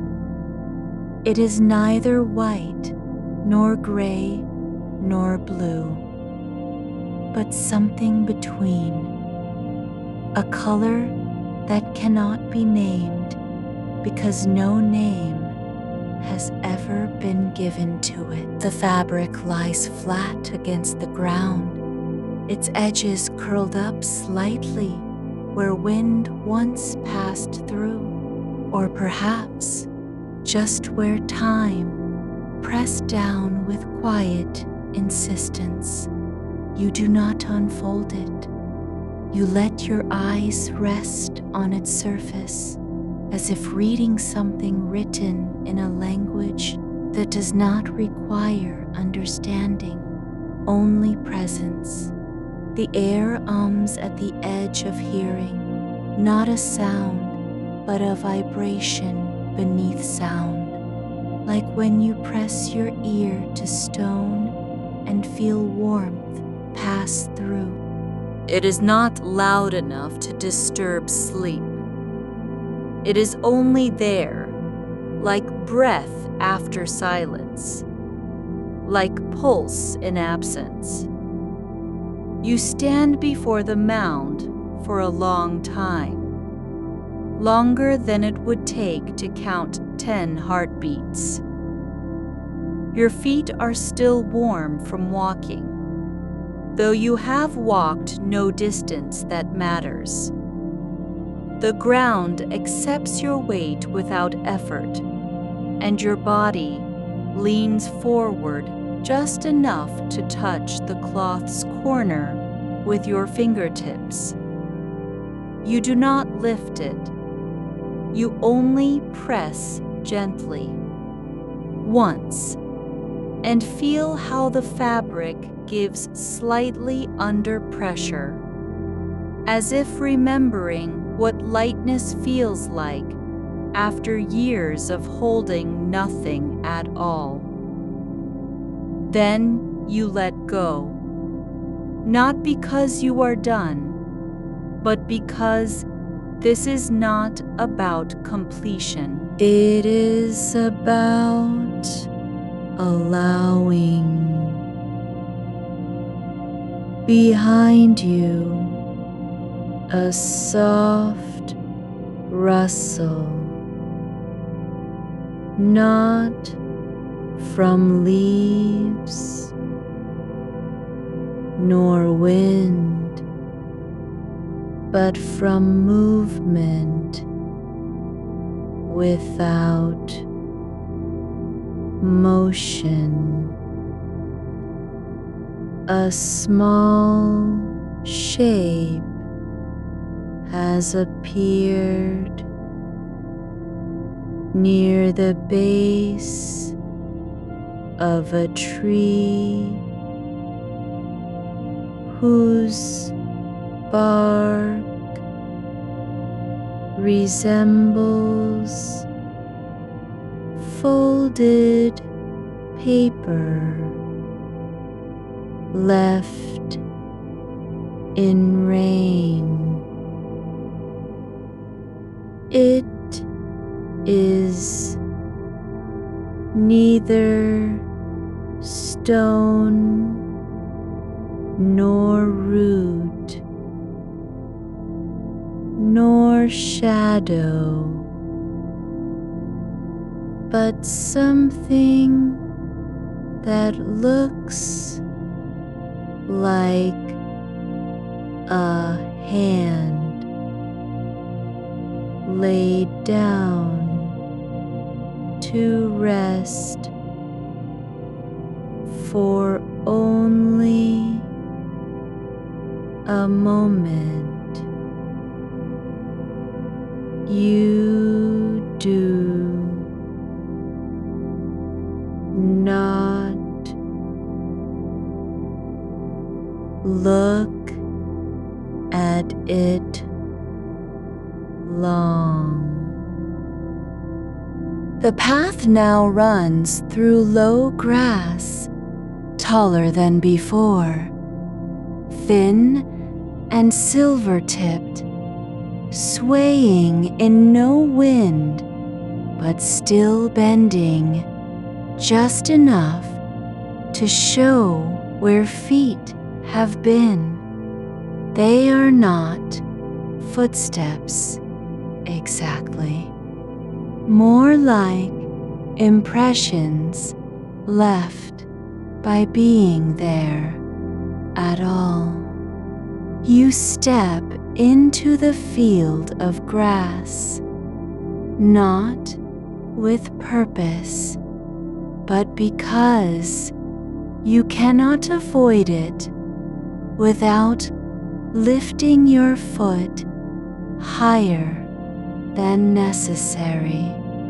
Each blade bends and releases slowly, as if exhaling after a long pause. You do not walk fast. The air around you feels heavier in its calmness, thickened by stillness rather than by heat. It presses gently against your skin, not like pressure, but like being surrounded by something that has learned to hold itself still for the sake of others. You are aware of how much space your body takes up now, not because it is large, but because you feel yourself occupying more silence than before. A small stream appears, a shallow line cut through earth and moss, barely wider than a handspan. It does not flow with speed or direction. Water lies still in its bed, like memory stored beneath the surface. You crouch without decision. The water reflects nothing. No sky, no tree, no moon. But it holds shapes anyway. Faint blurs of movement that are not moving. Outlines that were never meant to be seen. You place your palm flat on the bank beside it, not touching the water, just letting your skin rest against cool earth that is neither wet nor dry, but simply real. The stream does not respond. It does not rise or ripple. But in the moment you touch it, something shifts. The way a stone settles deeper into soil after years of holding still. You do not know if anything has changed. You only feel how your breath slows, as though matching the rhythm of the earth beneath. You stand again, not quickly, not slowly, but with the kind of ease that comes when no choice is required. The path continues ahead in a way that does not promise arrival. It simply extends level and unbroken through more grass and then into a cluster of low plants whose leaves grow upward like fingers reaching for nothing. They are not flowers. They do not bloom or close. Their stalks remain straight, their surfaces smooth and cool to the touch when you brush them with your knuckles. Once, twice, as if checking whether something is real by how it resists pressure. You let your hand fall back to your side without needing to know why. You do not need to know anything now. Not where you are going. Not what this place might be called. Not even who you were before the gate opened and closed behind you, quietly, as if no one had ever passed through it at all. A shape emerges from between two of the plants, a cup made of pale wood, lighter than the last, its surface smooth like river stone, worn by years of water, without urgency. It is empty. There are no marks on it, no carvings, only a softness in the grain that speaks not of work, but of patience.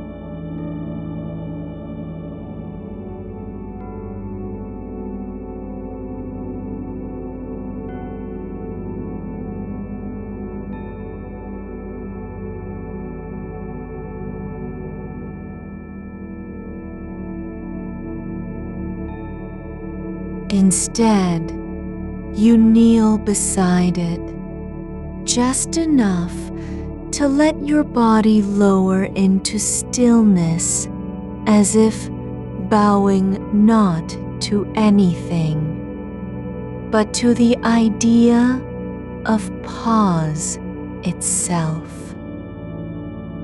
The ground supports you without complaint, and for a long while, you simply remain there, one hand resting on your knee, the other open in the air above the cup. You do not touch it, but you let the space between your fingers and its surface fill with what might be called attention. The sky above has grown dimmer, not dark, but softer, as if someone had drawn a veil over light that was never meant to stay bright for long. The moon is still there, yes, but now it does not shine so much as exist in the way a feeling exists after you've stopped trying to name it. You do not know how much time passes. You only feel your body becoming lighter, not by leaving anything behind, but by holding less of itself tightly. Your shoulders drop without will. Your spine aligns not with effort, but because no force is needed to keep it straight. When nothing demands motion, a scent rises, something like cold stone warmed slowly in air that has known rain but never fallen. It does not linger. It simply drifts through your awareness and leaves behind a quietness so full you can feel the shape of silence between heartbeats. The cup remains on the ground. The plants do not move. The stream holds its stillness like it always has, like it always will. You rise, not with any sound, but because rising is what happens when sitting no longer requires weight. You turn slightly, as if to follow a path that does not need to be seen, and find yourself walking again. This time, without even noticing which way you're going.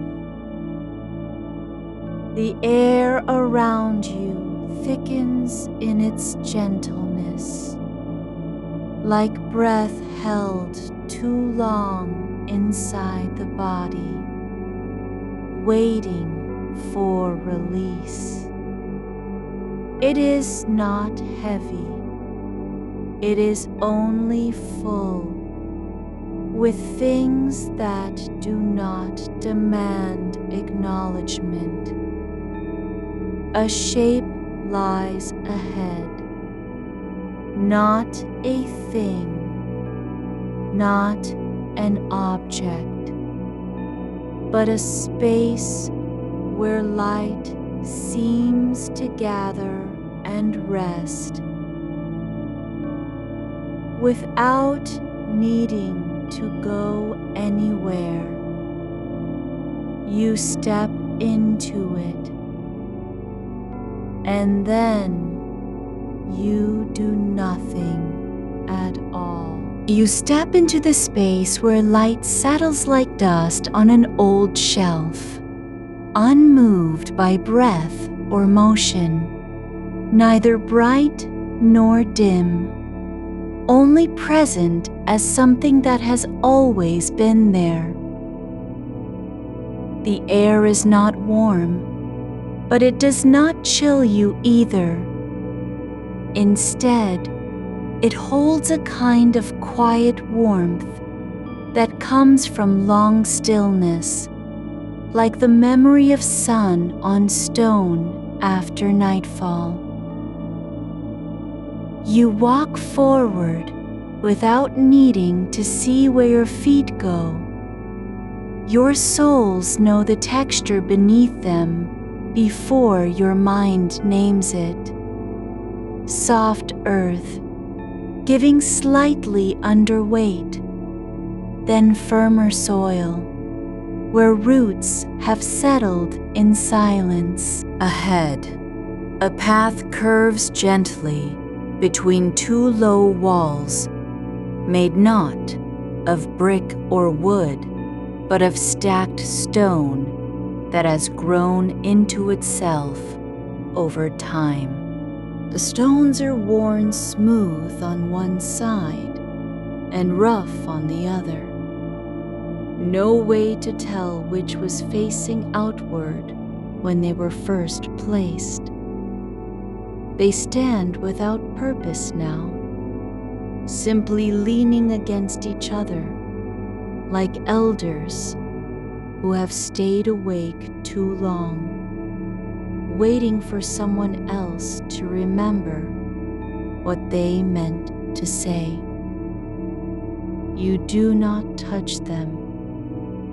You let your hands rest at your sides as you pass between. The wall on the right begins to thin, not break apart, but soften in shape until it no longer feels solid. It blurs into a haze of fine white dust that hangs just above the ground, like breath caught mid-exhalation. You pause for no reason, no signal, no call, and simply breathe through it. The air tastes faintly of salt and something older than soil.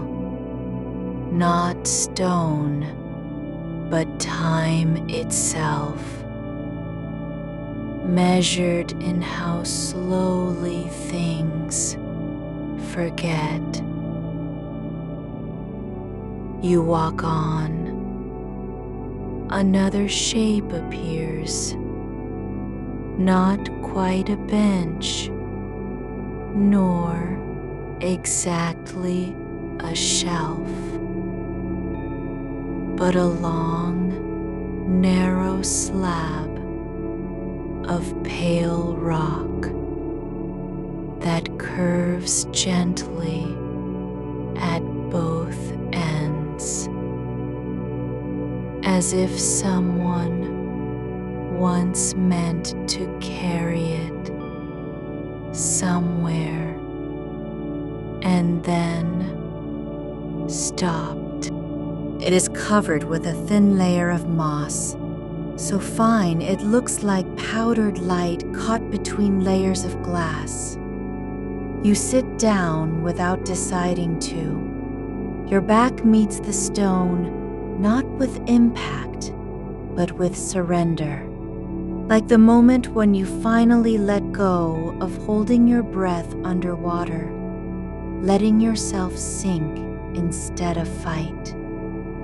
A soft hum rises from beneath the rock, low and slow. Not a sound meant for ears, but one that moves through bones. It does not speak or sing, only exists like warmth in the center of a palm after being pressed to skin too long. You do not listen to it. You let it be part of what you are becoming. Stillness with depth. The moss shifts slightly where your body rests, just enough to ripple across the surface as if something small had passed beneath. Though nothing does. There is no animal here, no creature that moves or sings, only presence and the quiet understanding that presence need not have a cause. You shift slightly, not because you are uncomfortable, but because your muscles remember how to adjust even when they do not know why. Your leg drags forward just enough to stretch, then settles again. You do not think about it. You only feel what happens after. Beyond the stone shelf, the path widens into a small clearing where the ground is covered in loose pebbles of uniform size, smaller than your thumb, each one smooth and pale, as if worn by rivers that never existed. They lie so close together, they form a surface like lace laid over earth. You take one in your hand, not to hold it, but to feel its weight or absence of weight. It is light, yes, but not because it lacks mass. Rather, because it has lost the need for purpose. You do not put it down immediately. Instead, you let it rest between your fingers, as if waiting for a signal that will never come. And when you finally release it, you watch it fall, not into dust or silence, but back onto the others, where its landing is almost invisible, like a word spoken in a dream and instantly forgotten. You rise again, this time not because of impulse, but because rising feels more natural than staying. The clearing ends where the ground tilts slightly upward, forming a low slope that leads to what looks at first like a small mound.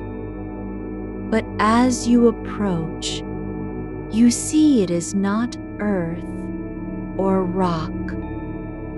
It is a pile of folded fabric, neatly stacked and layered with care. Long strips of cloth in colors that seem to change only when you stop looking directly at them. They are pale blue near the top, shifting down into gray, then soft violet.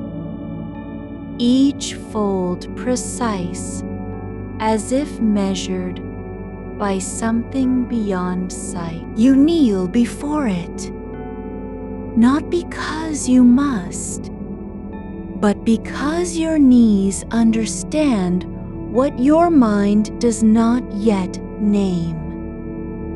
This is a place for lowering yourself with gentleness, not effort.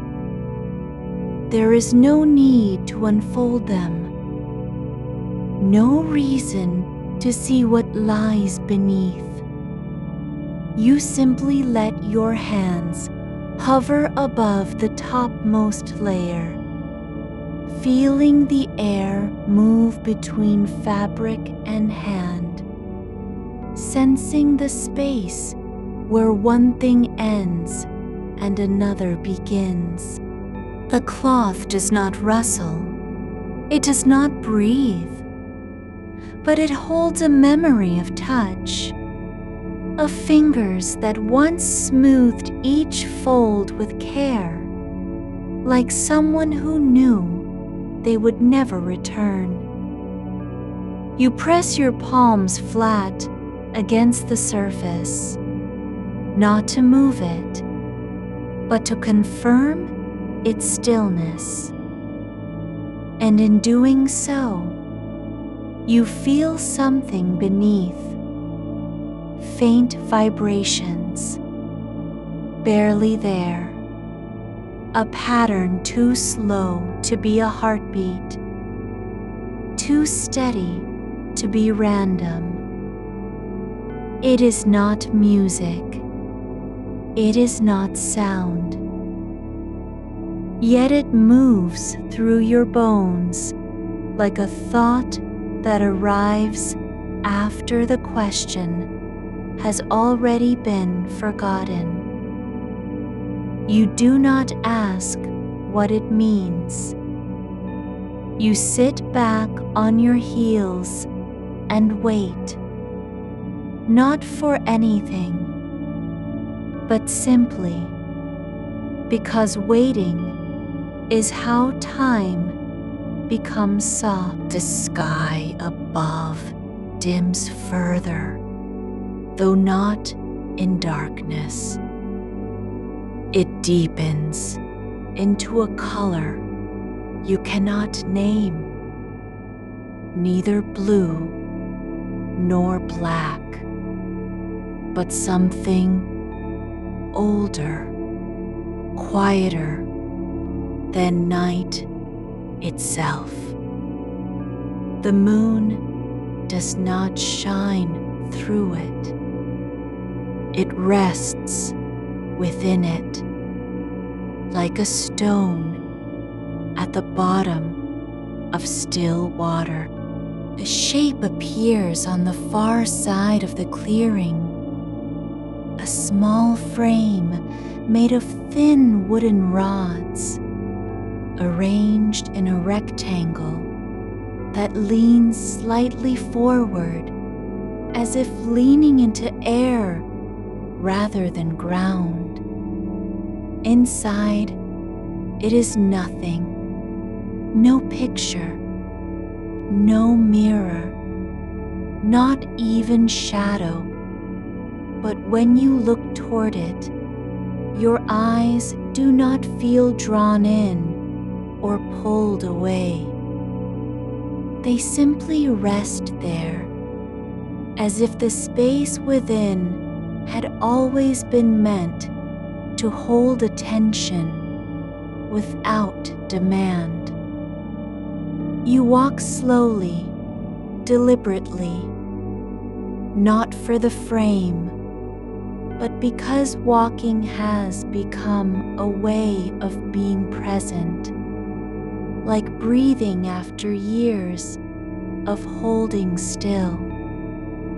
When you are close enough, you see that the rods are not fixed in place. They shift ever so slightly with no wind, just a faint give in alignment, as if something just beyond sight is moving through space and disturbing only what it brushes against.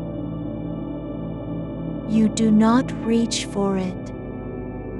Instead, you tilt your head to one side, not because of sound or movement, but because the angle changes how light settles across your face, like someone has turned down the volume on sensation itself.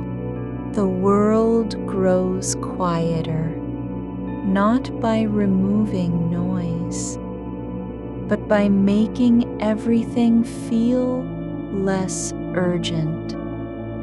The frame remains still.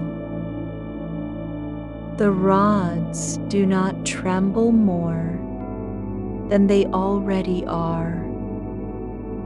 Yet, there is a rhythm beneath it all, a quiet pulse in the air that does not need to be heard to be felt. You turn away, not because you are done, but because turning is how you let go of needing to know what comes next. The path continues now through a patch of taller plants, tall enough to brush your shoulders as you pass. They do not bend or break under the weight of your motion. Instead, they sway with an ease that feels deliberate, like someone else has already walked this way and left behind only the ghost of their passage. Their leaves are long and thin, almost thread-like, but not fragile. You touch one, not to test it, but because you want to know how soft something can be without being useless. It yields slightly under your fingertip, then returns to its shape as if nothing had happened. The air grows thicker here, slower, like syrup poured over time rather than surface.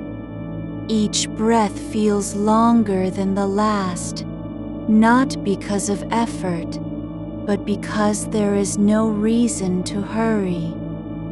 You do not need to fill yourself with anything. There is enough already in your lungs without needing more. You step forward into a space where the air holds its breath just long enough for your footfall to settle before releasing the sound. The plants around you no longer brush against your shoulders. They press lightly, like fingertips testing whether someone is awake or not. Their tips trail across your collarbone and temple as if checking the warmth of your skin. You do not flinch. There is no need to react. They are not curious. They are confirming. A quiet exchange without words. A narrow path unfolds ahead, made not of stone or wood, but of layered moss that rises like a carpet stitched from memory. It yields underfoot with soft resistance, not enough to sink, only enough to remind you that your body is still here, real and whole. You place each foot carefully, though there's no danger in stepping wrong. The moss does not mind where it is stepped upon. It simply shifts its shape slightly, like a blanket adjusting when someone turns over. To the left, something moves, just a ripple at the edge of your vision. A small oval of light appears on the ground, low and steady, as if cast by a lantern that has forgotten to be held upright. You crouch down slowly, not out of caution, but because you want to see it better. The glow is warm, but without heat, like a dream that remembers itself in daylight. It pulses faintly, once every few seconds, not like a heartbeat, but like the slow blink of something tired and content. You reach toward it, not for the light itself, but for the thing beneath it. There is no base or stand holding it up. The glow floats just above the moss, suspended as though supported by silence alone. You do not touch it.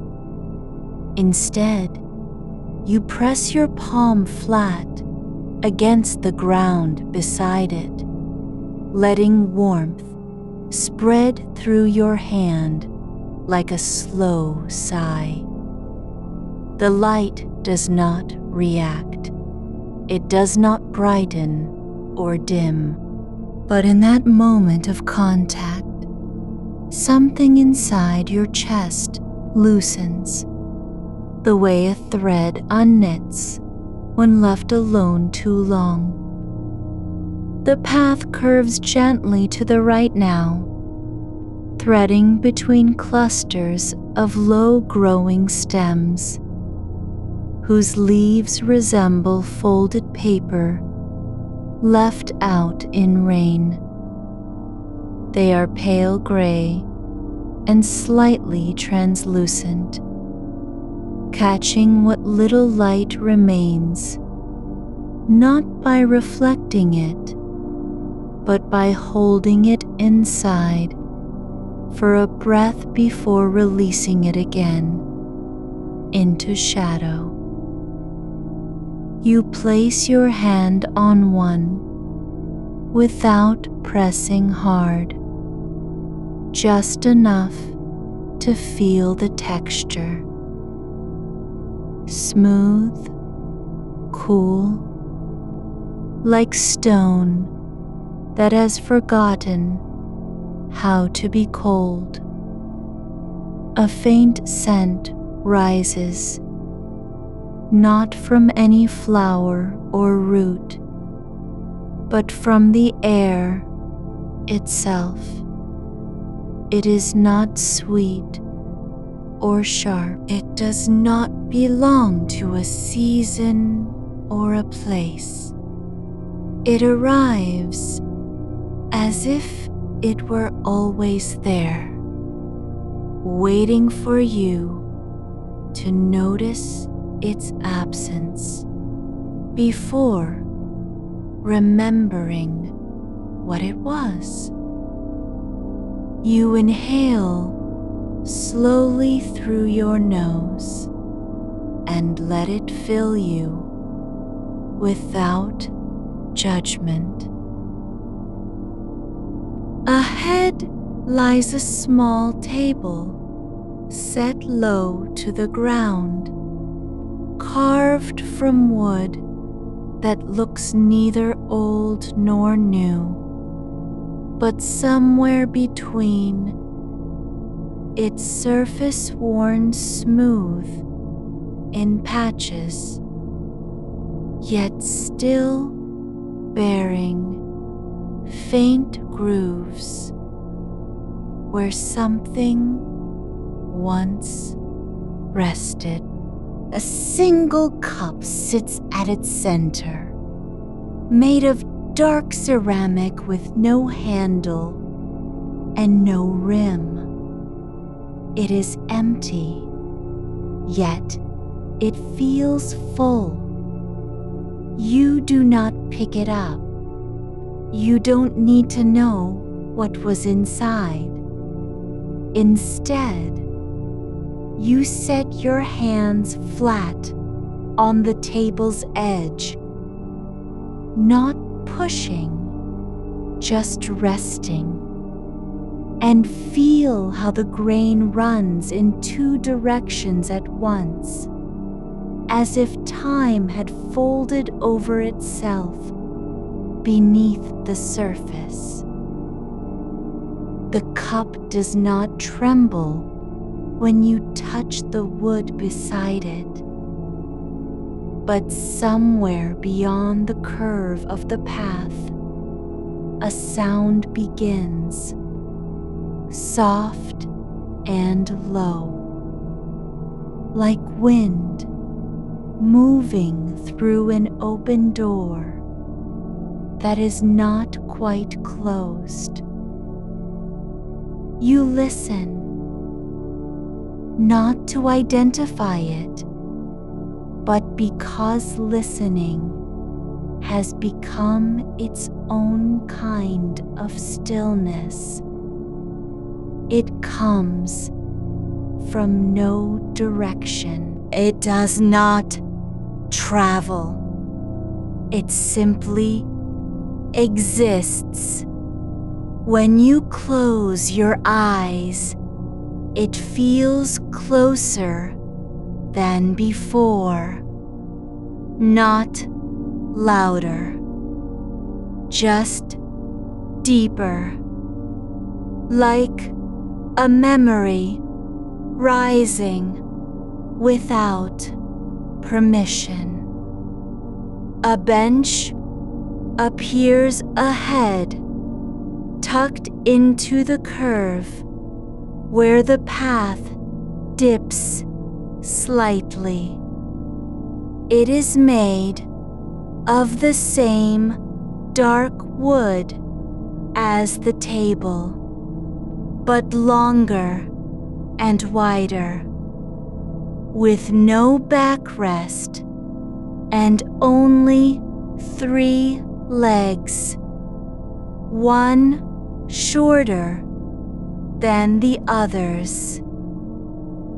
The uneven leg does not cause it to wobble. Instead, it settles at an angle that feels intentional, like a body leaning forward in sleep. You sit slowly on its edge, letting your weight settle into the wood without hurry. You do not lean back. There is no need to recline. Your spine finds its own alignment, neither rigid nor slumped, but simply present. The bench gives slightly beneath you, then holds steady as if it has been waiting for this exact moment. The air shifts again, not with movement, but with temperature. It cools at your feet and warms near your shoulders, not because of any source, but because the space around you is adjusting to what it means to hold a body that does not want to leave. You turn your head slightly toward the bench's side, just enough so that one shoulder rests against its frame. The wood presses gently into your skin, warm from where you've been sitting. You do not move away. There is no reason to. A cloth lies folded beside the bench, a long rectangle of soft fabric, pale and worn at the edges, as if it had once covered something important, but has since forgotten what it was for. It is tucked neatly into itself, tucked so tightly that only a thin fold at one end remains visible. You do not unfold it. Instead, you run your fingers along its outer edge, not to open it, but to feel how the threads have frayed over time, not from use, but from sitting still too long in quiet corners. The cloth is dry and soft, like skin after a bath. It does not smell of dust or age. It smells only of air that has been held without change. You place your hand flat on top of it, just to let the weight be known and feel how it settles beneath you, as though acknowledging presence, not gratitude, not recognition, just acknowledgement.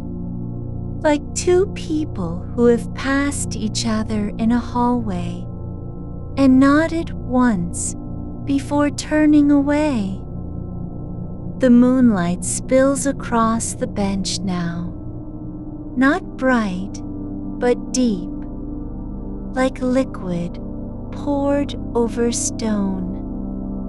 It does not cast shadows, it absorbs them. The path ahead becomes softer to see, not because it is dimmer, but because everything begins to blend into one another. The moss, the wood, the air, your breath. You close your eyes, not to sleep, but because you no longer need to see where the next step will be. You trust that the ground beneath you has already decided what comes next. The bench remains warm. The cloth stays still.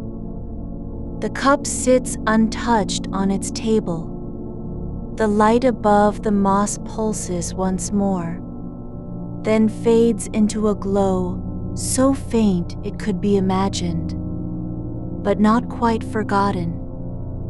You remain where you are, neither awake nor asleep, but somewhere in between, like someone who has stopped pretending to go anywhere at all. There is no urgency now, no need to reach forward or look back. You do not think about how long this has been going on. You do not wonder if it will end. The air thickens again, but gently, without resistance. It does not press down. It simply fills the space around you with its weightlessness.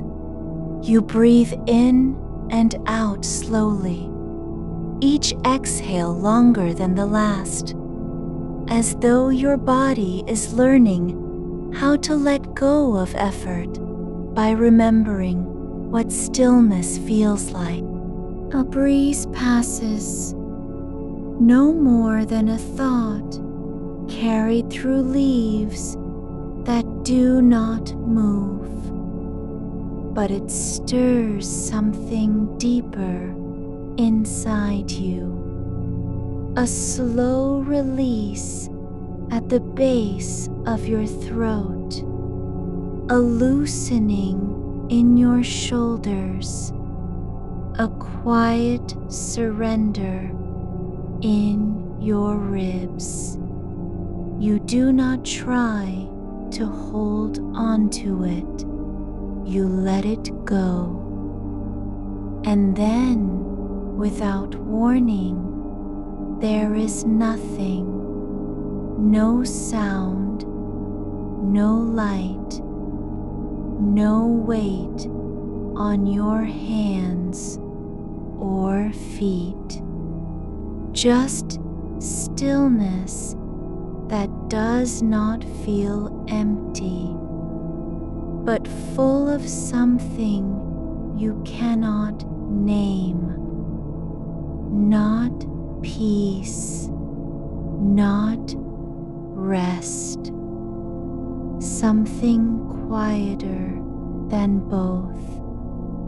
A moment where motion and thought have paused together, like two birds resting side by side in the same branch. You are still seated where you left off, no longer on the bench, yet no further from it than a breath held too long between two moments.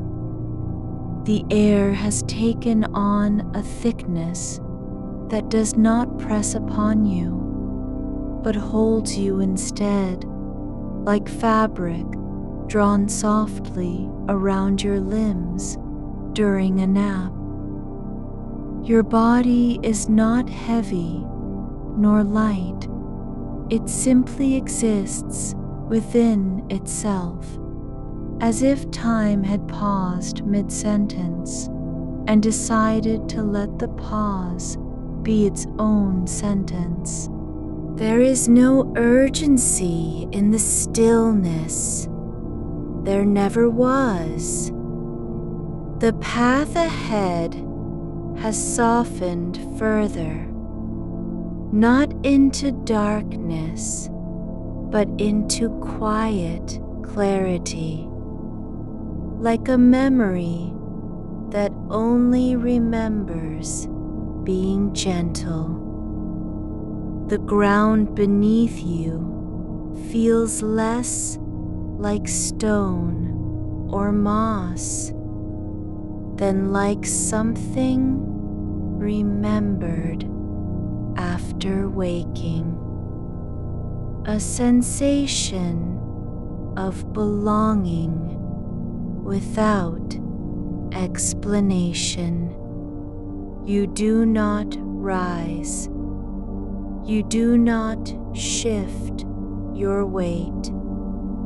Instead, you notice how the moonlight has begun to pool around your feet, not in puddles, but as small pools that gather slowly between the cracks, filling them with liquid silver that does not ripple when touched. A shape moves at the edge of what you might call vision, neither a figure nor a shadow, but something like a pause between two thoughts. It is the garden keeper again, though you do not know their form, only that they are near, moving in a rhythm slower than breath. They carry no lantern, no tool, nothing visible to mark them as other. Yet, when they pass by, the air shifts just enough for your skin to feel it, like warmth from a window left open too long during winter. They do not speak, nor does anything else need speaking. You are aware now of a small stone placed just beyond reach, a round pebble worn smooth by time and water, its surface pale gray, with veins of white that look like old handwriting in reverse. It lies half buried where the moss meets the path's edge, as if it had been set down intentionally but forgotten.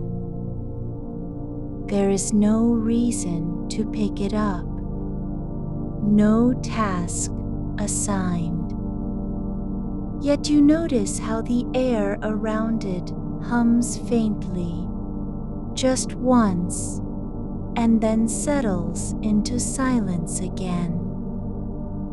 You let your fingers drift forward, not toward the stone, but just above it, in a slow arc that does not touch anything. The space between your hand and the ground feels alive, not with electricity or fear, but with presence, as if something were listening to the way you move through air without meaning to. You do nothing. You wait. The keeper returns, this time closer, their path veering slightly toward where you sit, though they never step onto the same patch of moss you occupy. They bend down, not to pick up the stone, but to place something beside it, a single petal, not from any flower you recognize, but one that seems made of light and stillness combined. It lies flat on the ground like an offering without purpose, or perhaps one that only means itself.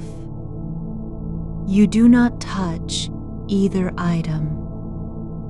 Instead, your eyes follow the way the moonlight spills across the surface of a low wall just beyond the path. Its stones worn smooth from centuries of quiet contact with wind and root and dew. The light does not reflect off them. It seeps into their cracks like ink into paper. There is no shadow cast by the wall, only an absence that feels warm.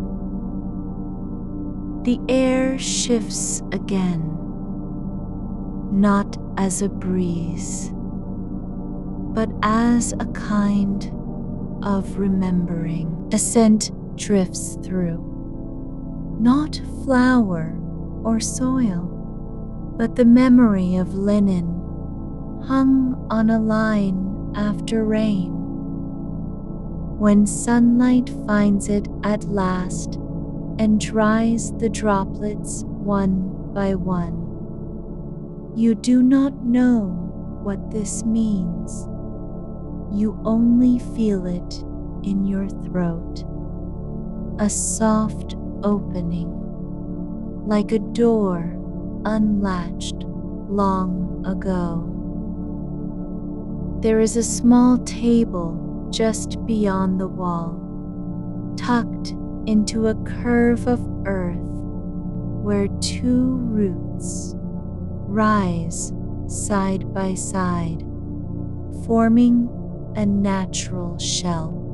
It is low and wide, made of wood that has turned pale with age, its surface scarred not by use, but by time. Each groove an echo of something passed through it without leaving a trace. A cup sits at one end, a simple wooden cup, carved from a single piece, its rim slightly worn where lips have rested, not often, but always gently. You do not reach for the cup. Instead, you lean forward slowly, just enough to see what lies beneath the table's edge. Something folded like a letter never sent. not paper nor cloth.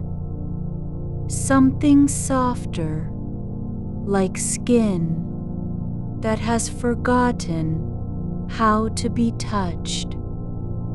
It is pale gray and thin, its surface catching light in ways nothing else does. You do not unfold it. You only notice how it pulses once, very faintly, as if breathing in sync with your own breath. The keeper glides past again, this time turning slightly toward you, though never meeting your eyes. They make no gesture, no movement meant to be seen. Yet when they pass, the air between them and you feels lighter, not less dense, but more porous, as if it were possible now to drift through without effort. You let that feeling settle into your arms, into your wrists, into the hollows behind your knees. The moonlight has begun to blur at its edges, less like a beam and more like a color seeping into space. It does not shine. It simply is, as if light had grown tired of being bright and decided to be quiet instead. The garden around you no longer feels separate from you. There is no boundary between where your body ends and the moss begins. You close your eyes again, not because you are tired, but because there is nothing left to see that needs seeing.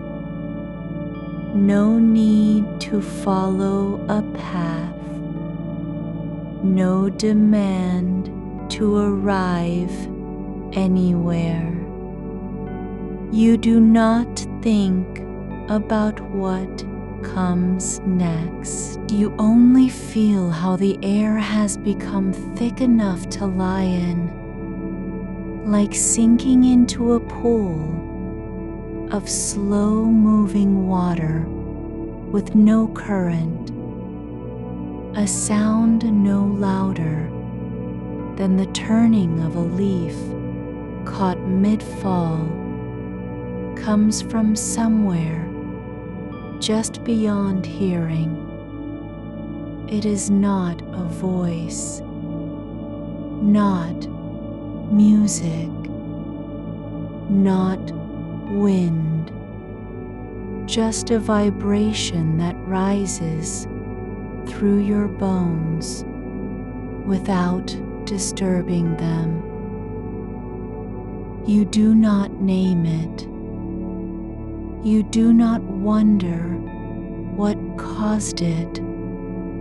It fades into silence as gently as it began. Now, you notice the ground beneath you has changed, not in texture or color, but in how it holds you. It is not giving support, it is receiving, as if your body were no longer resting on earth, but being held by a deep quiet that has waited for this moment all along. You do not resist. You allow yourself to be cradled without effort. There is a faint scent like wet stone after rain and something older than memory. Not unpleasant, not sweet, just true. The table beside you seems less like wood now, more like a surface that has grown tired of being used and decided instead to simply remain. The cup sits where it always was, not waiting for use, not abandoned, but present in its own right, as if it had no purpose beyond existence. You do not wonder how long you've been here. You only feel the soft pull between awareness and release. How one can exist without needing the other. A new shape forms at the edge of your vision. A cluster of low plants growing along the base of the wall. Their leaves pale as milk. Each one shaped like a hand that has forgotten how to close. They do not move when the air shifts, yet you feel them, each stem, each curve, as if they were part of your own breath. You stretch your fingers slowly, not to touch anything, but simply to let your hands open into the space between two states, awake and not yet asleep.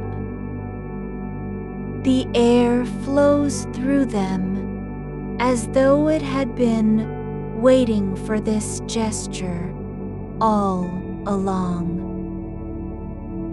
The keeper appears once more, this time standing still, a shape without detail or edge, like smoke held in place by gravity. They do not look at you. They do not turn their face. But when they step forward, the ground beneath them does not crackle with sound. It only releases a soft sigh, the kind that comes after someone has stopped trying to say something. You feel it, not in your ears, but deeper, in the hollow behind your sternum, where silence settles like dust on a shelf long unused.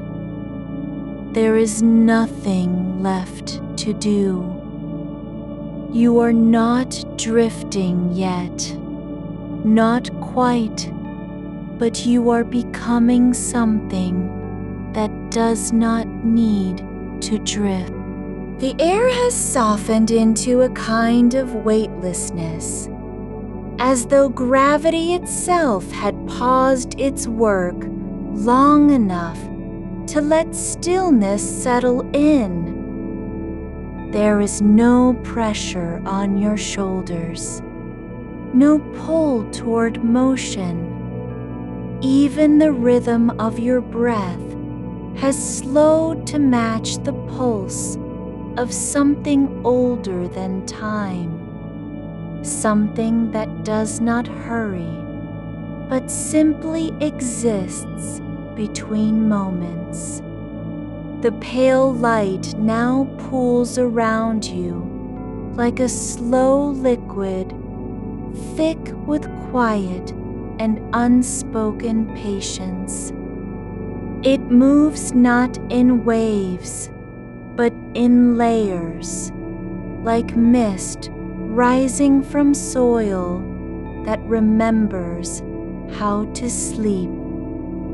A path begins beneath your feet, not drawn or marked, but known by the way your body shifts into it without thought. You follow because there is no alternative, only a gentle leaning inward, as if your limbs have grown tired of choosing and simply decided to obey what has always been true.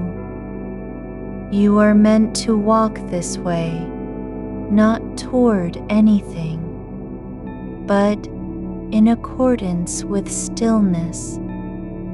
The first thing you notice is the moss along the edge. Thinner here, almost translucent under the moonlight, like a layer of forgotten skin left behind by some long-gone creature. It does not feel cold or damp. It feels like memory itself, soft, unimportant, and deeply present. You let your foot sink into it, not to step on it, but to acknowledge its quiet claim to place. There is no need to avoid it, no command to tread lightly. The moss accepts you exactly as you are.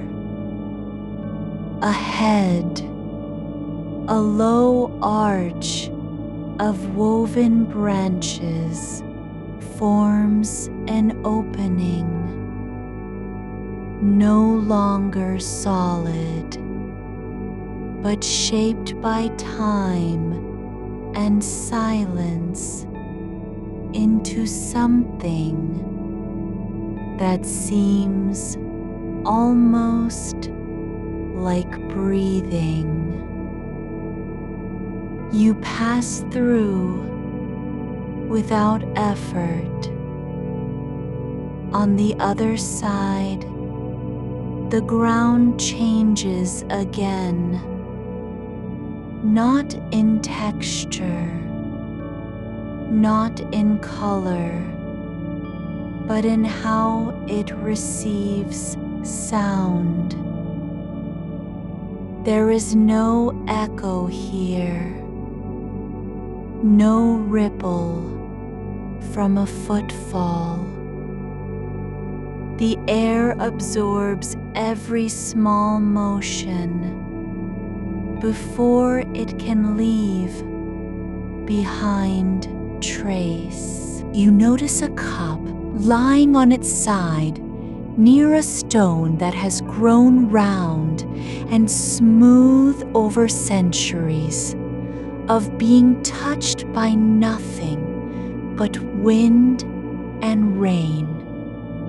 It is made of a material you cannot name, neither clay nor metal, neither glass nor wood, but it holds the shape of a hand's hollow, as if someone once held it in their palm for longer than was necessary. You do not pick it up. You let your fingers hover above its rim, feeling the way the air trembles just before settling back into itself. It is not empty, not truly. Yet it contains nothing you could measure.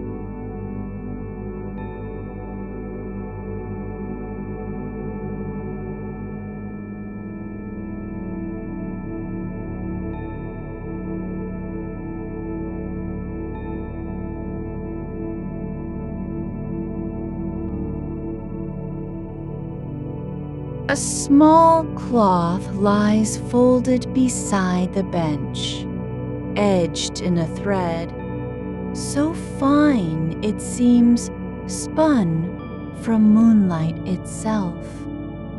It does not flutter in the air. It does not drift with thought or wind. It simply sits, like something that has waited for someone to notice it without needing to be noticed at all. You do not unfold it. You let your hand rest beside it, palm down on the ground, feeling how even stillness can be active. The space around you is no longer defined by sight.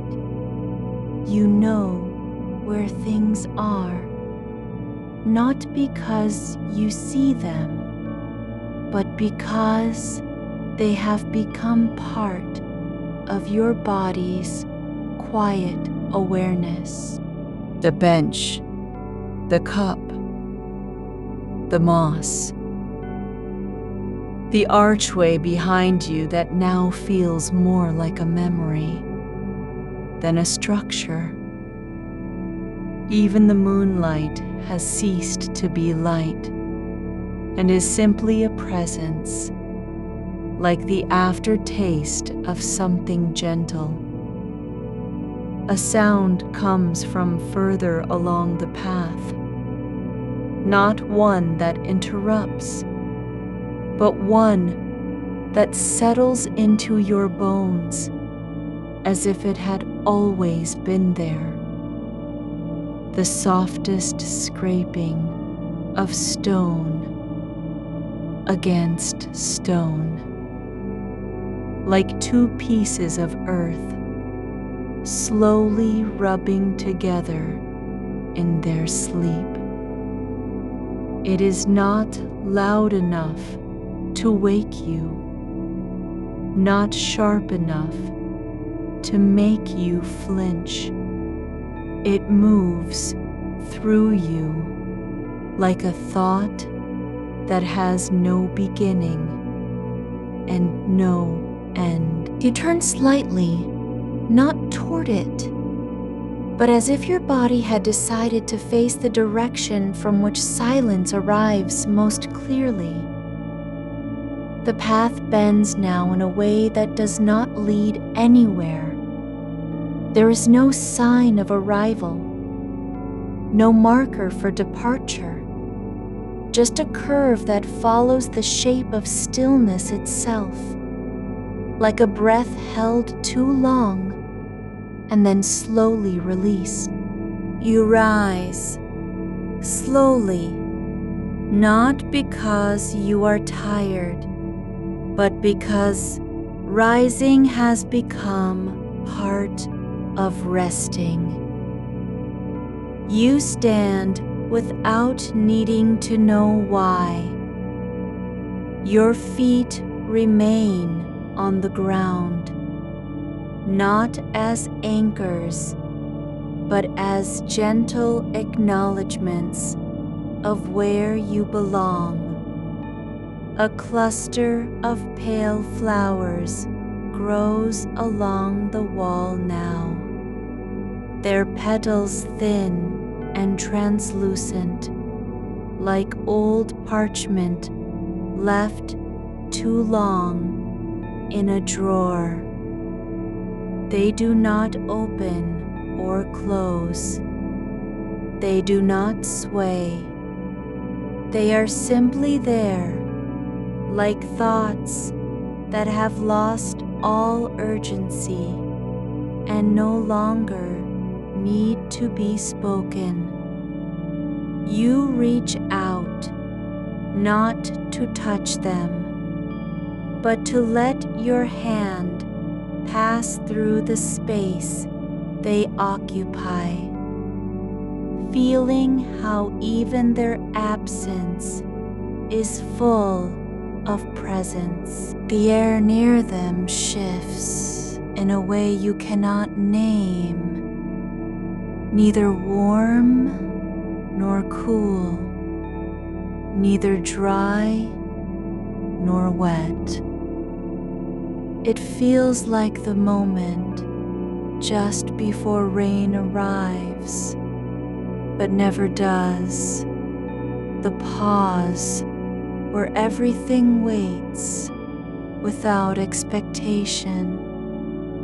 You do not wonder if it will rain. You only feel that something has paused to listen. There is no need to keep walking, no reason to stop. The path continues in soft increments, each step taken as if by accident, each shift of weight a quiet agreement between your body and the ground beneath you. You are not going anywhere, but you are moving through what must be moved through. The space between waking and letting go. A low stone sits near the base of the wall, half buried in soil that has grown up around it like hair, long forgotten.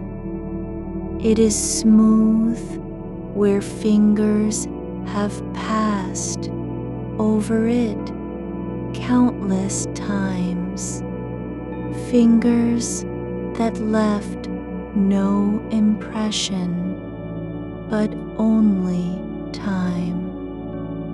You do not touch it. You let your eyes rest on its edge as if it were a word you once knew but forgot the meaning of. You notice how even shadows here are softer than they should be, lacking depth, lacking hunger. They do not stretch or reach. They simply exist in quiet company with light, like two people who have known each other too long to speak.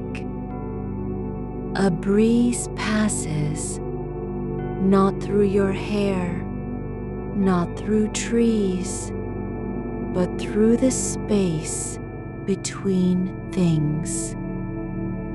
A breath that moves without touching anything, yet leaves behind the faintest sensation of movement, as if something had passed and left its memory on stillness itself.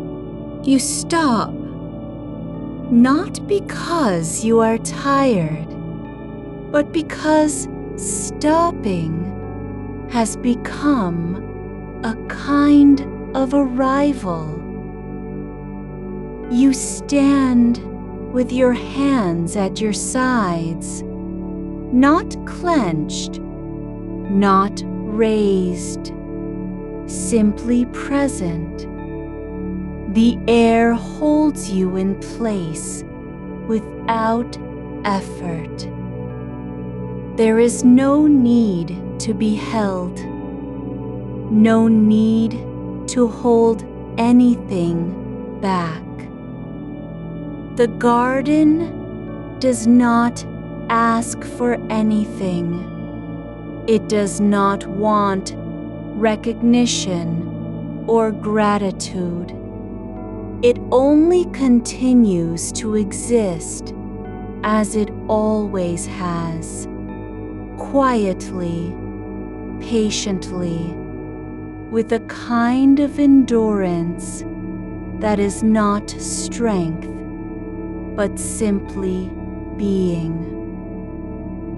You do not think about time. You do not measure the length of night by how many stars have passed overhead. The moon is no longer bright. It is just there, like a thought that has stopped needing to be finished. Your breath slows again, not because you are trying to slow it, but because your body has found a rhythm that does not need words. It moves in and out without effort, like water passing through a stone channel that was never meant for flow, but simply accepted it anyway. There is a small shape near the ground, a folded thing made of woven fibers, something that once held liquid, but now holds only shadow. You do not pick it up. You let your foot rest beside it, just as you would let your hand lie on a surface that has known kindness without being asked for anything in return. You are not required to know what comes next. The path is not measured by distance or direction. only by the quiet unfolding of attention. Your foot remains where it rests, not pressed down, not lifted, just resting against a shape that has learned how to be still. It does not ask for your care. It accepts your presence as naturally as moss accepts stone, without demand or change. A small curve in the earth draws near, a hollow worn into the ground by time and quiet footsteps. The soil here is darker than elsewhere, not with shadow, but with memory, a softness that remembers every weight it has held. You do not kneel. You let your gaze drift across its surface, as if reading lines of light written beneath the skin of night. There is no reason to trace them, no need to name what they might mean. The air shifts again, not in wind, but in depth, as though something deep below had exhaled and sent a ripple through stillness that traveled upward without sound. It does not disturb anything. It only makes space for silence to breathe deeper. You notice now how the leaves above do not tremble, even when nothing moves near them. They hang like suspended breath, neither falling nor rising, and yet they are alive with quiet motion, a slow turning inward, as if each one is listening to its own inside. Your hands have come to rest at your sides again. Not because you've decided to do so, but because your body has settled into the shape of release without effort. Your shoulders no longer carry the weight they once did, because there was never a need to hold them in the first place. A stone path begins where the earth softens, not carved or laid, but grown between roots and moss, shaped by time rather than hands. It is low underfoot, barely noticeable, yet it guides you forward with no instruction. You do not step on it deliberately. You walk as if your feet had already known its shape before you were born. The path turns slightly to the right, following a line that only exists in how light bends around certain curves of shadow. It leads past something like an old seat, no backrest, just a flat surface worn smooth by many rests, not from use, but from stillness. The wood is pale and grainy, its color faded into the moonlight, as though it had forgotten what green once meant. You do not sit. You let your eyes rest on it, as if looking at an object that no longer requires being touched to be known. Its absence of function feels like a kind of peace, something made not for movement, but for pause, and now allowed to simply be. A small vessel rests nearby, a bowl carved from stone with no rim or lip, just a shallow depression shaped by slow rain and stillness. It is empty, but not void. You feel how its emptiness holds space differently than other emptiness. It does not hunger for filling. It only exists as the shape of what once was held. You do not place anything in it. You let your hand hover near it, not to offer, not to take, just to be in the same air where memory lives without needing words. There is no sound, not silence exactly, but a kind of stillness that does not fear being broken. It welcomes small movements as if they were just another part of its rhythm. A leaf drifting down from nowhere.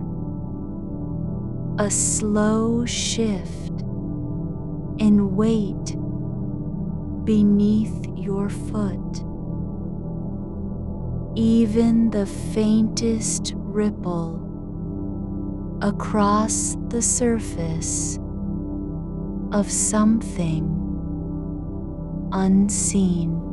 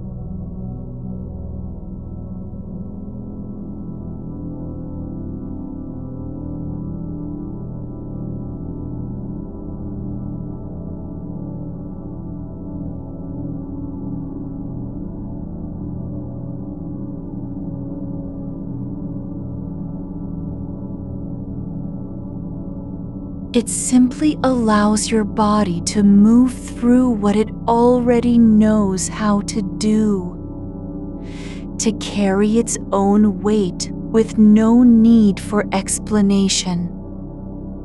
The ground gives slightly where your foot lands, just enough to remind you that you are still here, still in contact with something real, not heavy, not light, but present. A cluster of pale flowers grows along the edge of the path, not tall, not bright, just small and close together.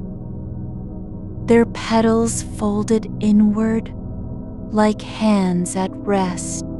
They do not open, they do not close. They simply exist as a quiet gathering. No reason to bloom, no need to be seen. You pause beside them, not to look closely, not to touch, but because your body has remembered what it means to stop near something that does nothing except be. Their scent is faint, so faint you cannot say if there is any at all. But when you breathe in, the air feels different, as though a thread of quiet had been pulled through the space between breaths and left behind only calm. A sound comes not from far off, not from above, but from beneath your feet.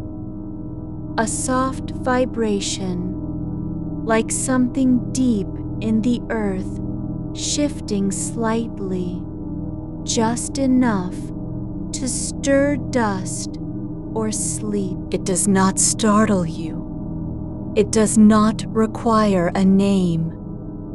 You let it pass through you as if it had been waiting all along to be felt. The path ahead splits, not sharply, but gently, like water parting without conflict. One way continues straight. The other veers slightly left, following an arc that feels more like feeling than direction. You do not choose. The moment of choice passes before you decide, because your body has already moved toward the quieter turn, as if it had known which path would hold less need to explain itself. The air here is different, not colder, not warmer, but denser in a way that makes movement feel slower, more deliberate, as though time itself had slowed its own pace just to accommodate this stretch of stillness. You notice now how the moonlight does not fall evenly across the ground. There are patches where it pools like liquid, and others where it is thin and stretched, thin as thread. It doesn't matter. There is no need for balance or pattern. The light simply exists where it lands. A small frame of wood lies half buried in moss, a rectangle with nothing inside, its edges worn smooth by fingers that have long since stopped reaching. It does not hold a picture. It never did. You do not wonder what was once there. You only feel how the shape remains as proof. Something had been seen and then left behind without regret. You step closer, not to examine it, but because your feet seem to know its place in this sequence of quiet arrivals. The moss around it is thick, soft underfoot, softer than you expected, like walking on a memory that has softened over time. It does not crumble or break. It only yields slightly and returns to shape as if nothing had passed through.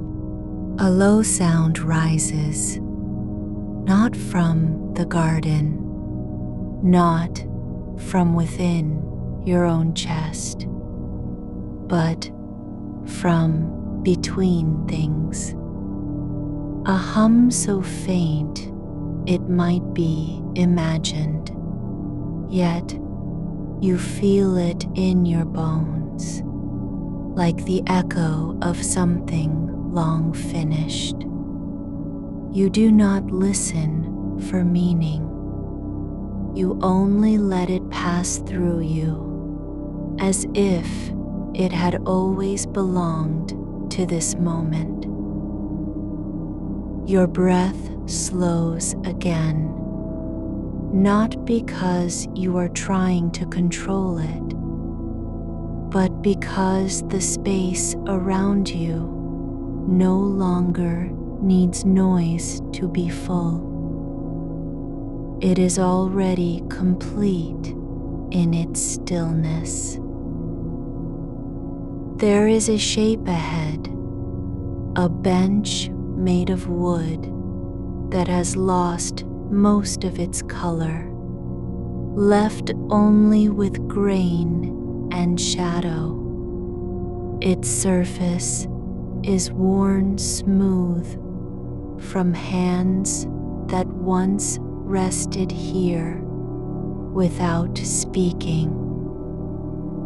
You do not sit, but your fingers drift toward it, not to touch, but to let them pass over the air just above, as if tracing the ghost of a hand that had already moved on.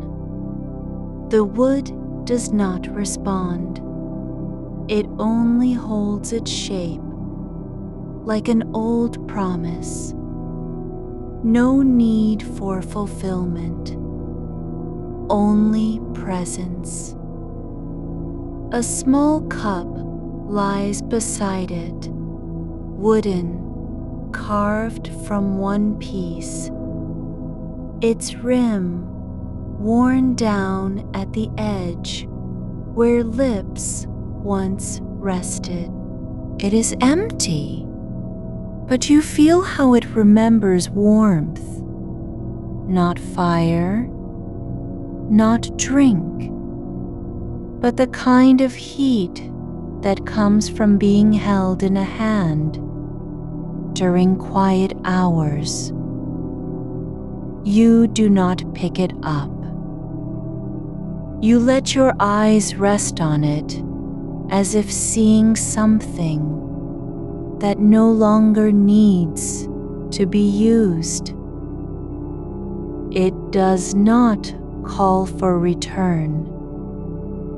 It only remains, like so many things here, as an offering without demand.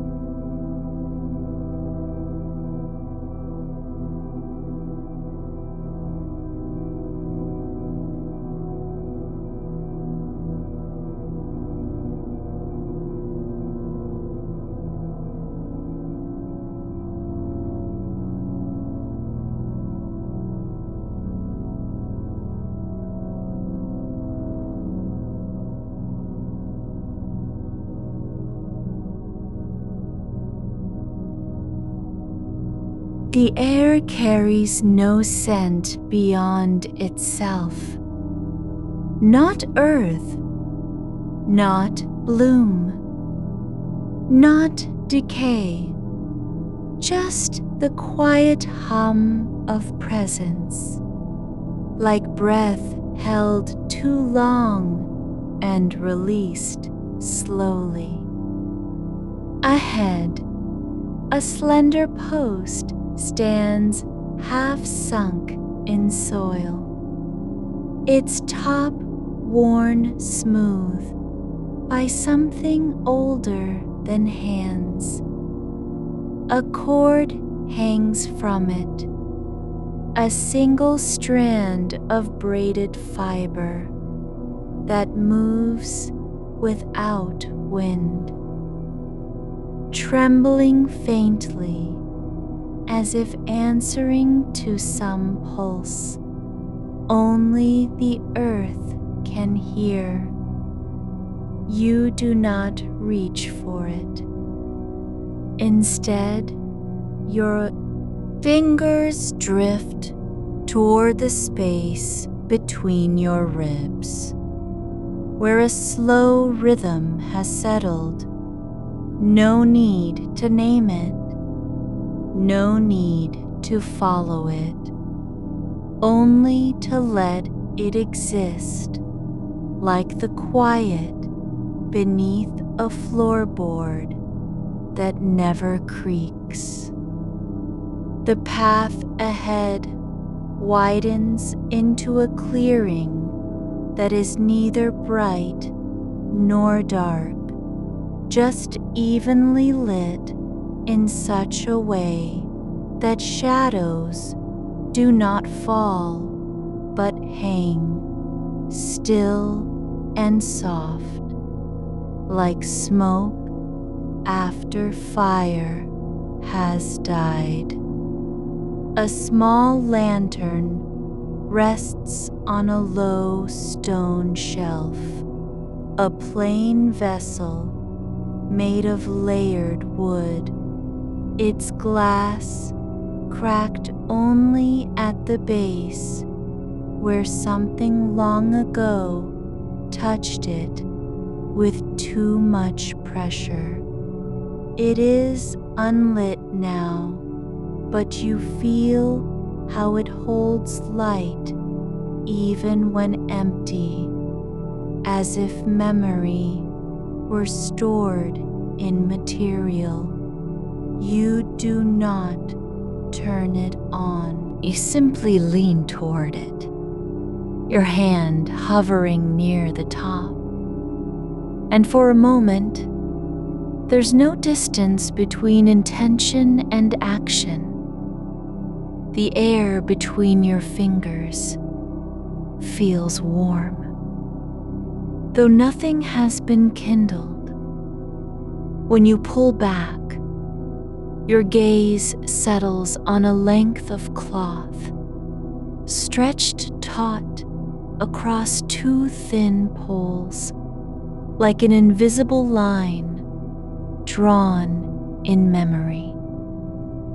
It is faded, worn at the edges, its weave uneven from years of wind and rain that never came. You do not know what it marked, only how it once held something meant to be seen. Perhaps a boundary between rest and work, or simply a moment paused mid-breath. The cloth trembles slightly now, as if stirred by a breath too faint to name. You step forward and touch the edge, not with force, but with the soft pressure of surrender. Your fingertip grazes it once, then again, as though affirming that something had been here. Even if only for an instant, it does not fall. It does not fray. It simply remains, held in place by nothing more than its own quiet persistence. A narrow channel runs beside the path, not wide enough to float a leaf, barely deeper than your footfall could disturb. Water moves through it slowly, almost imperceptibly, as if it had forgotten how to flow and was now trying to remember. You crouch down without thought, knees pressing into moss that is cool but not damp, more like the inside of an old envelope lined with silence. The surface shivers when you lean closer. Ripples spread outward in no particular direction, curling over themselves like thoughts that never quite form a sentence. There is no sound from it. The absence of water's voice feels louder than any splash could be. You let your palm rest just above the glassy skin, not touching, but allowing warmth to seep through air, as if offering something unasked. After a long while, you rise slowly, muscles loosening without effort. The bench is still there, older now in your perception, its wood darker than before, almost black at certain angles where no light touches it directly. You do not touch the surface this time. Instead, you walk around it, circling with quiet steps that leave no mark on the ground. As you pass behind a cluster of small stones lies arranged in a loose spiral, their shapes uneven, their colors muted earth tones, mixed with flecks of white like old ash or powdered bone. One is slightly larger than the others, worn smooth by time and touch. You do not move it, but your foot brushes against it as you pass, just enough to feel how it settles back into place without protest. A wooden cup rests now where the bench once held warmth, the same one that had been left beside it earlier, but shifted slightly toward the edge of the path, its lip tilted downward like a mouth, ready to speak. It is not empty anymore, though no liquid fills it, only air. Still, there is weight in the way it lies, as though something has passed through it and left behind an echo of presence. You do not pick it up.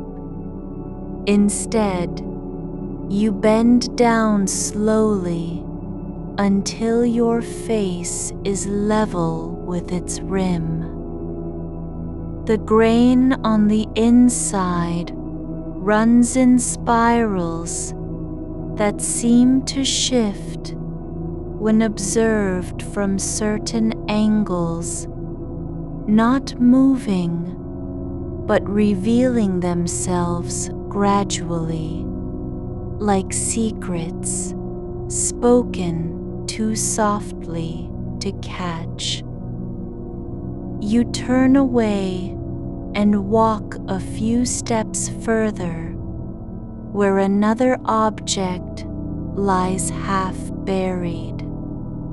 A folded cloth, thin, long, patternless, a strip of material so worn it has lost its original shape. It is not torn or frayed. Rather, it appears to have been gently forgotten, returned to the earth like something too tender for use anymore. You crouch again, not with urgency, but as if kneeling before a letter that had never been sent. Your fingers find the edge and lift it slightly, letting air pass beneath, causing the fabric to flutter once, just once, as though remembering how to breathe. You do not unfold it completely. Instead, you lay it back down, smoothing it gently with your palm, an emotion so quiet it might have been imagined. The cloth sinks into the moss as if returning home, its surface sinking just enough to show that it had never truly left. You watch it for several breaths, long enough that time ceases to matter, and then stand, turning your attention toward a cluster of pale flowers growing at the base of a low stone wall.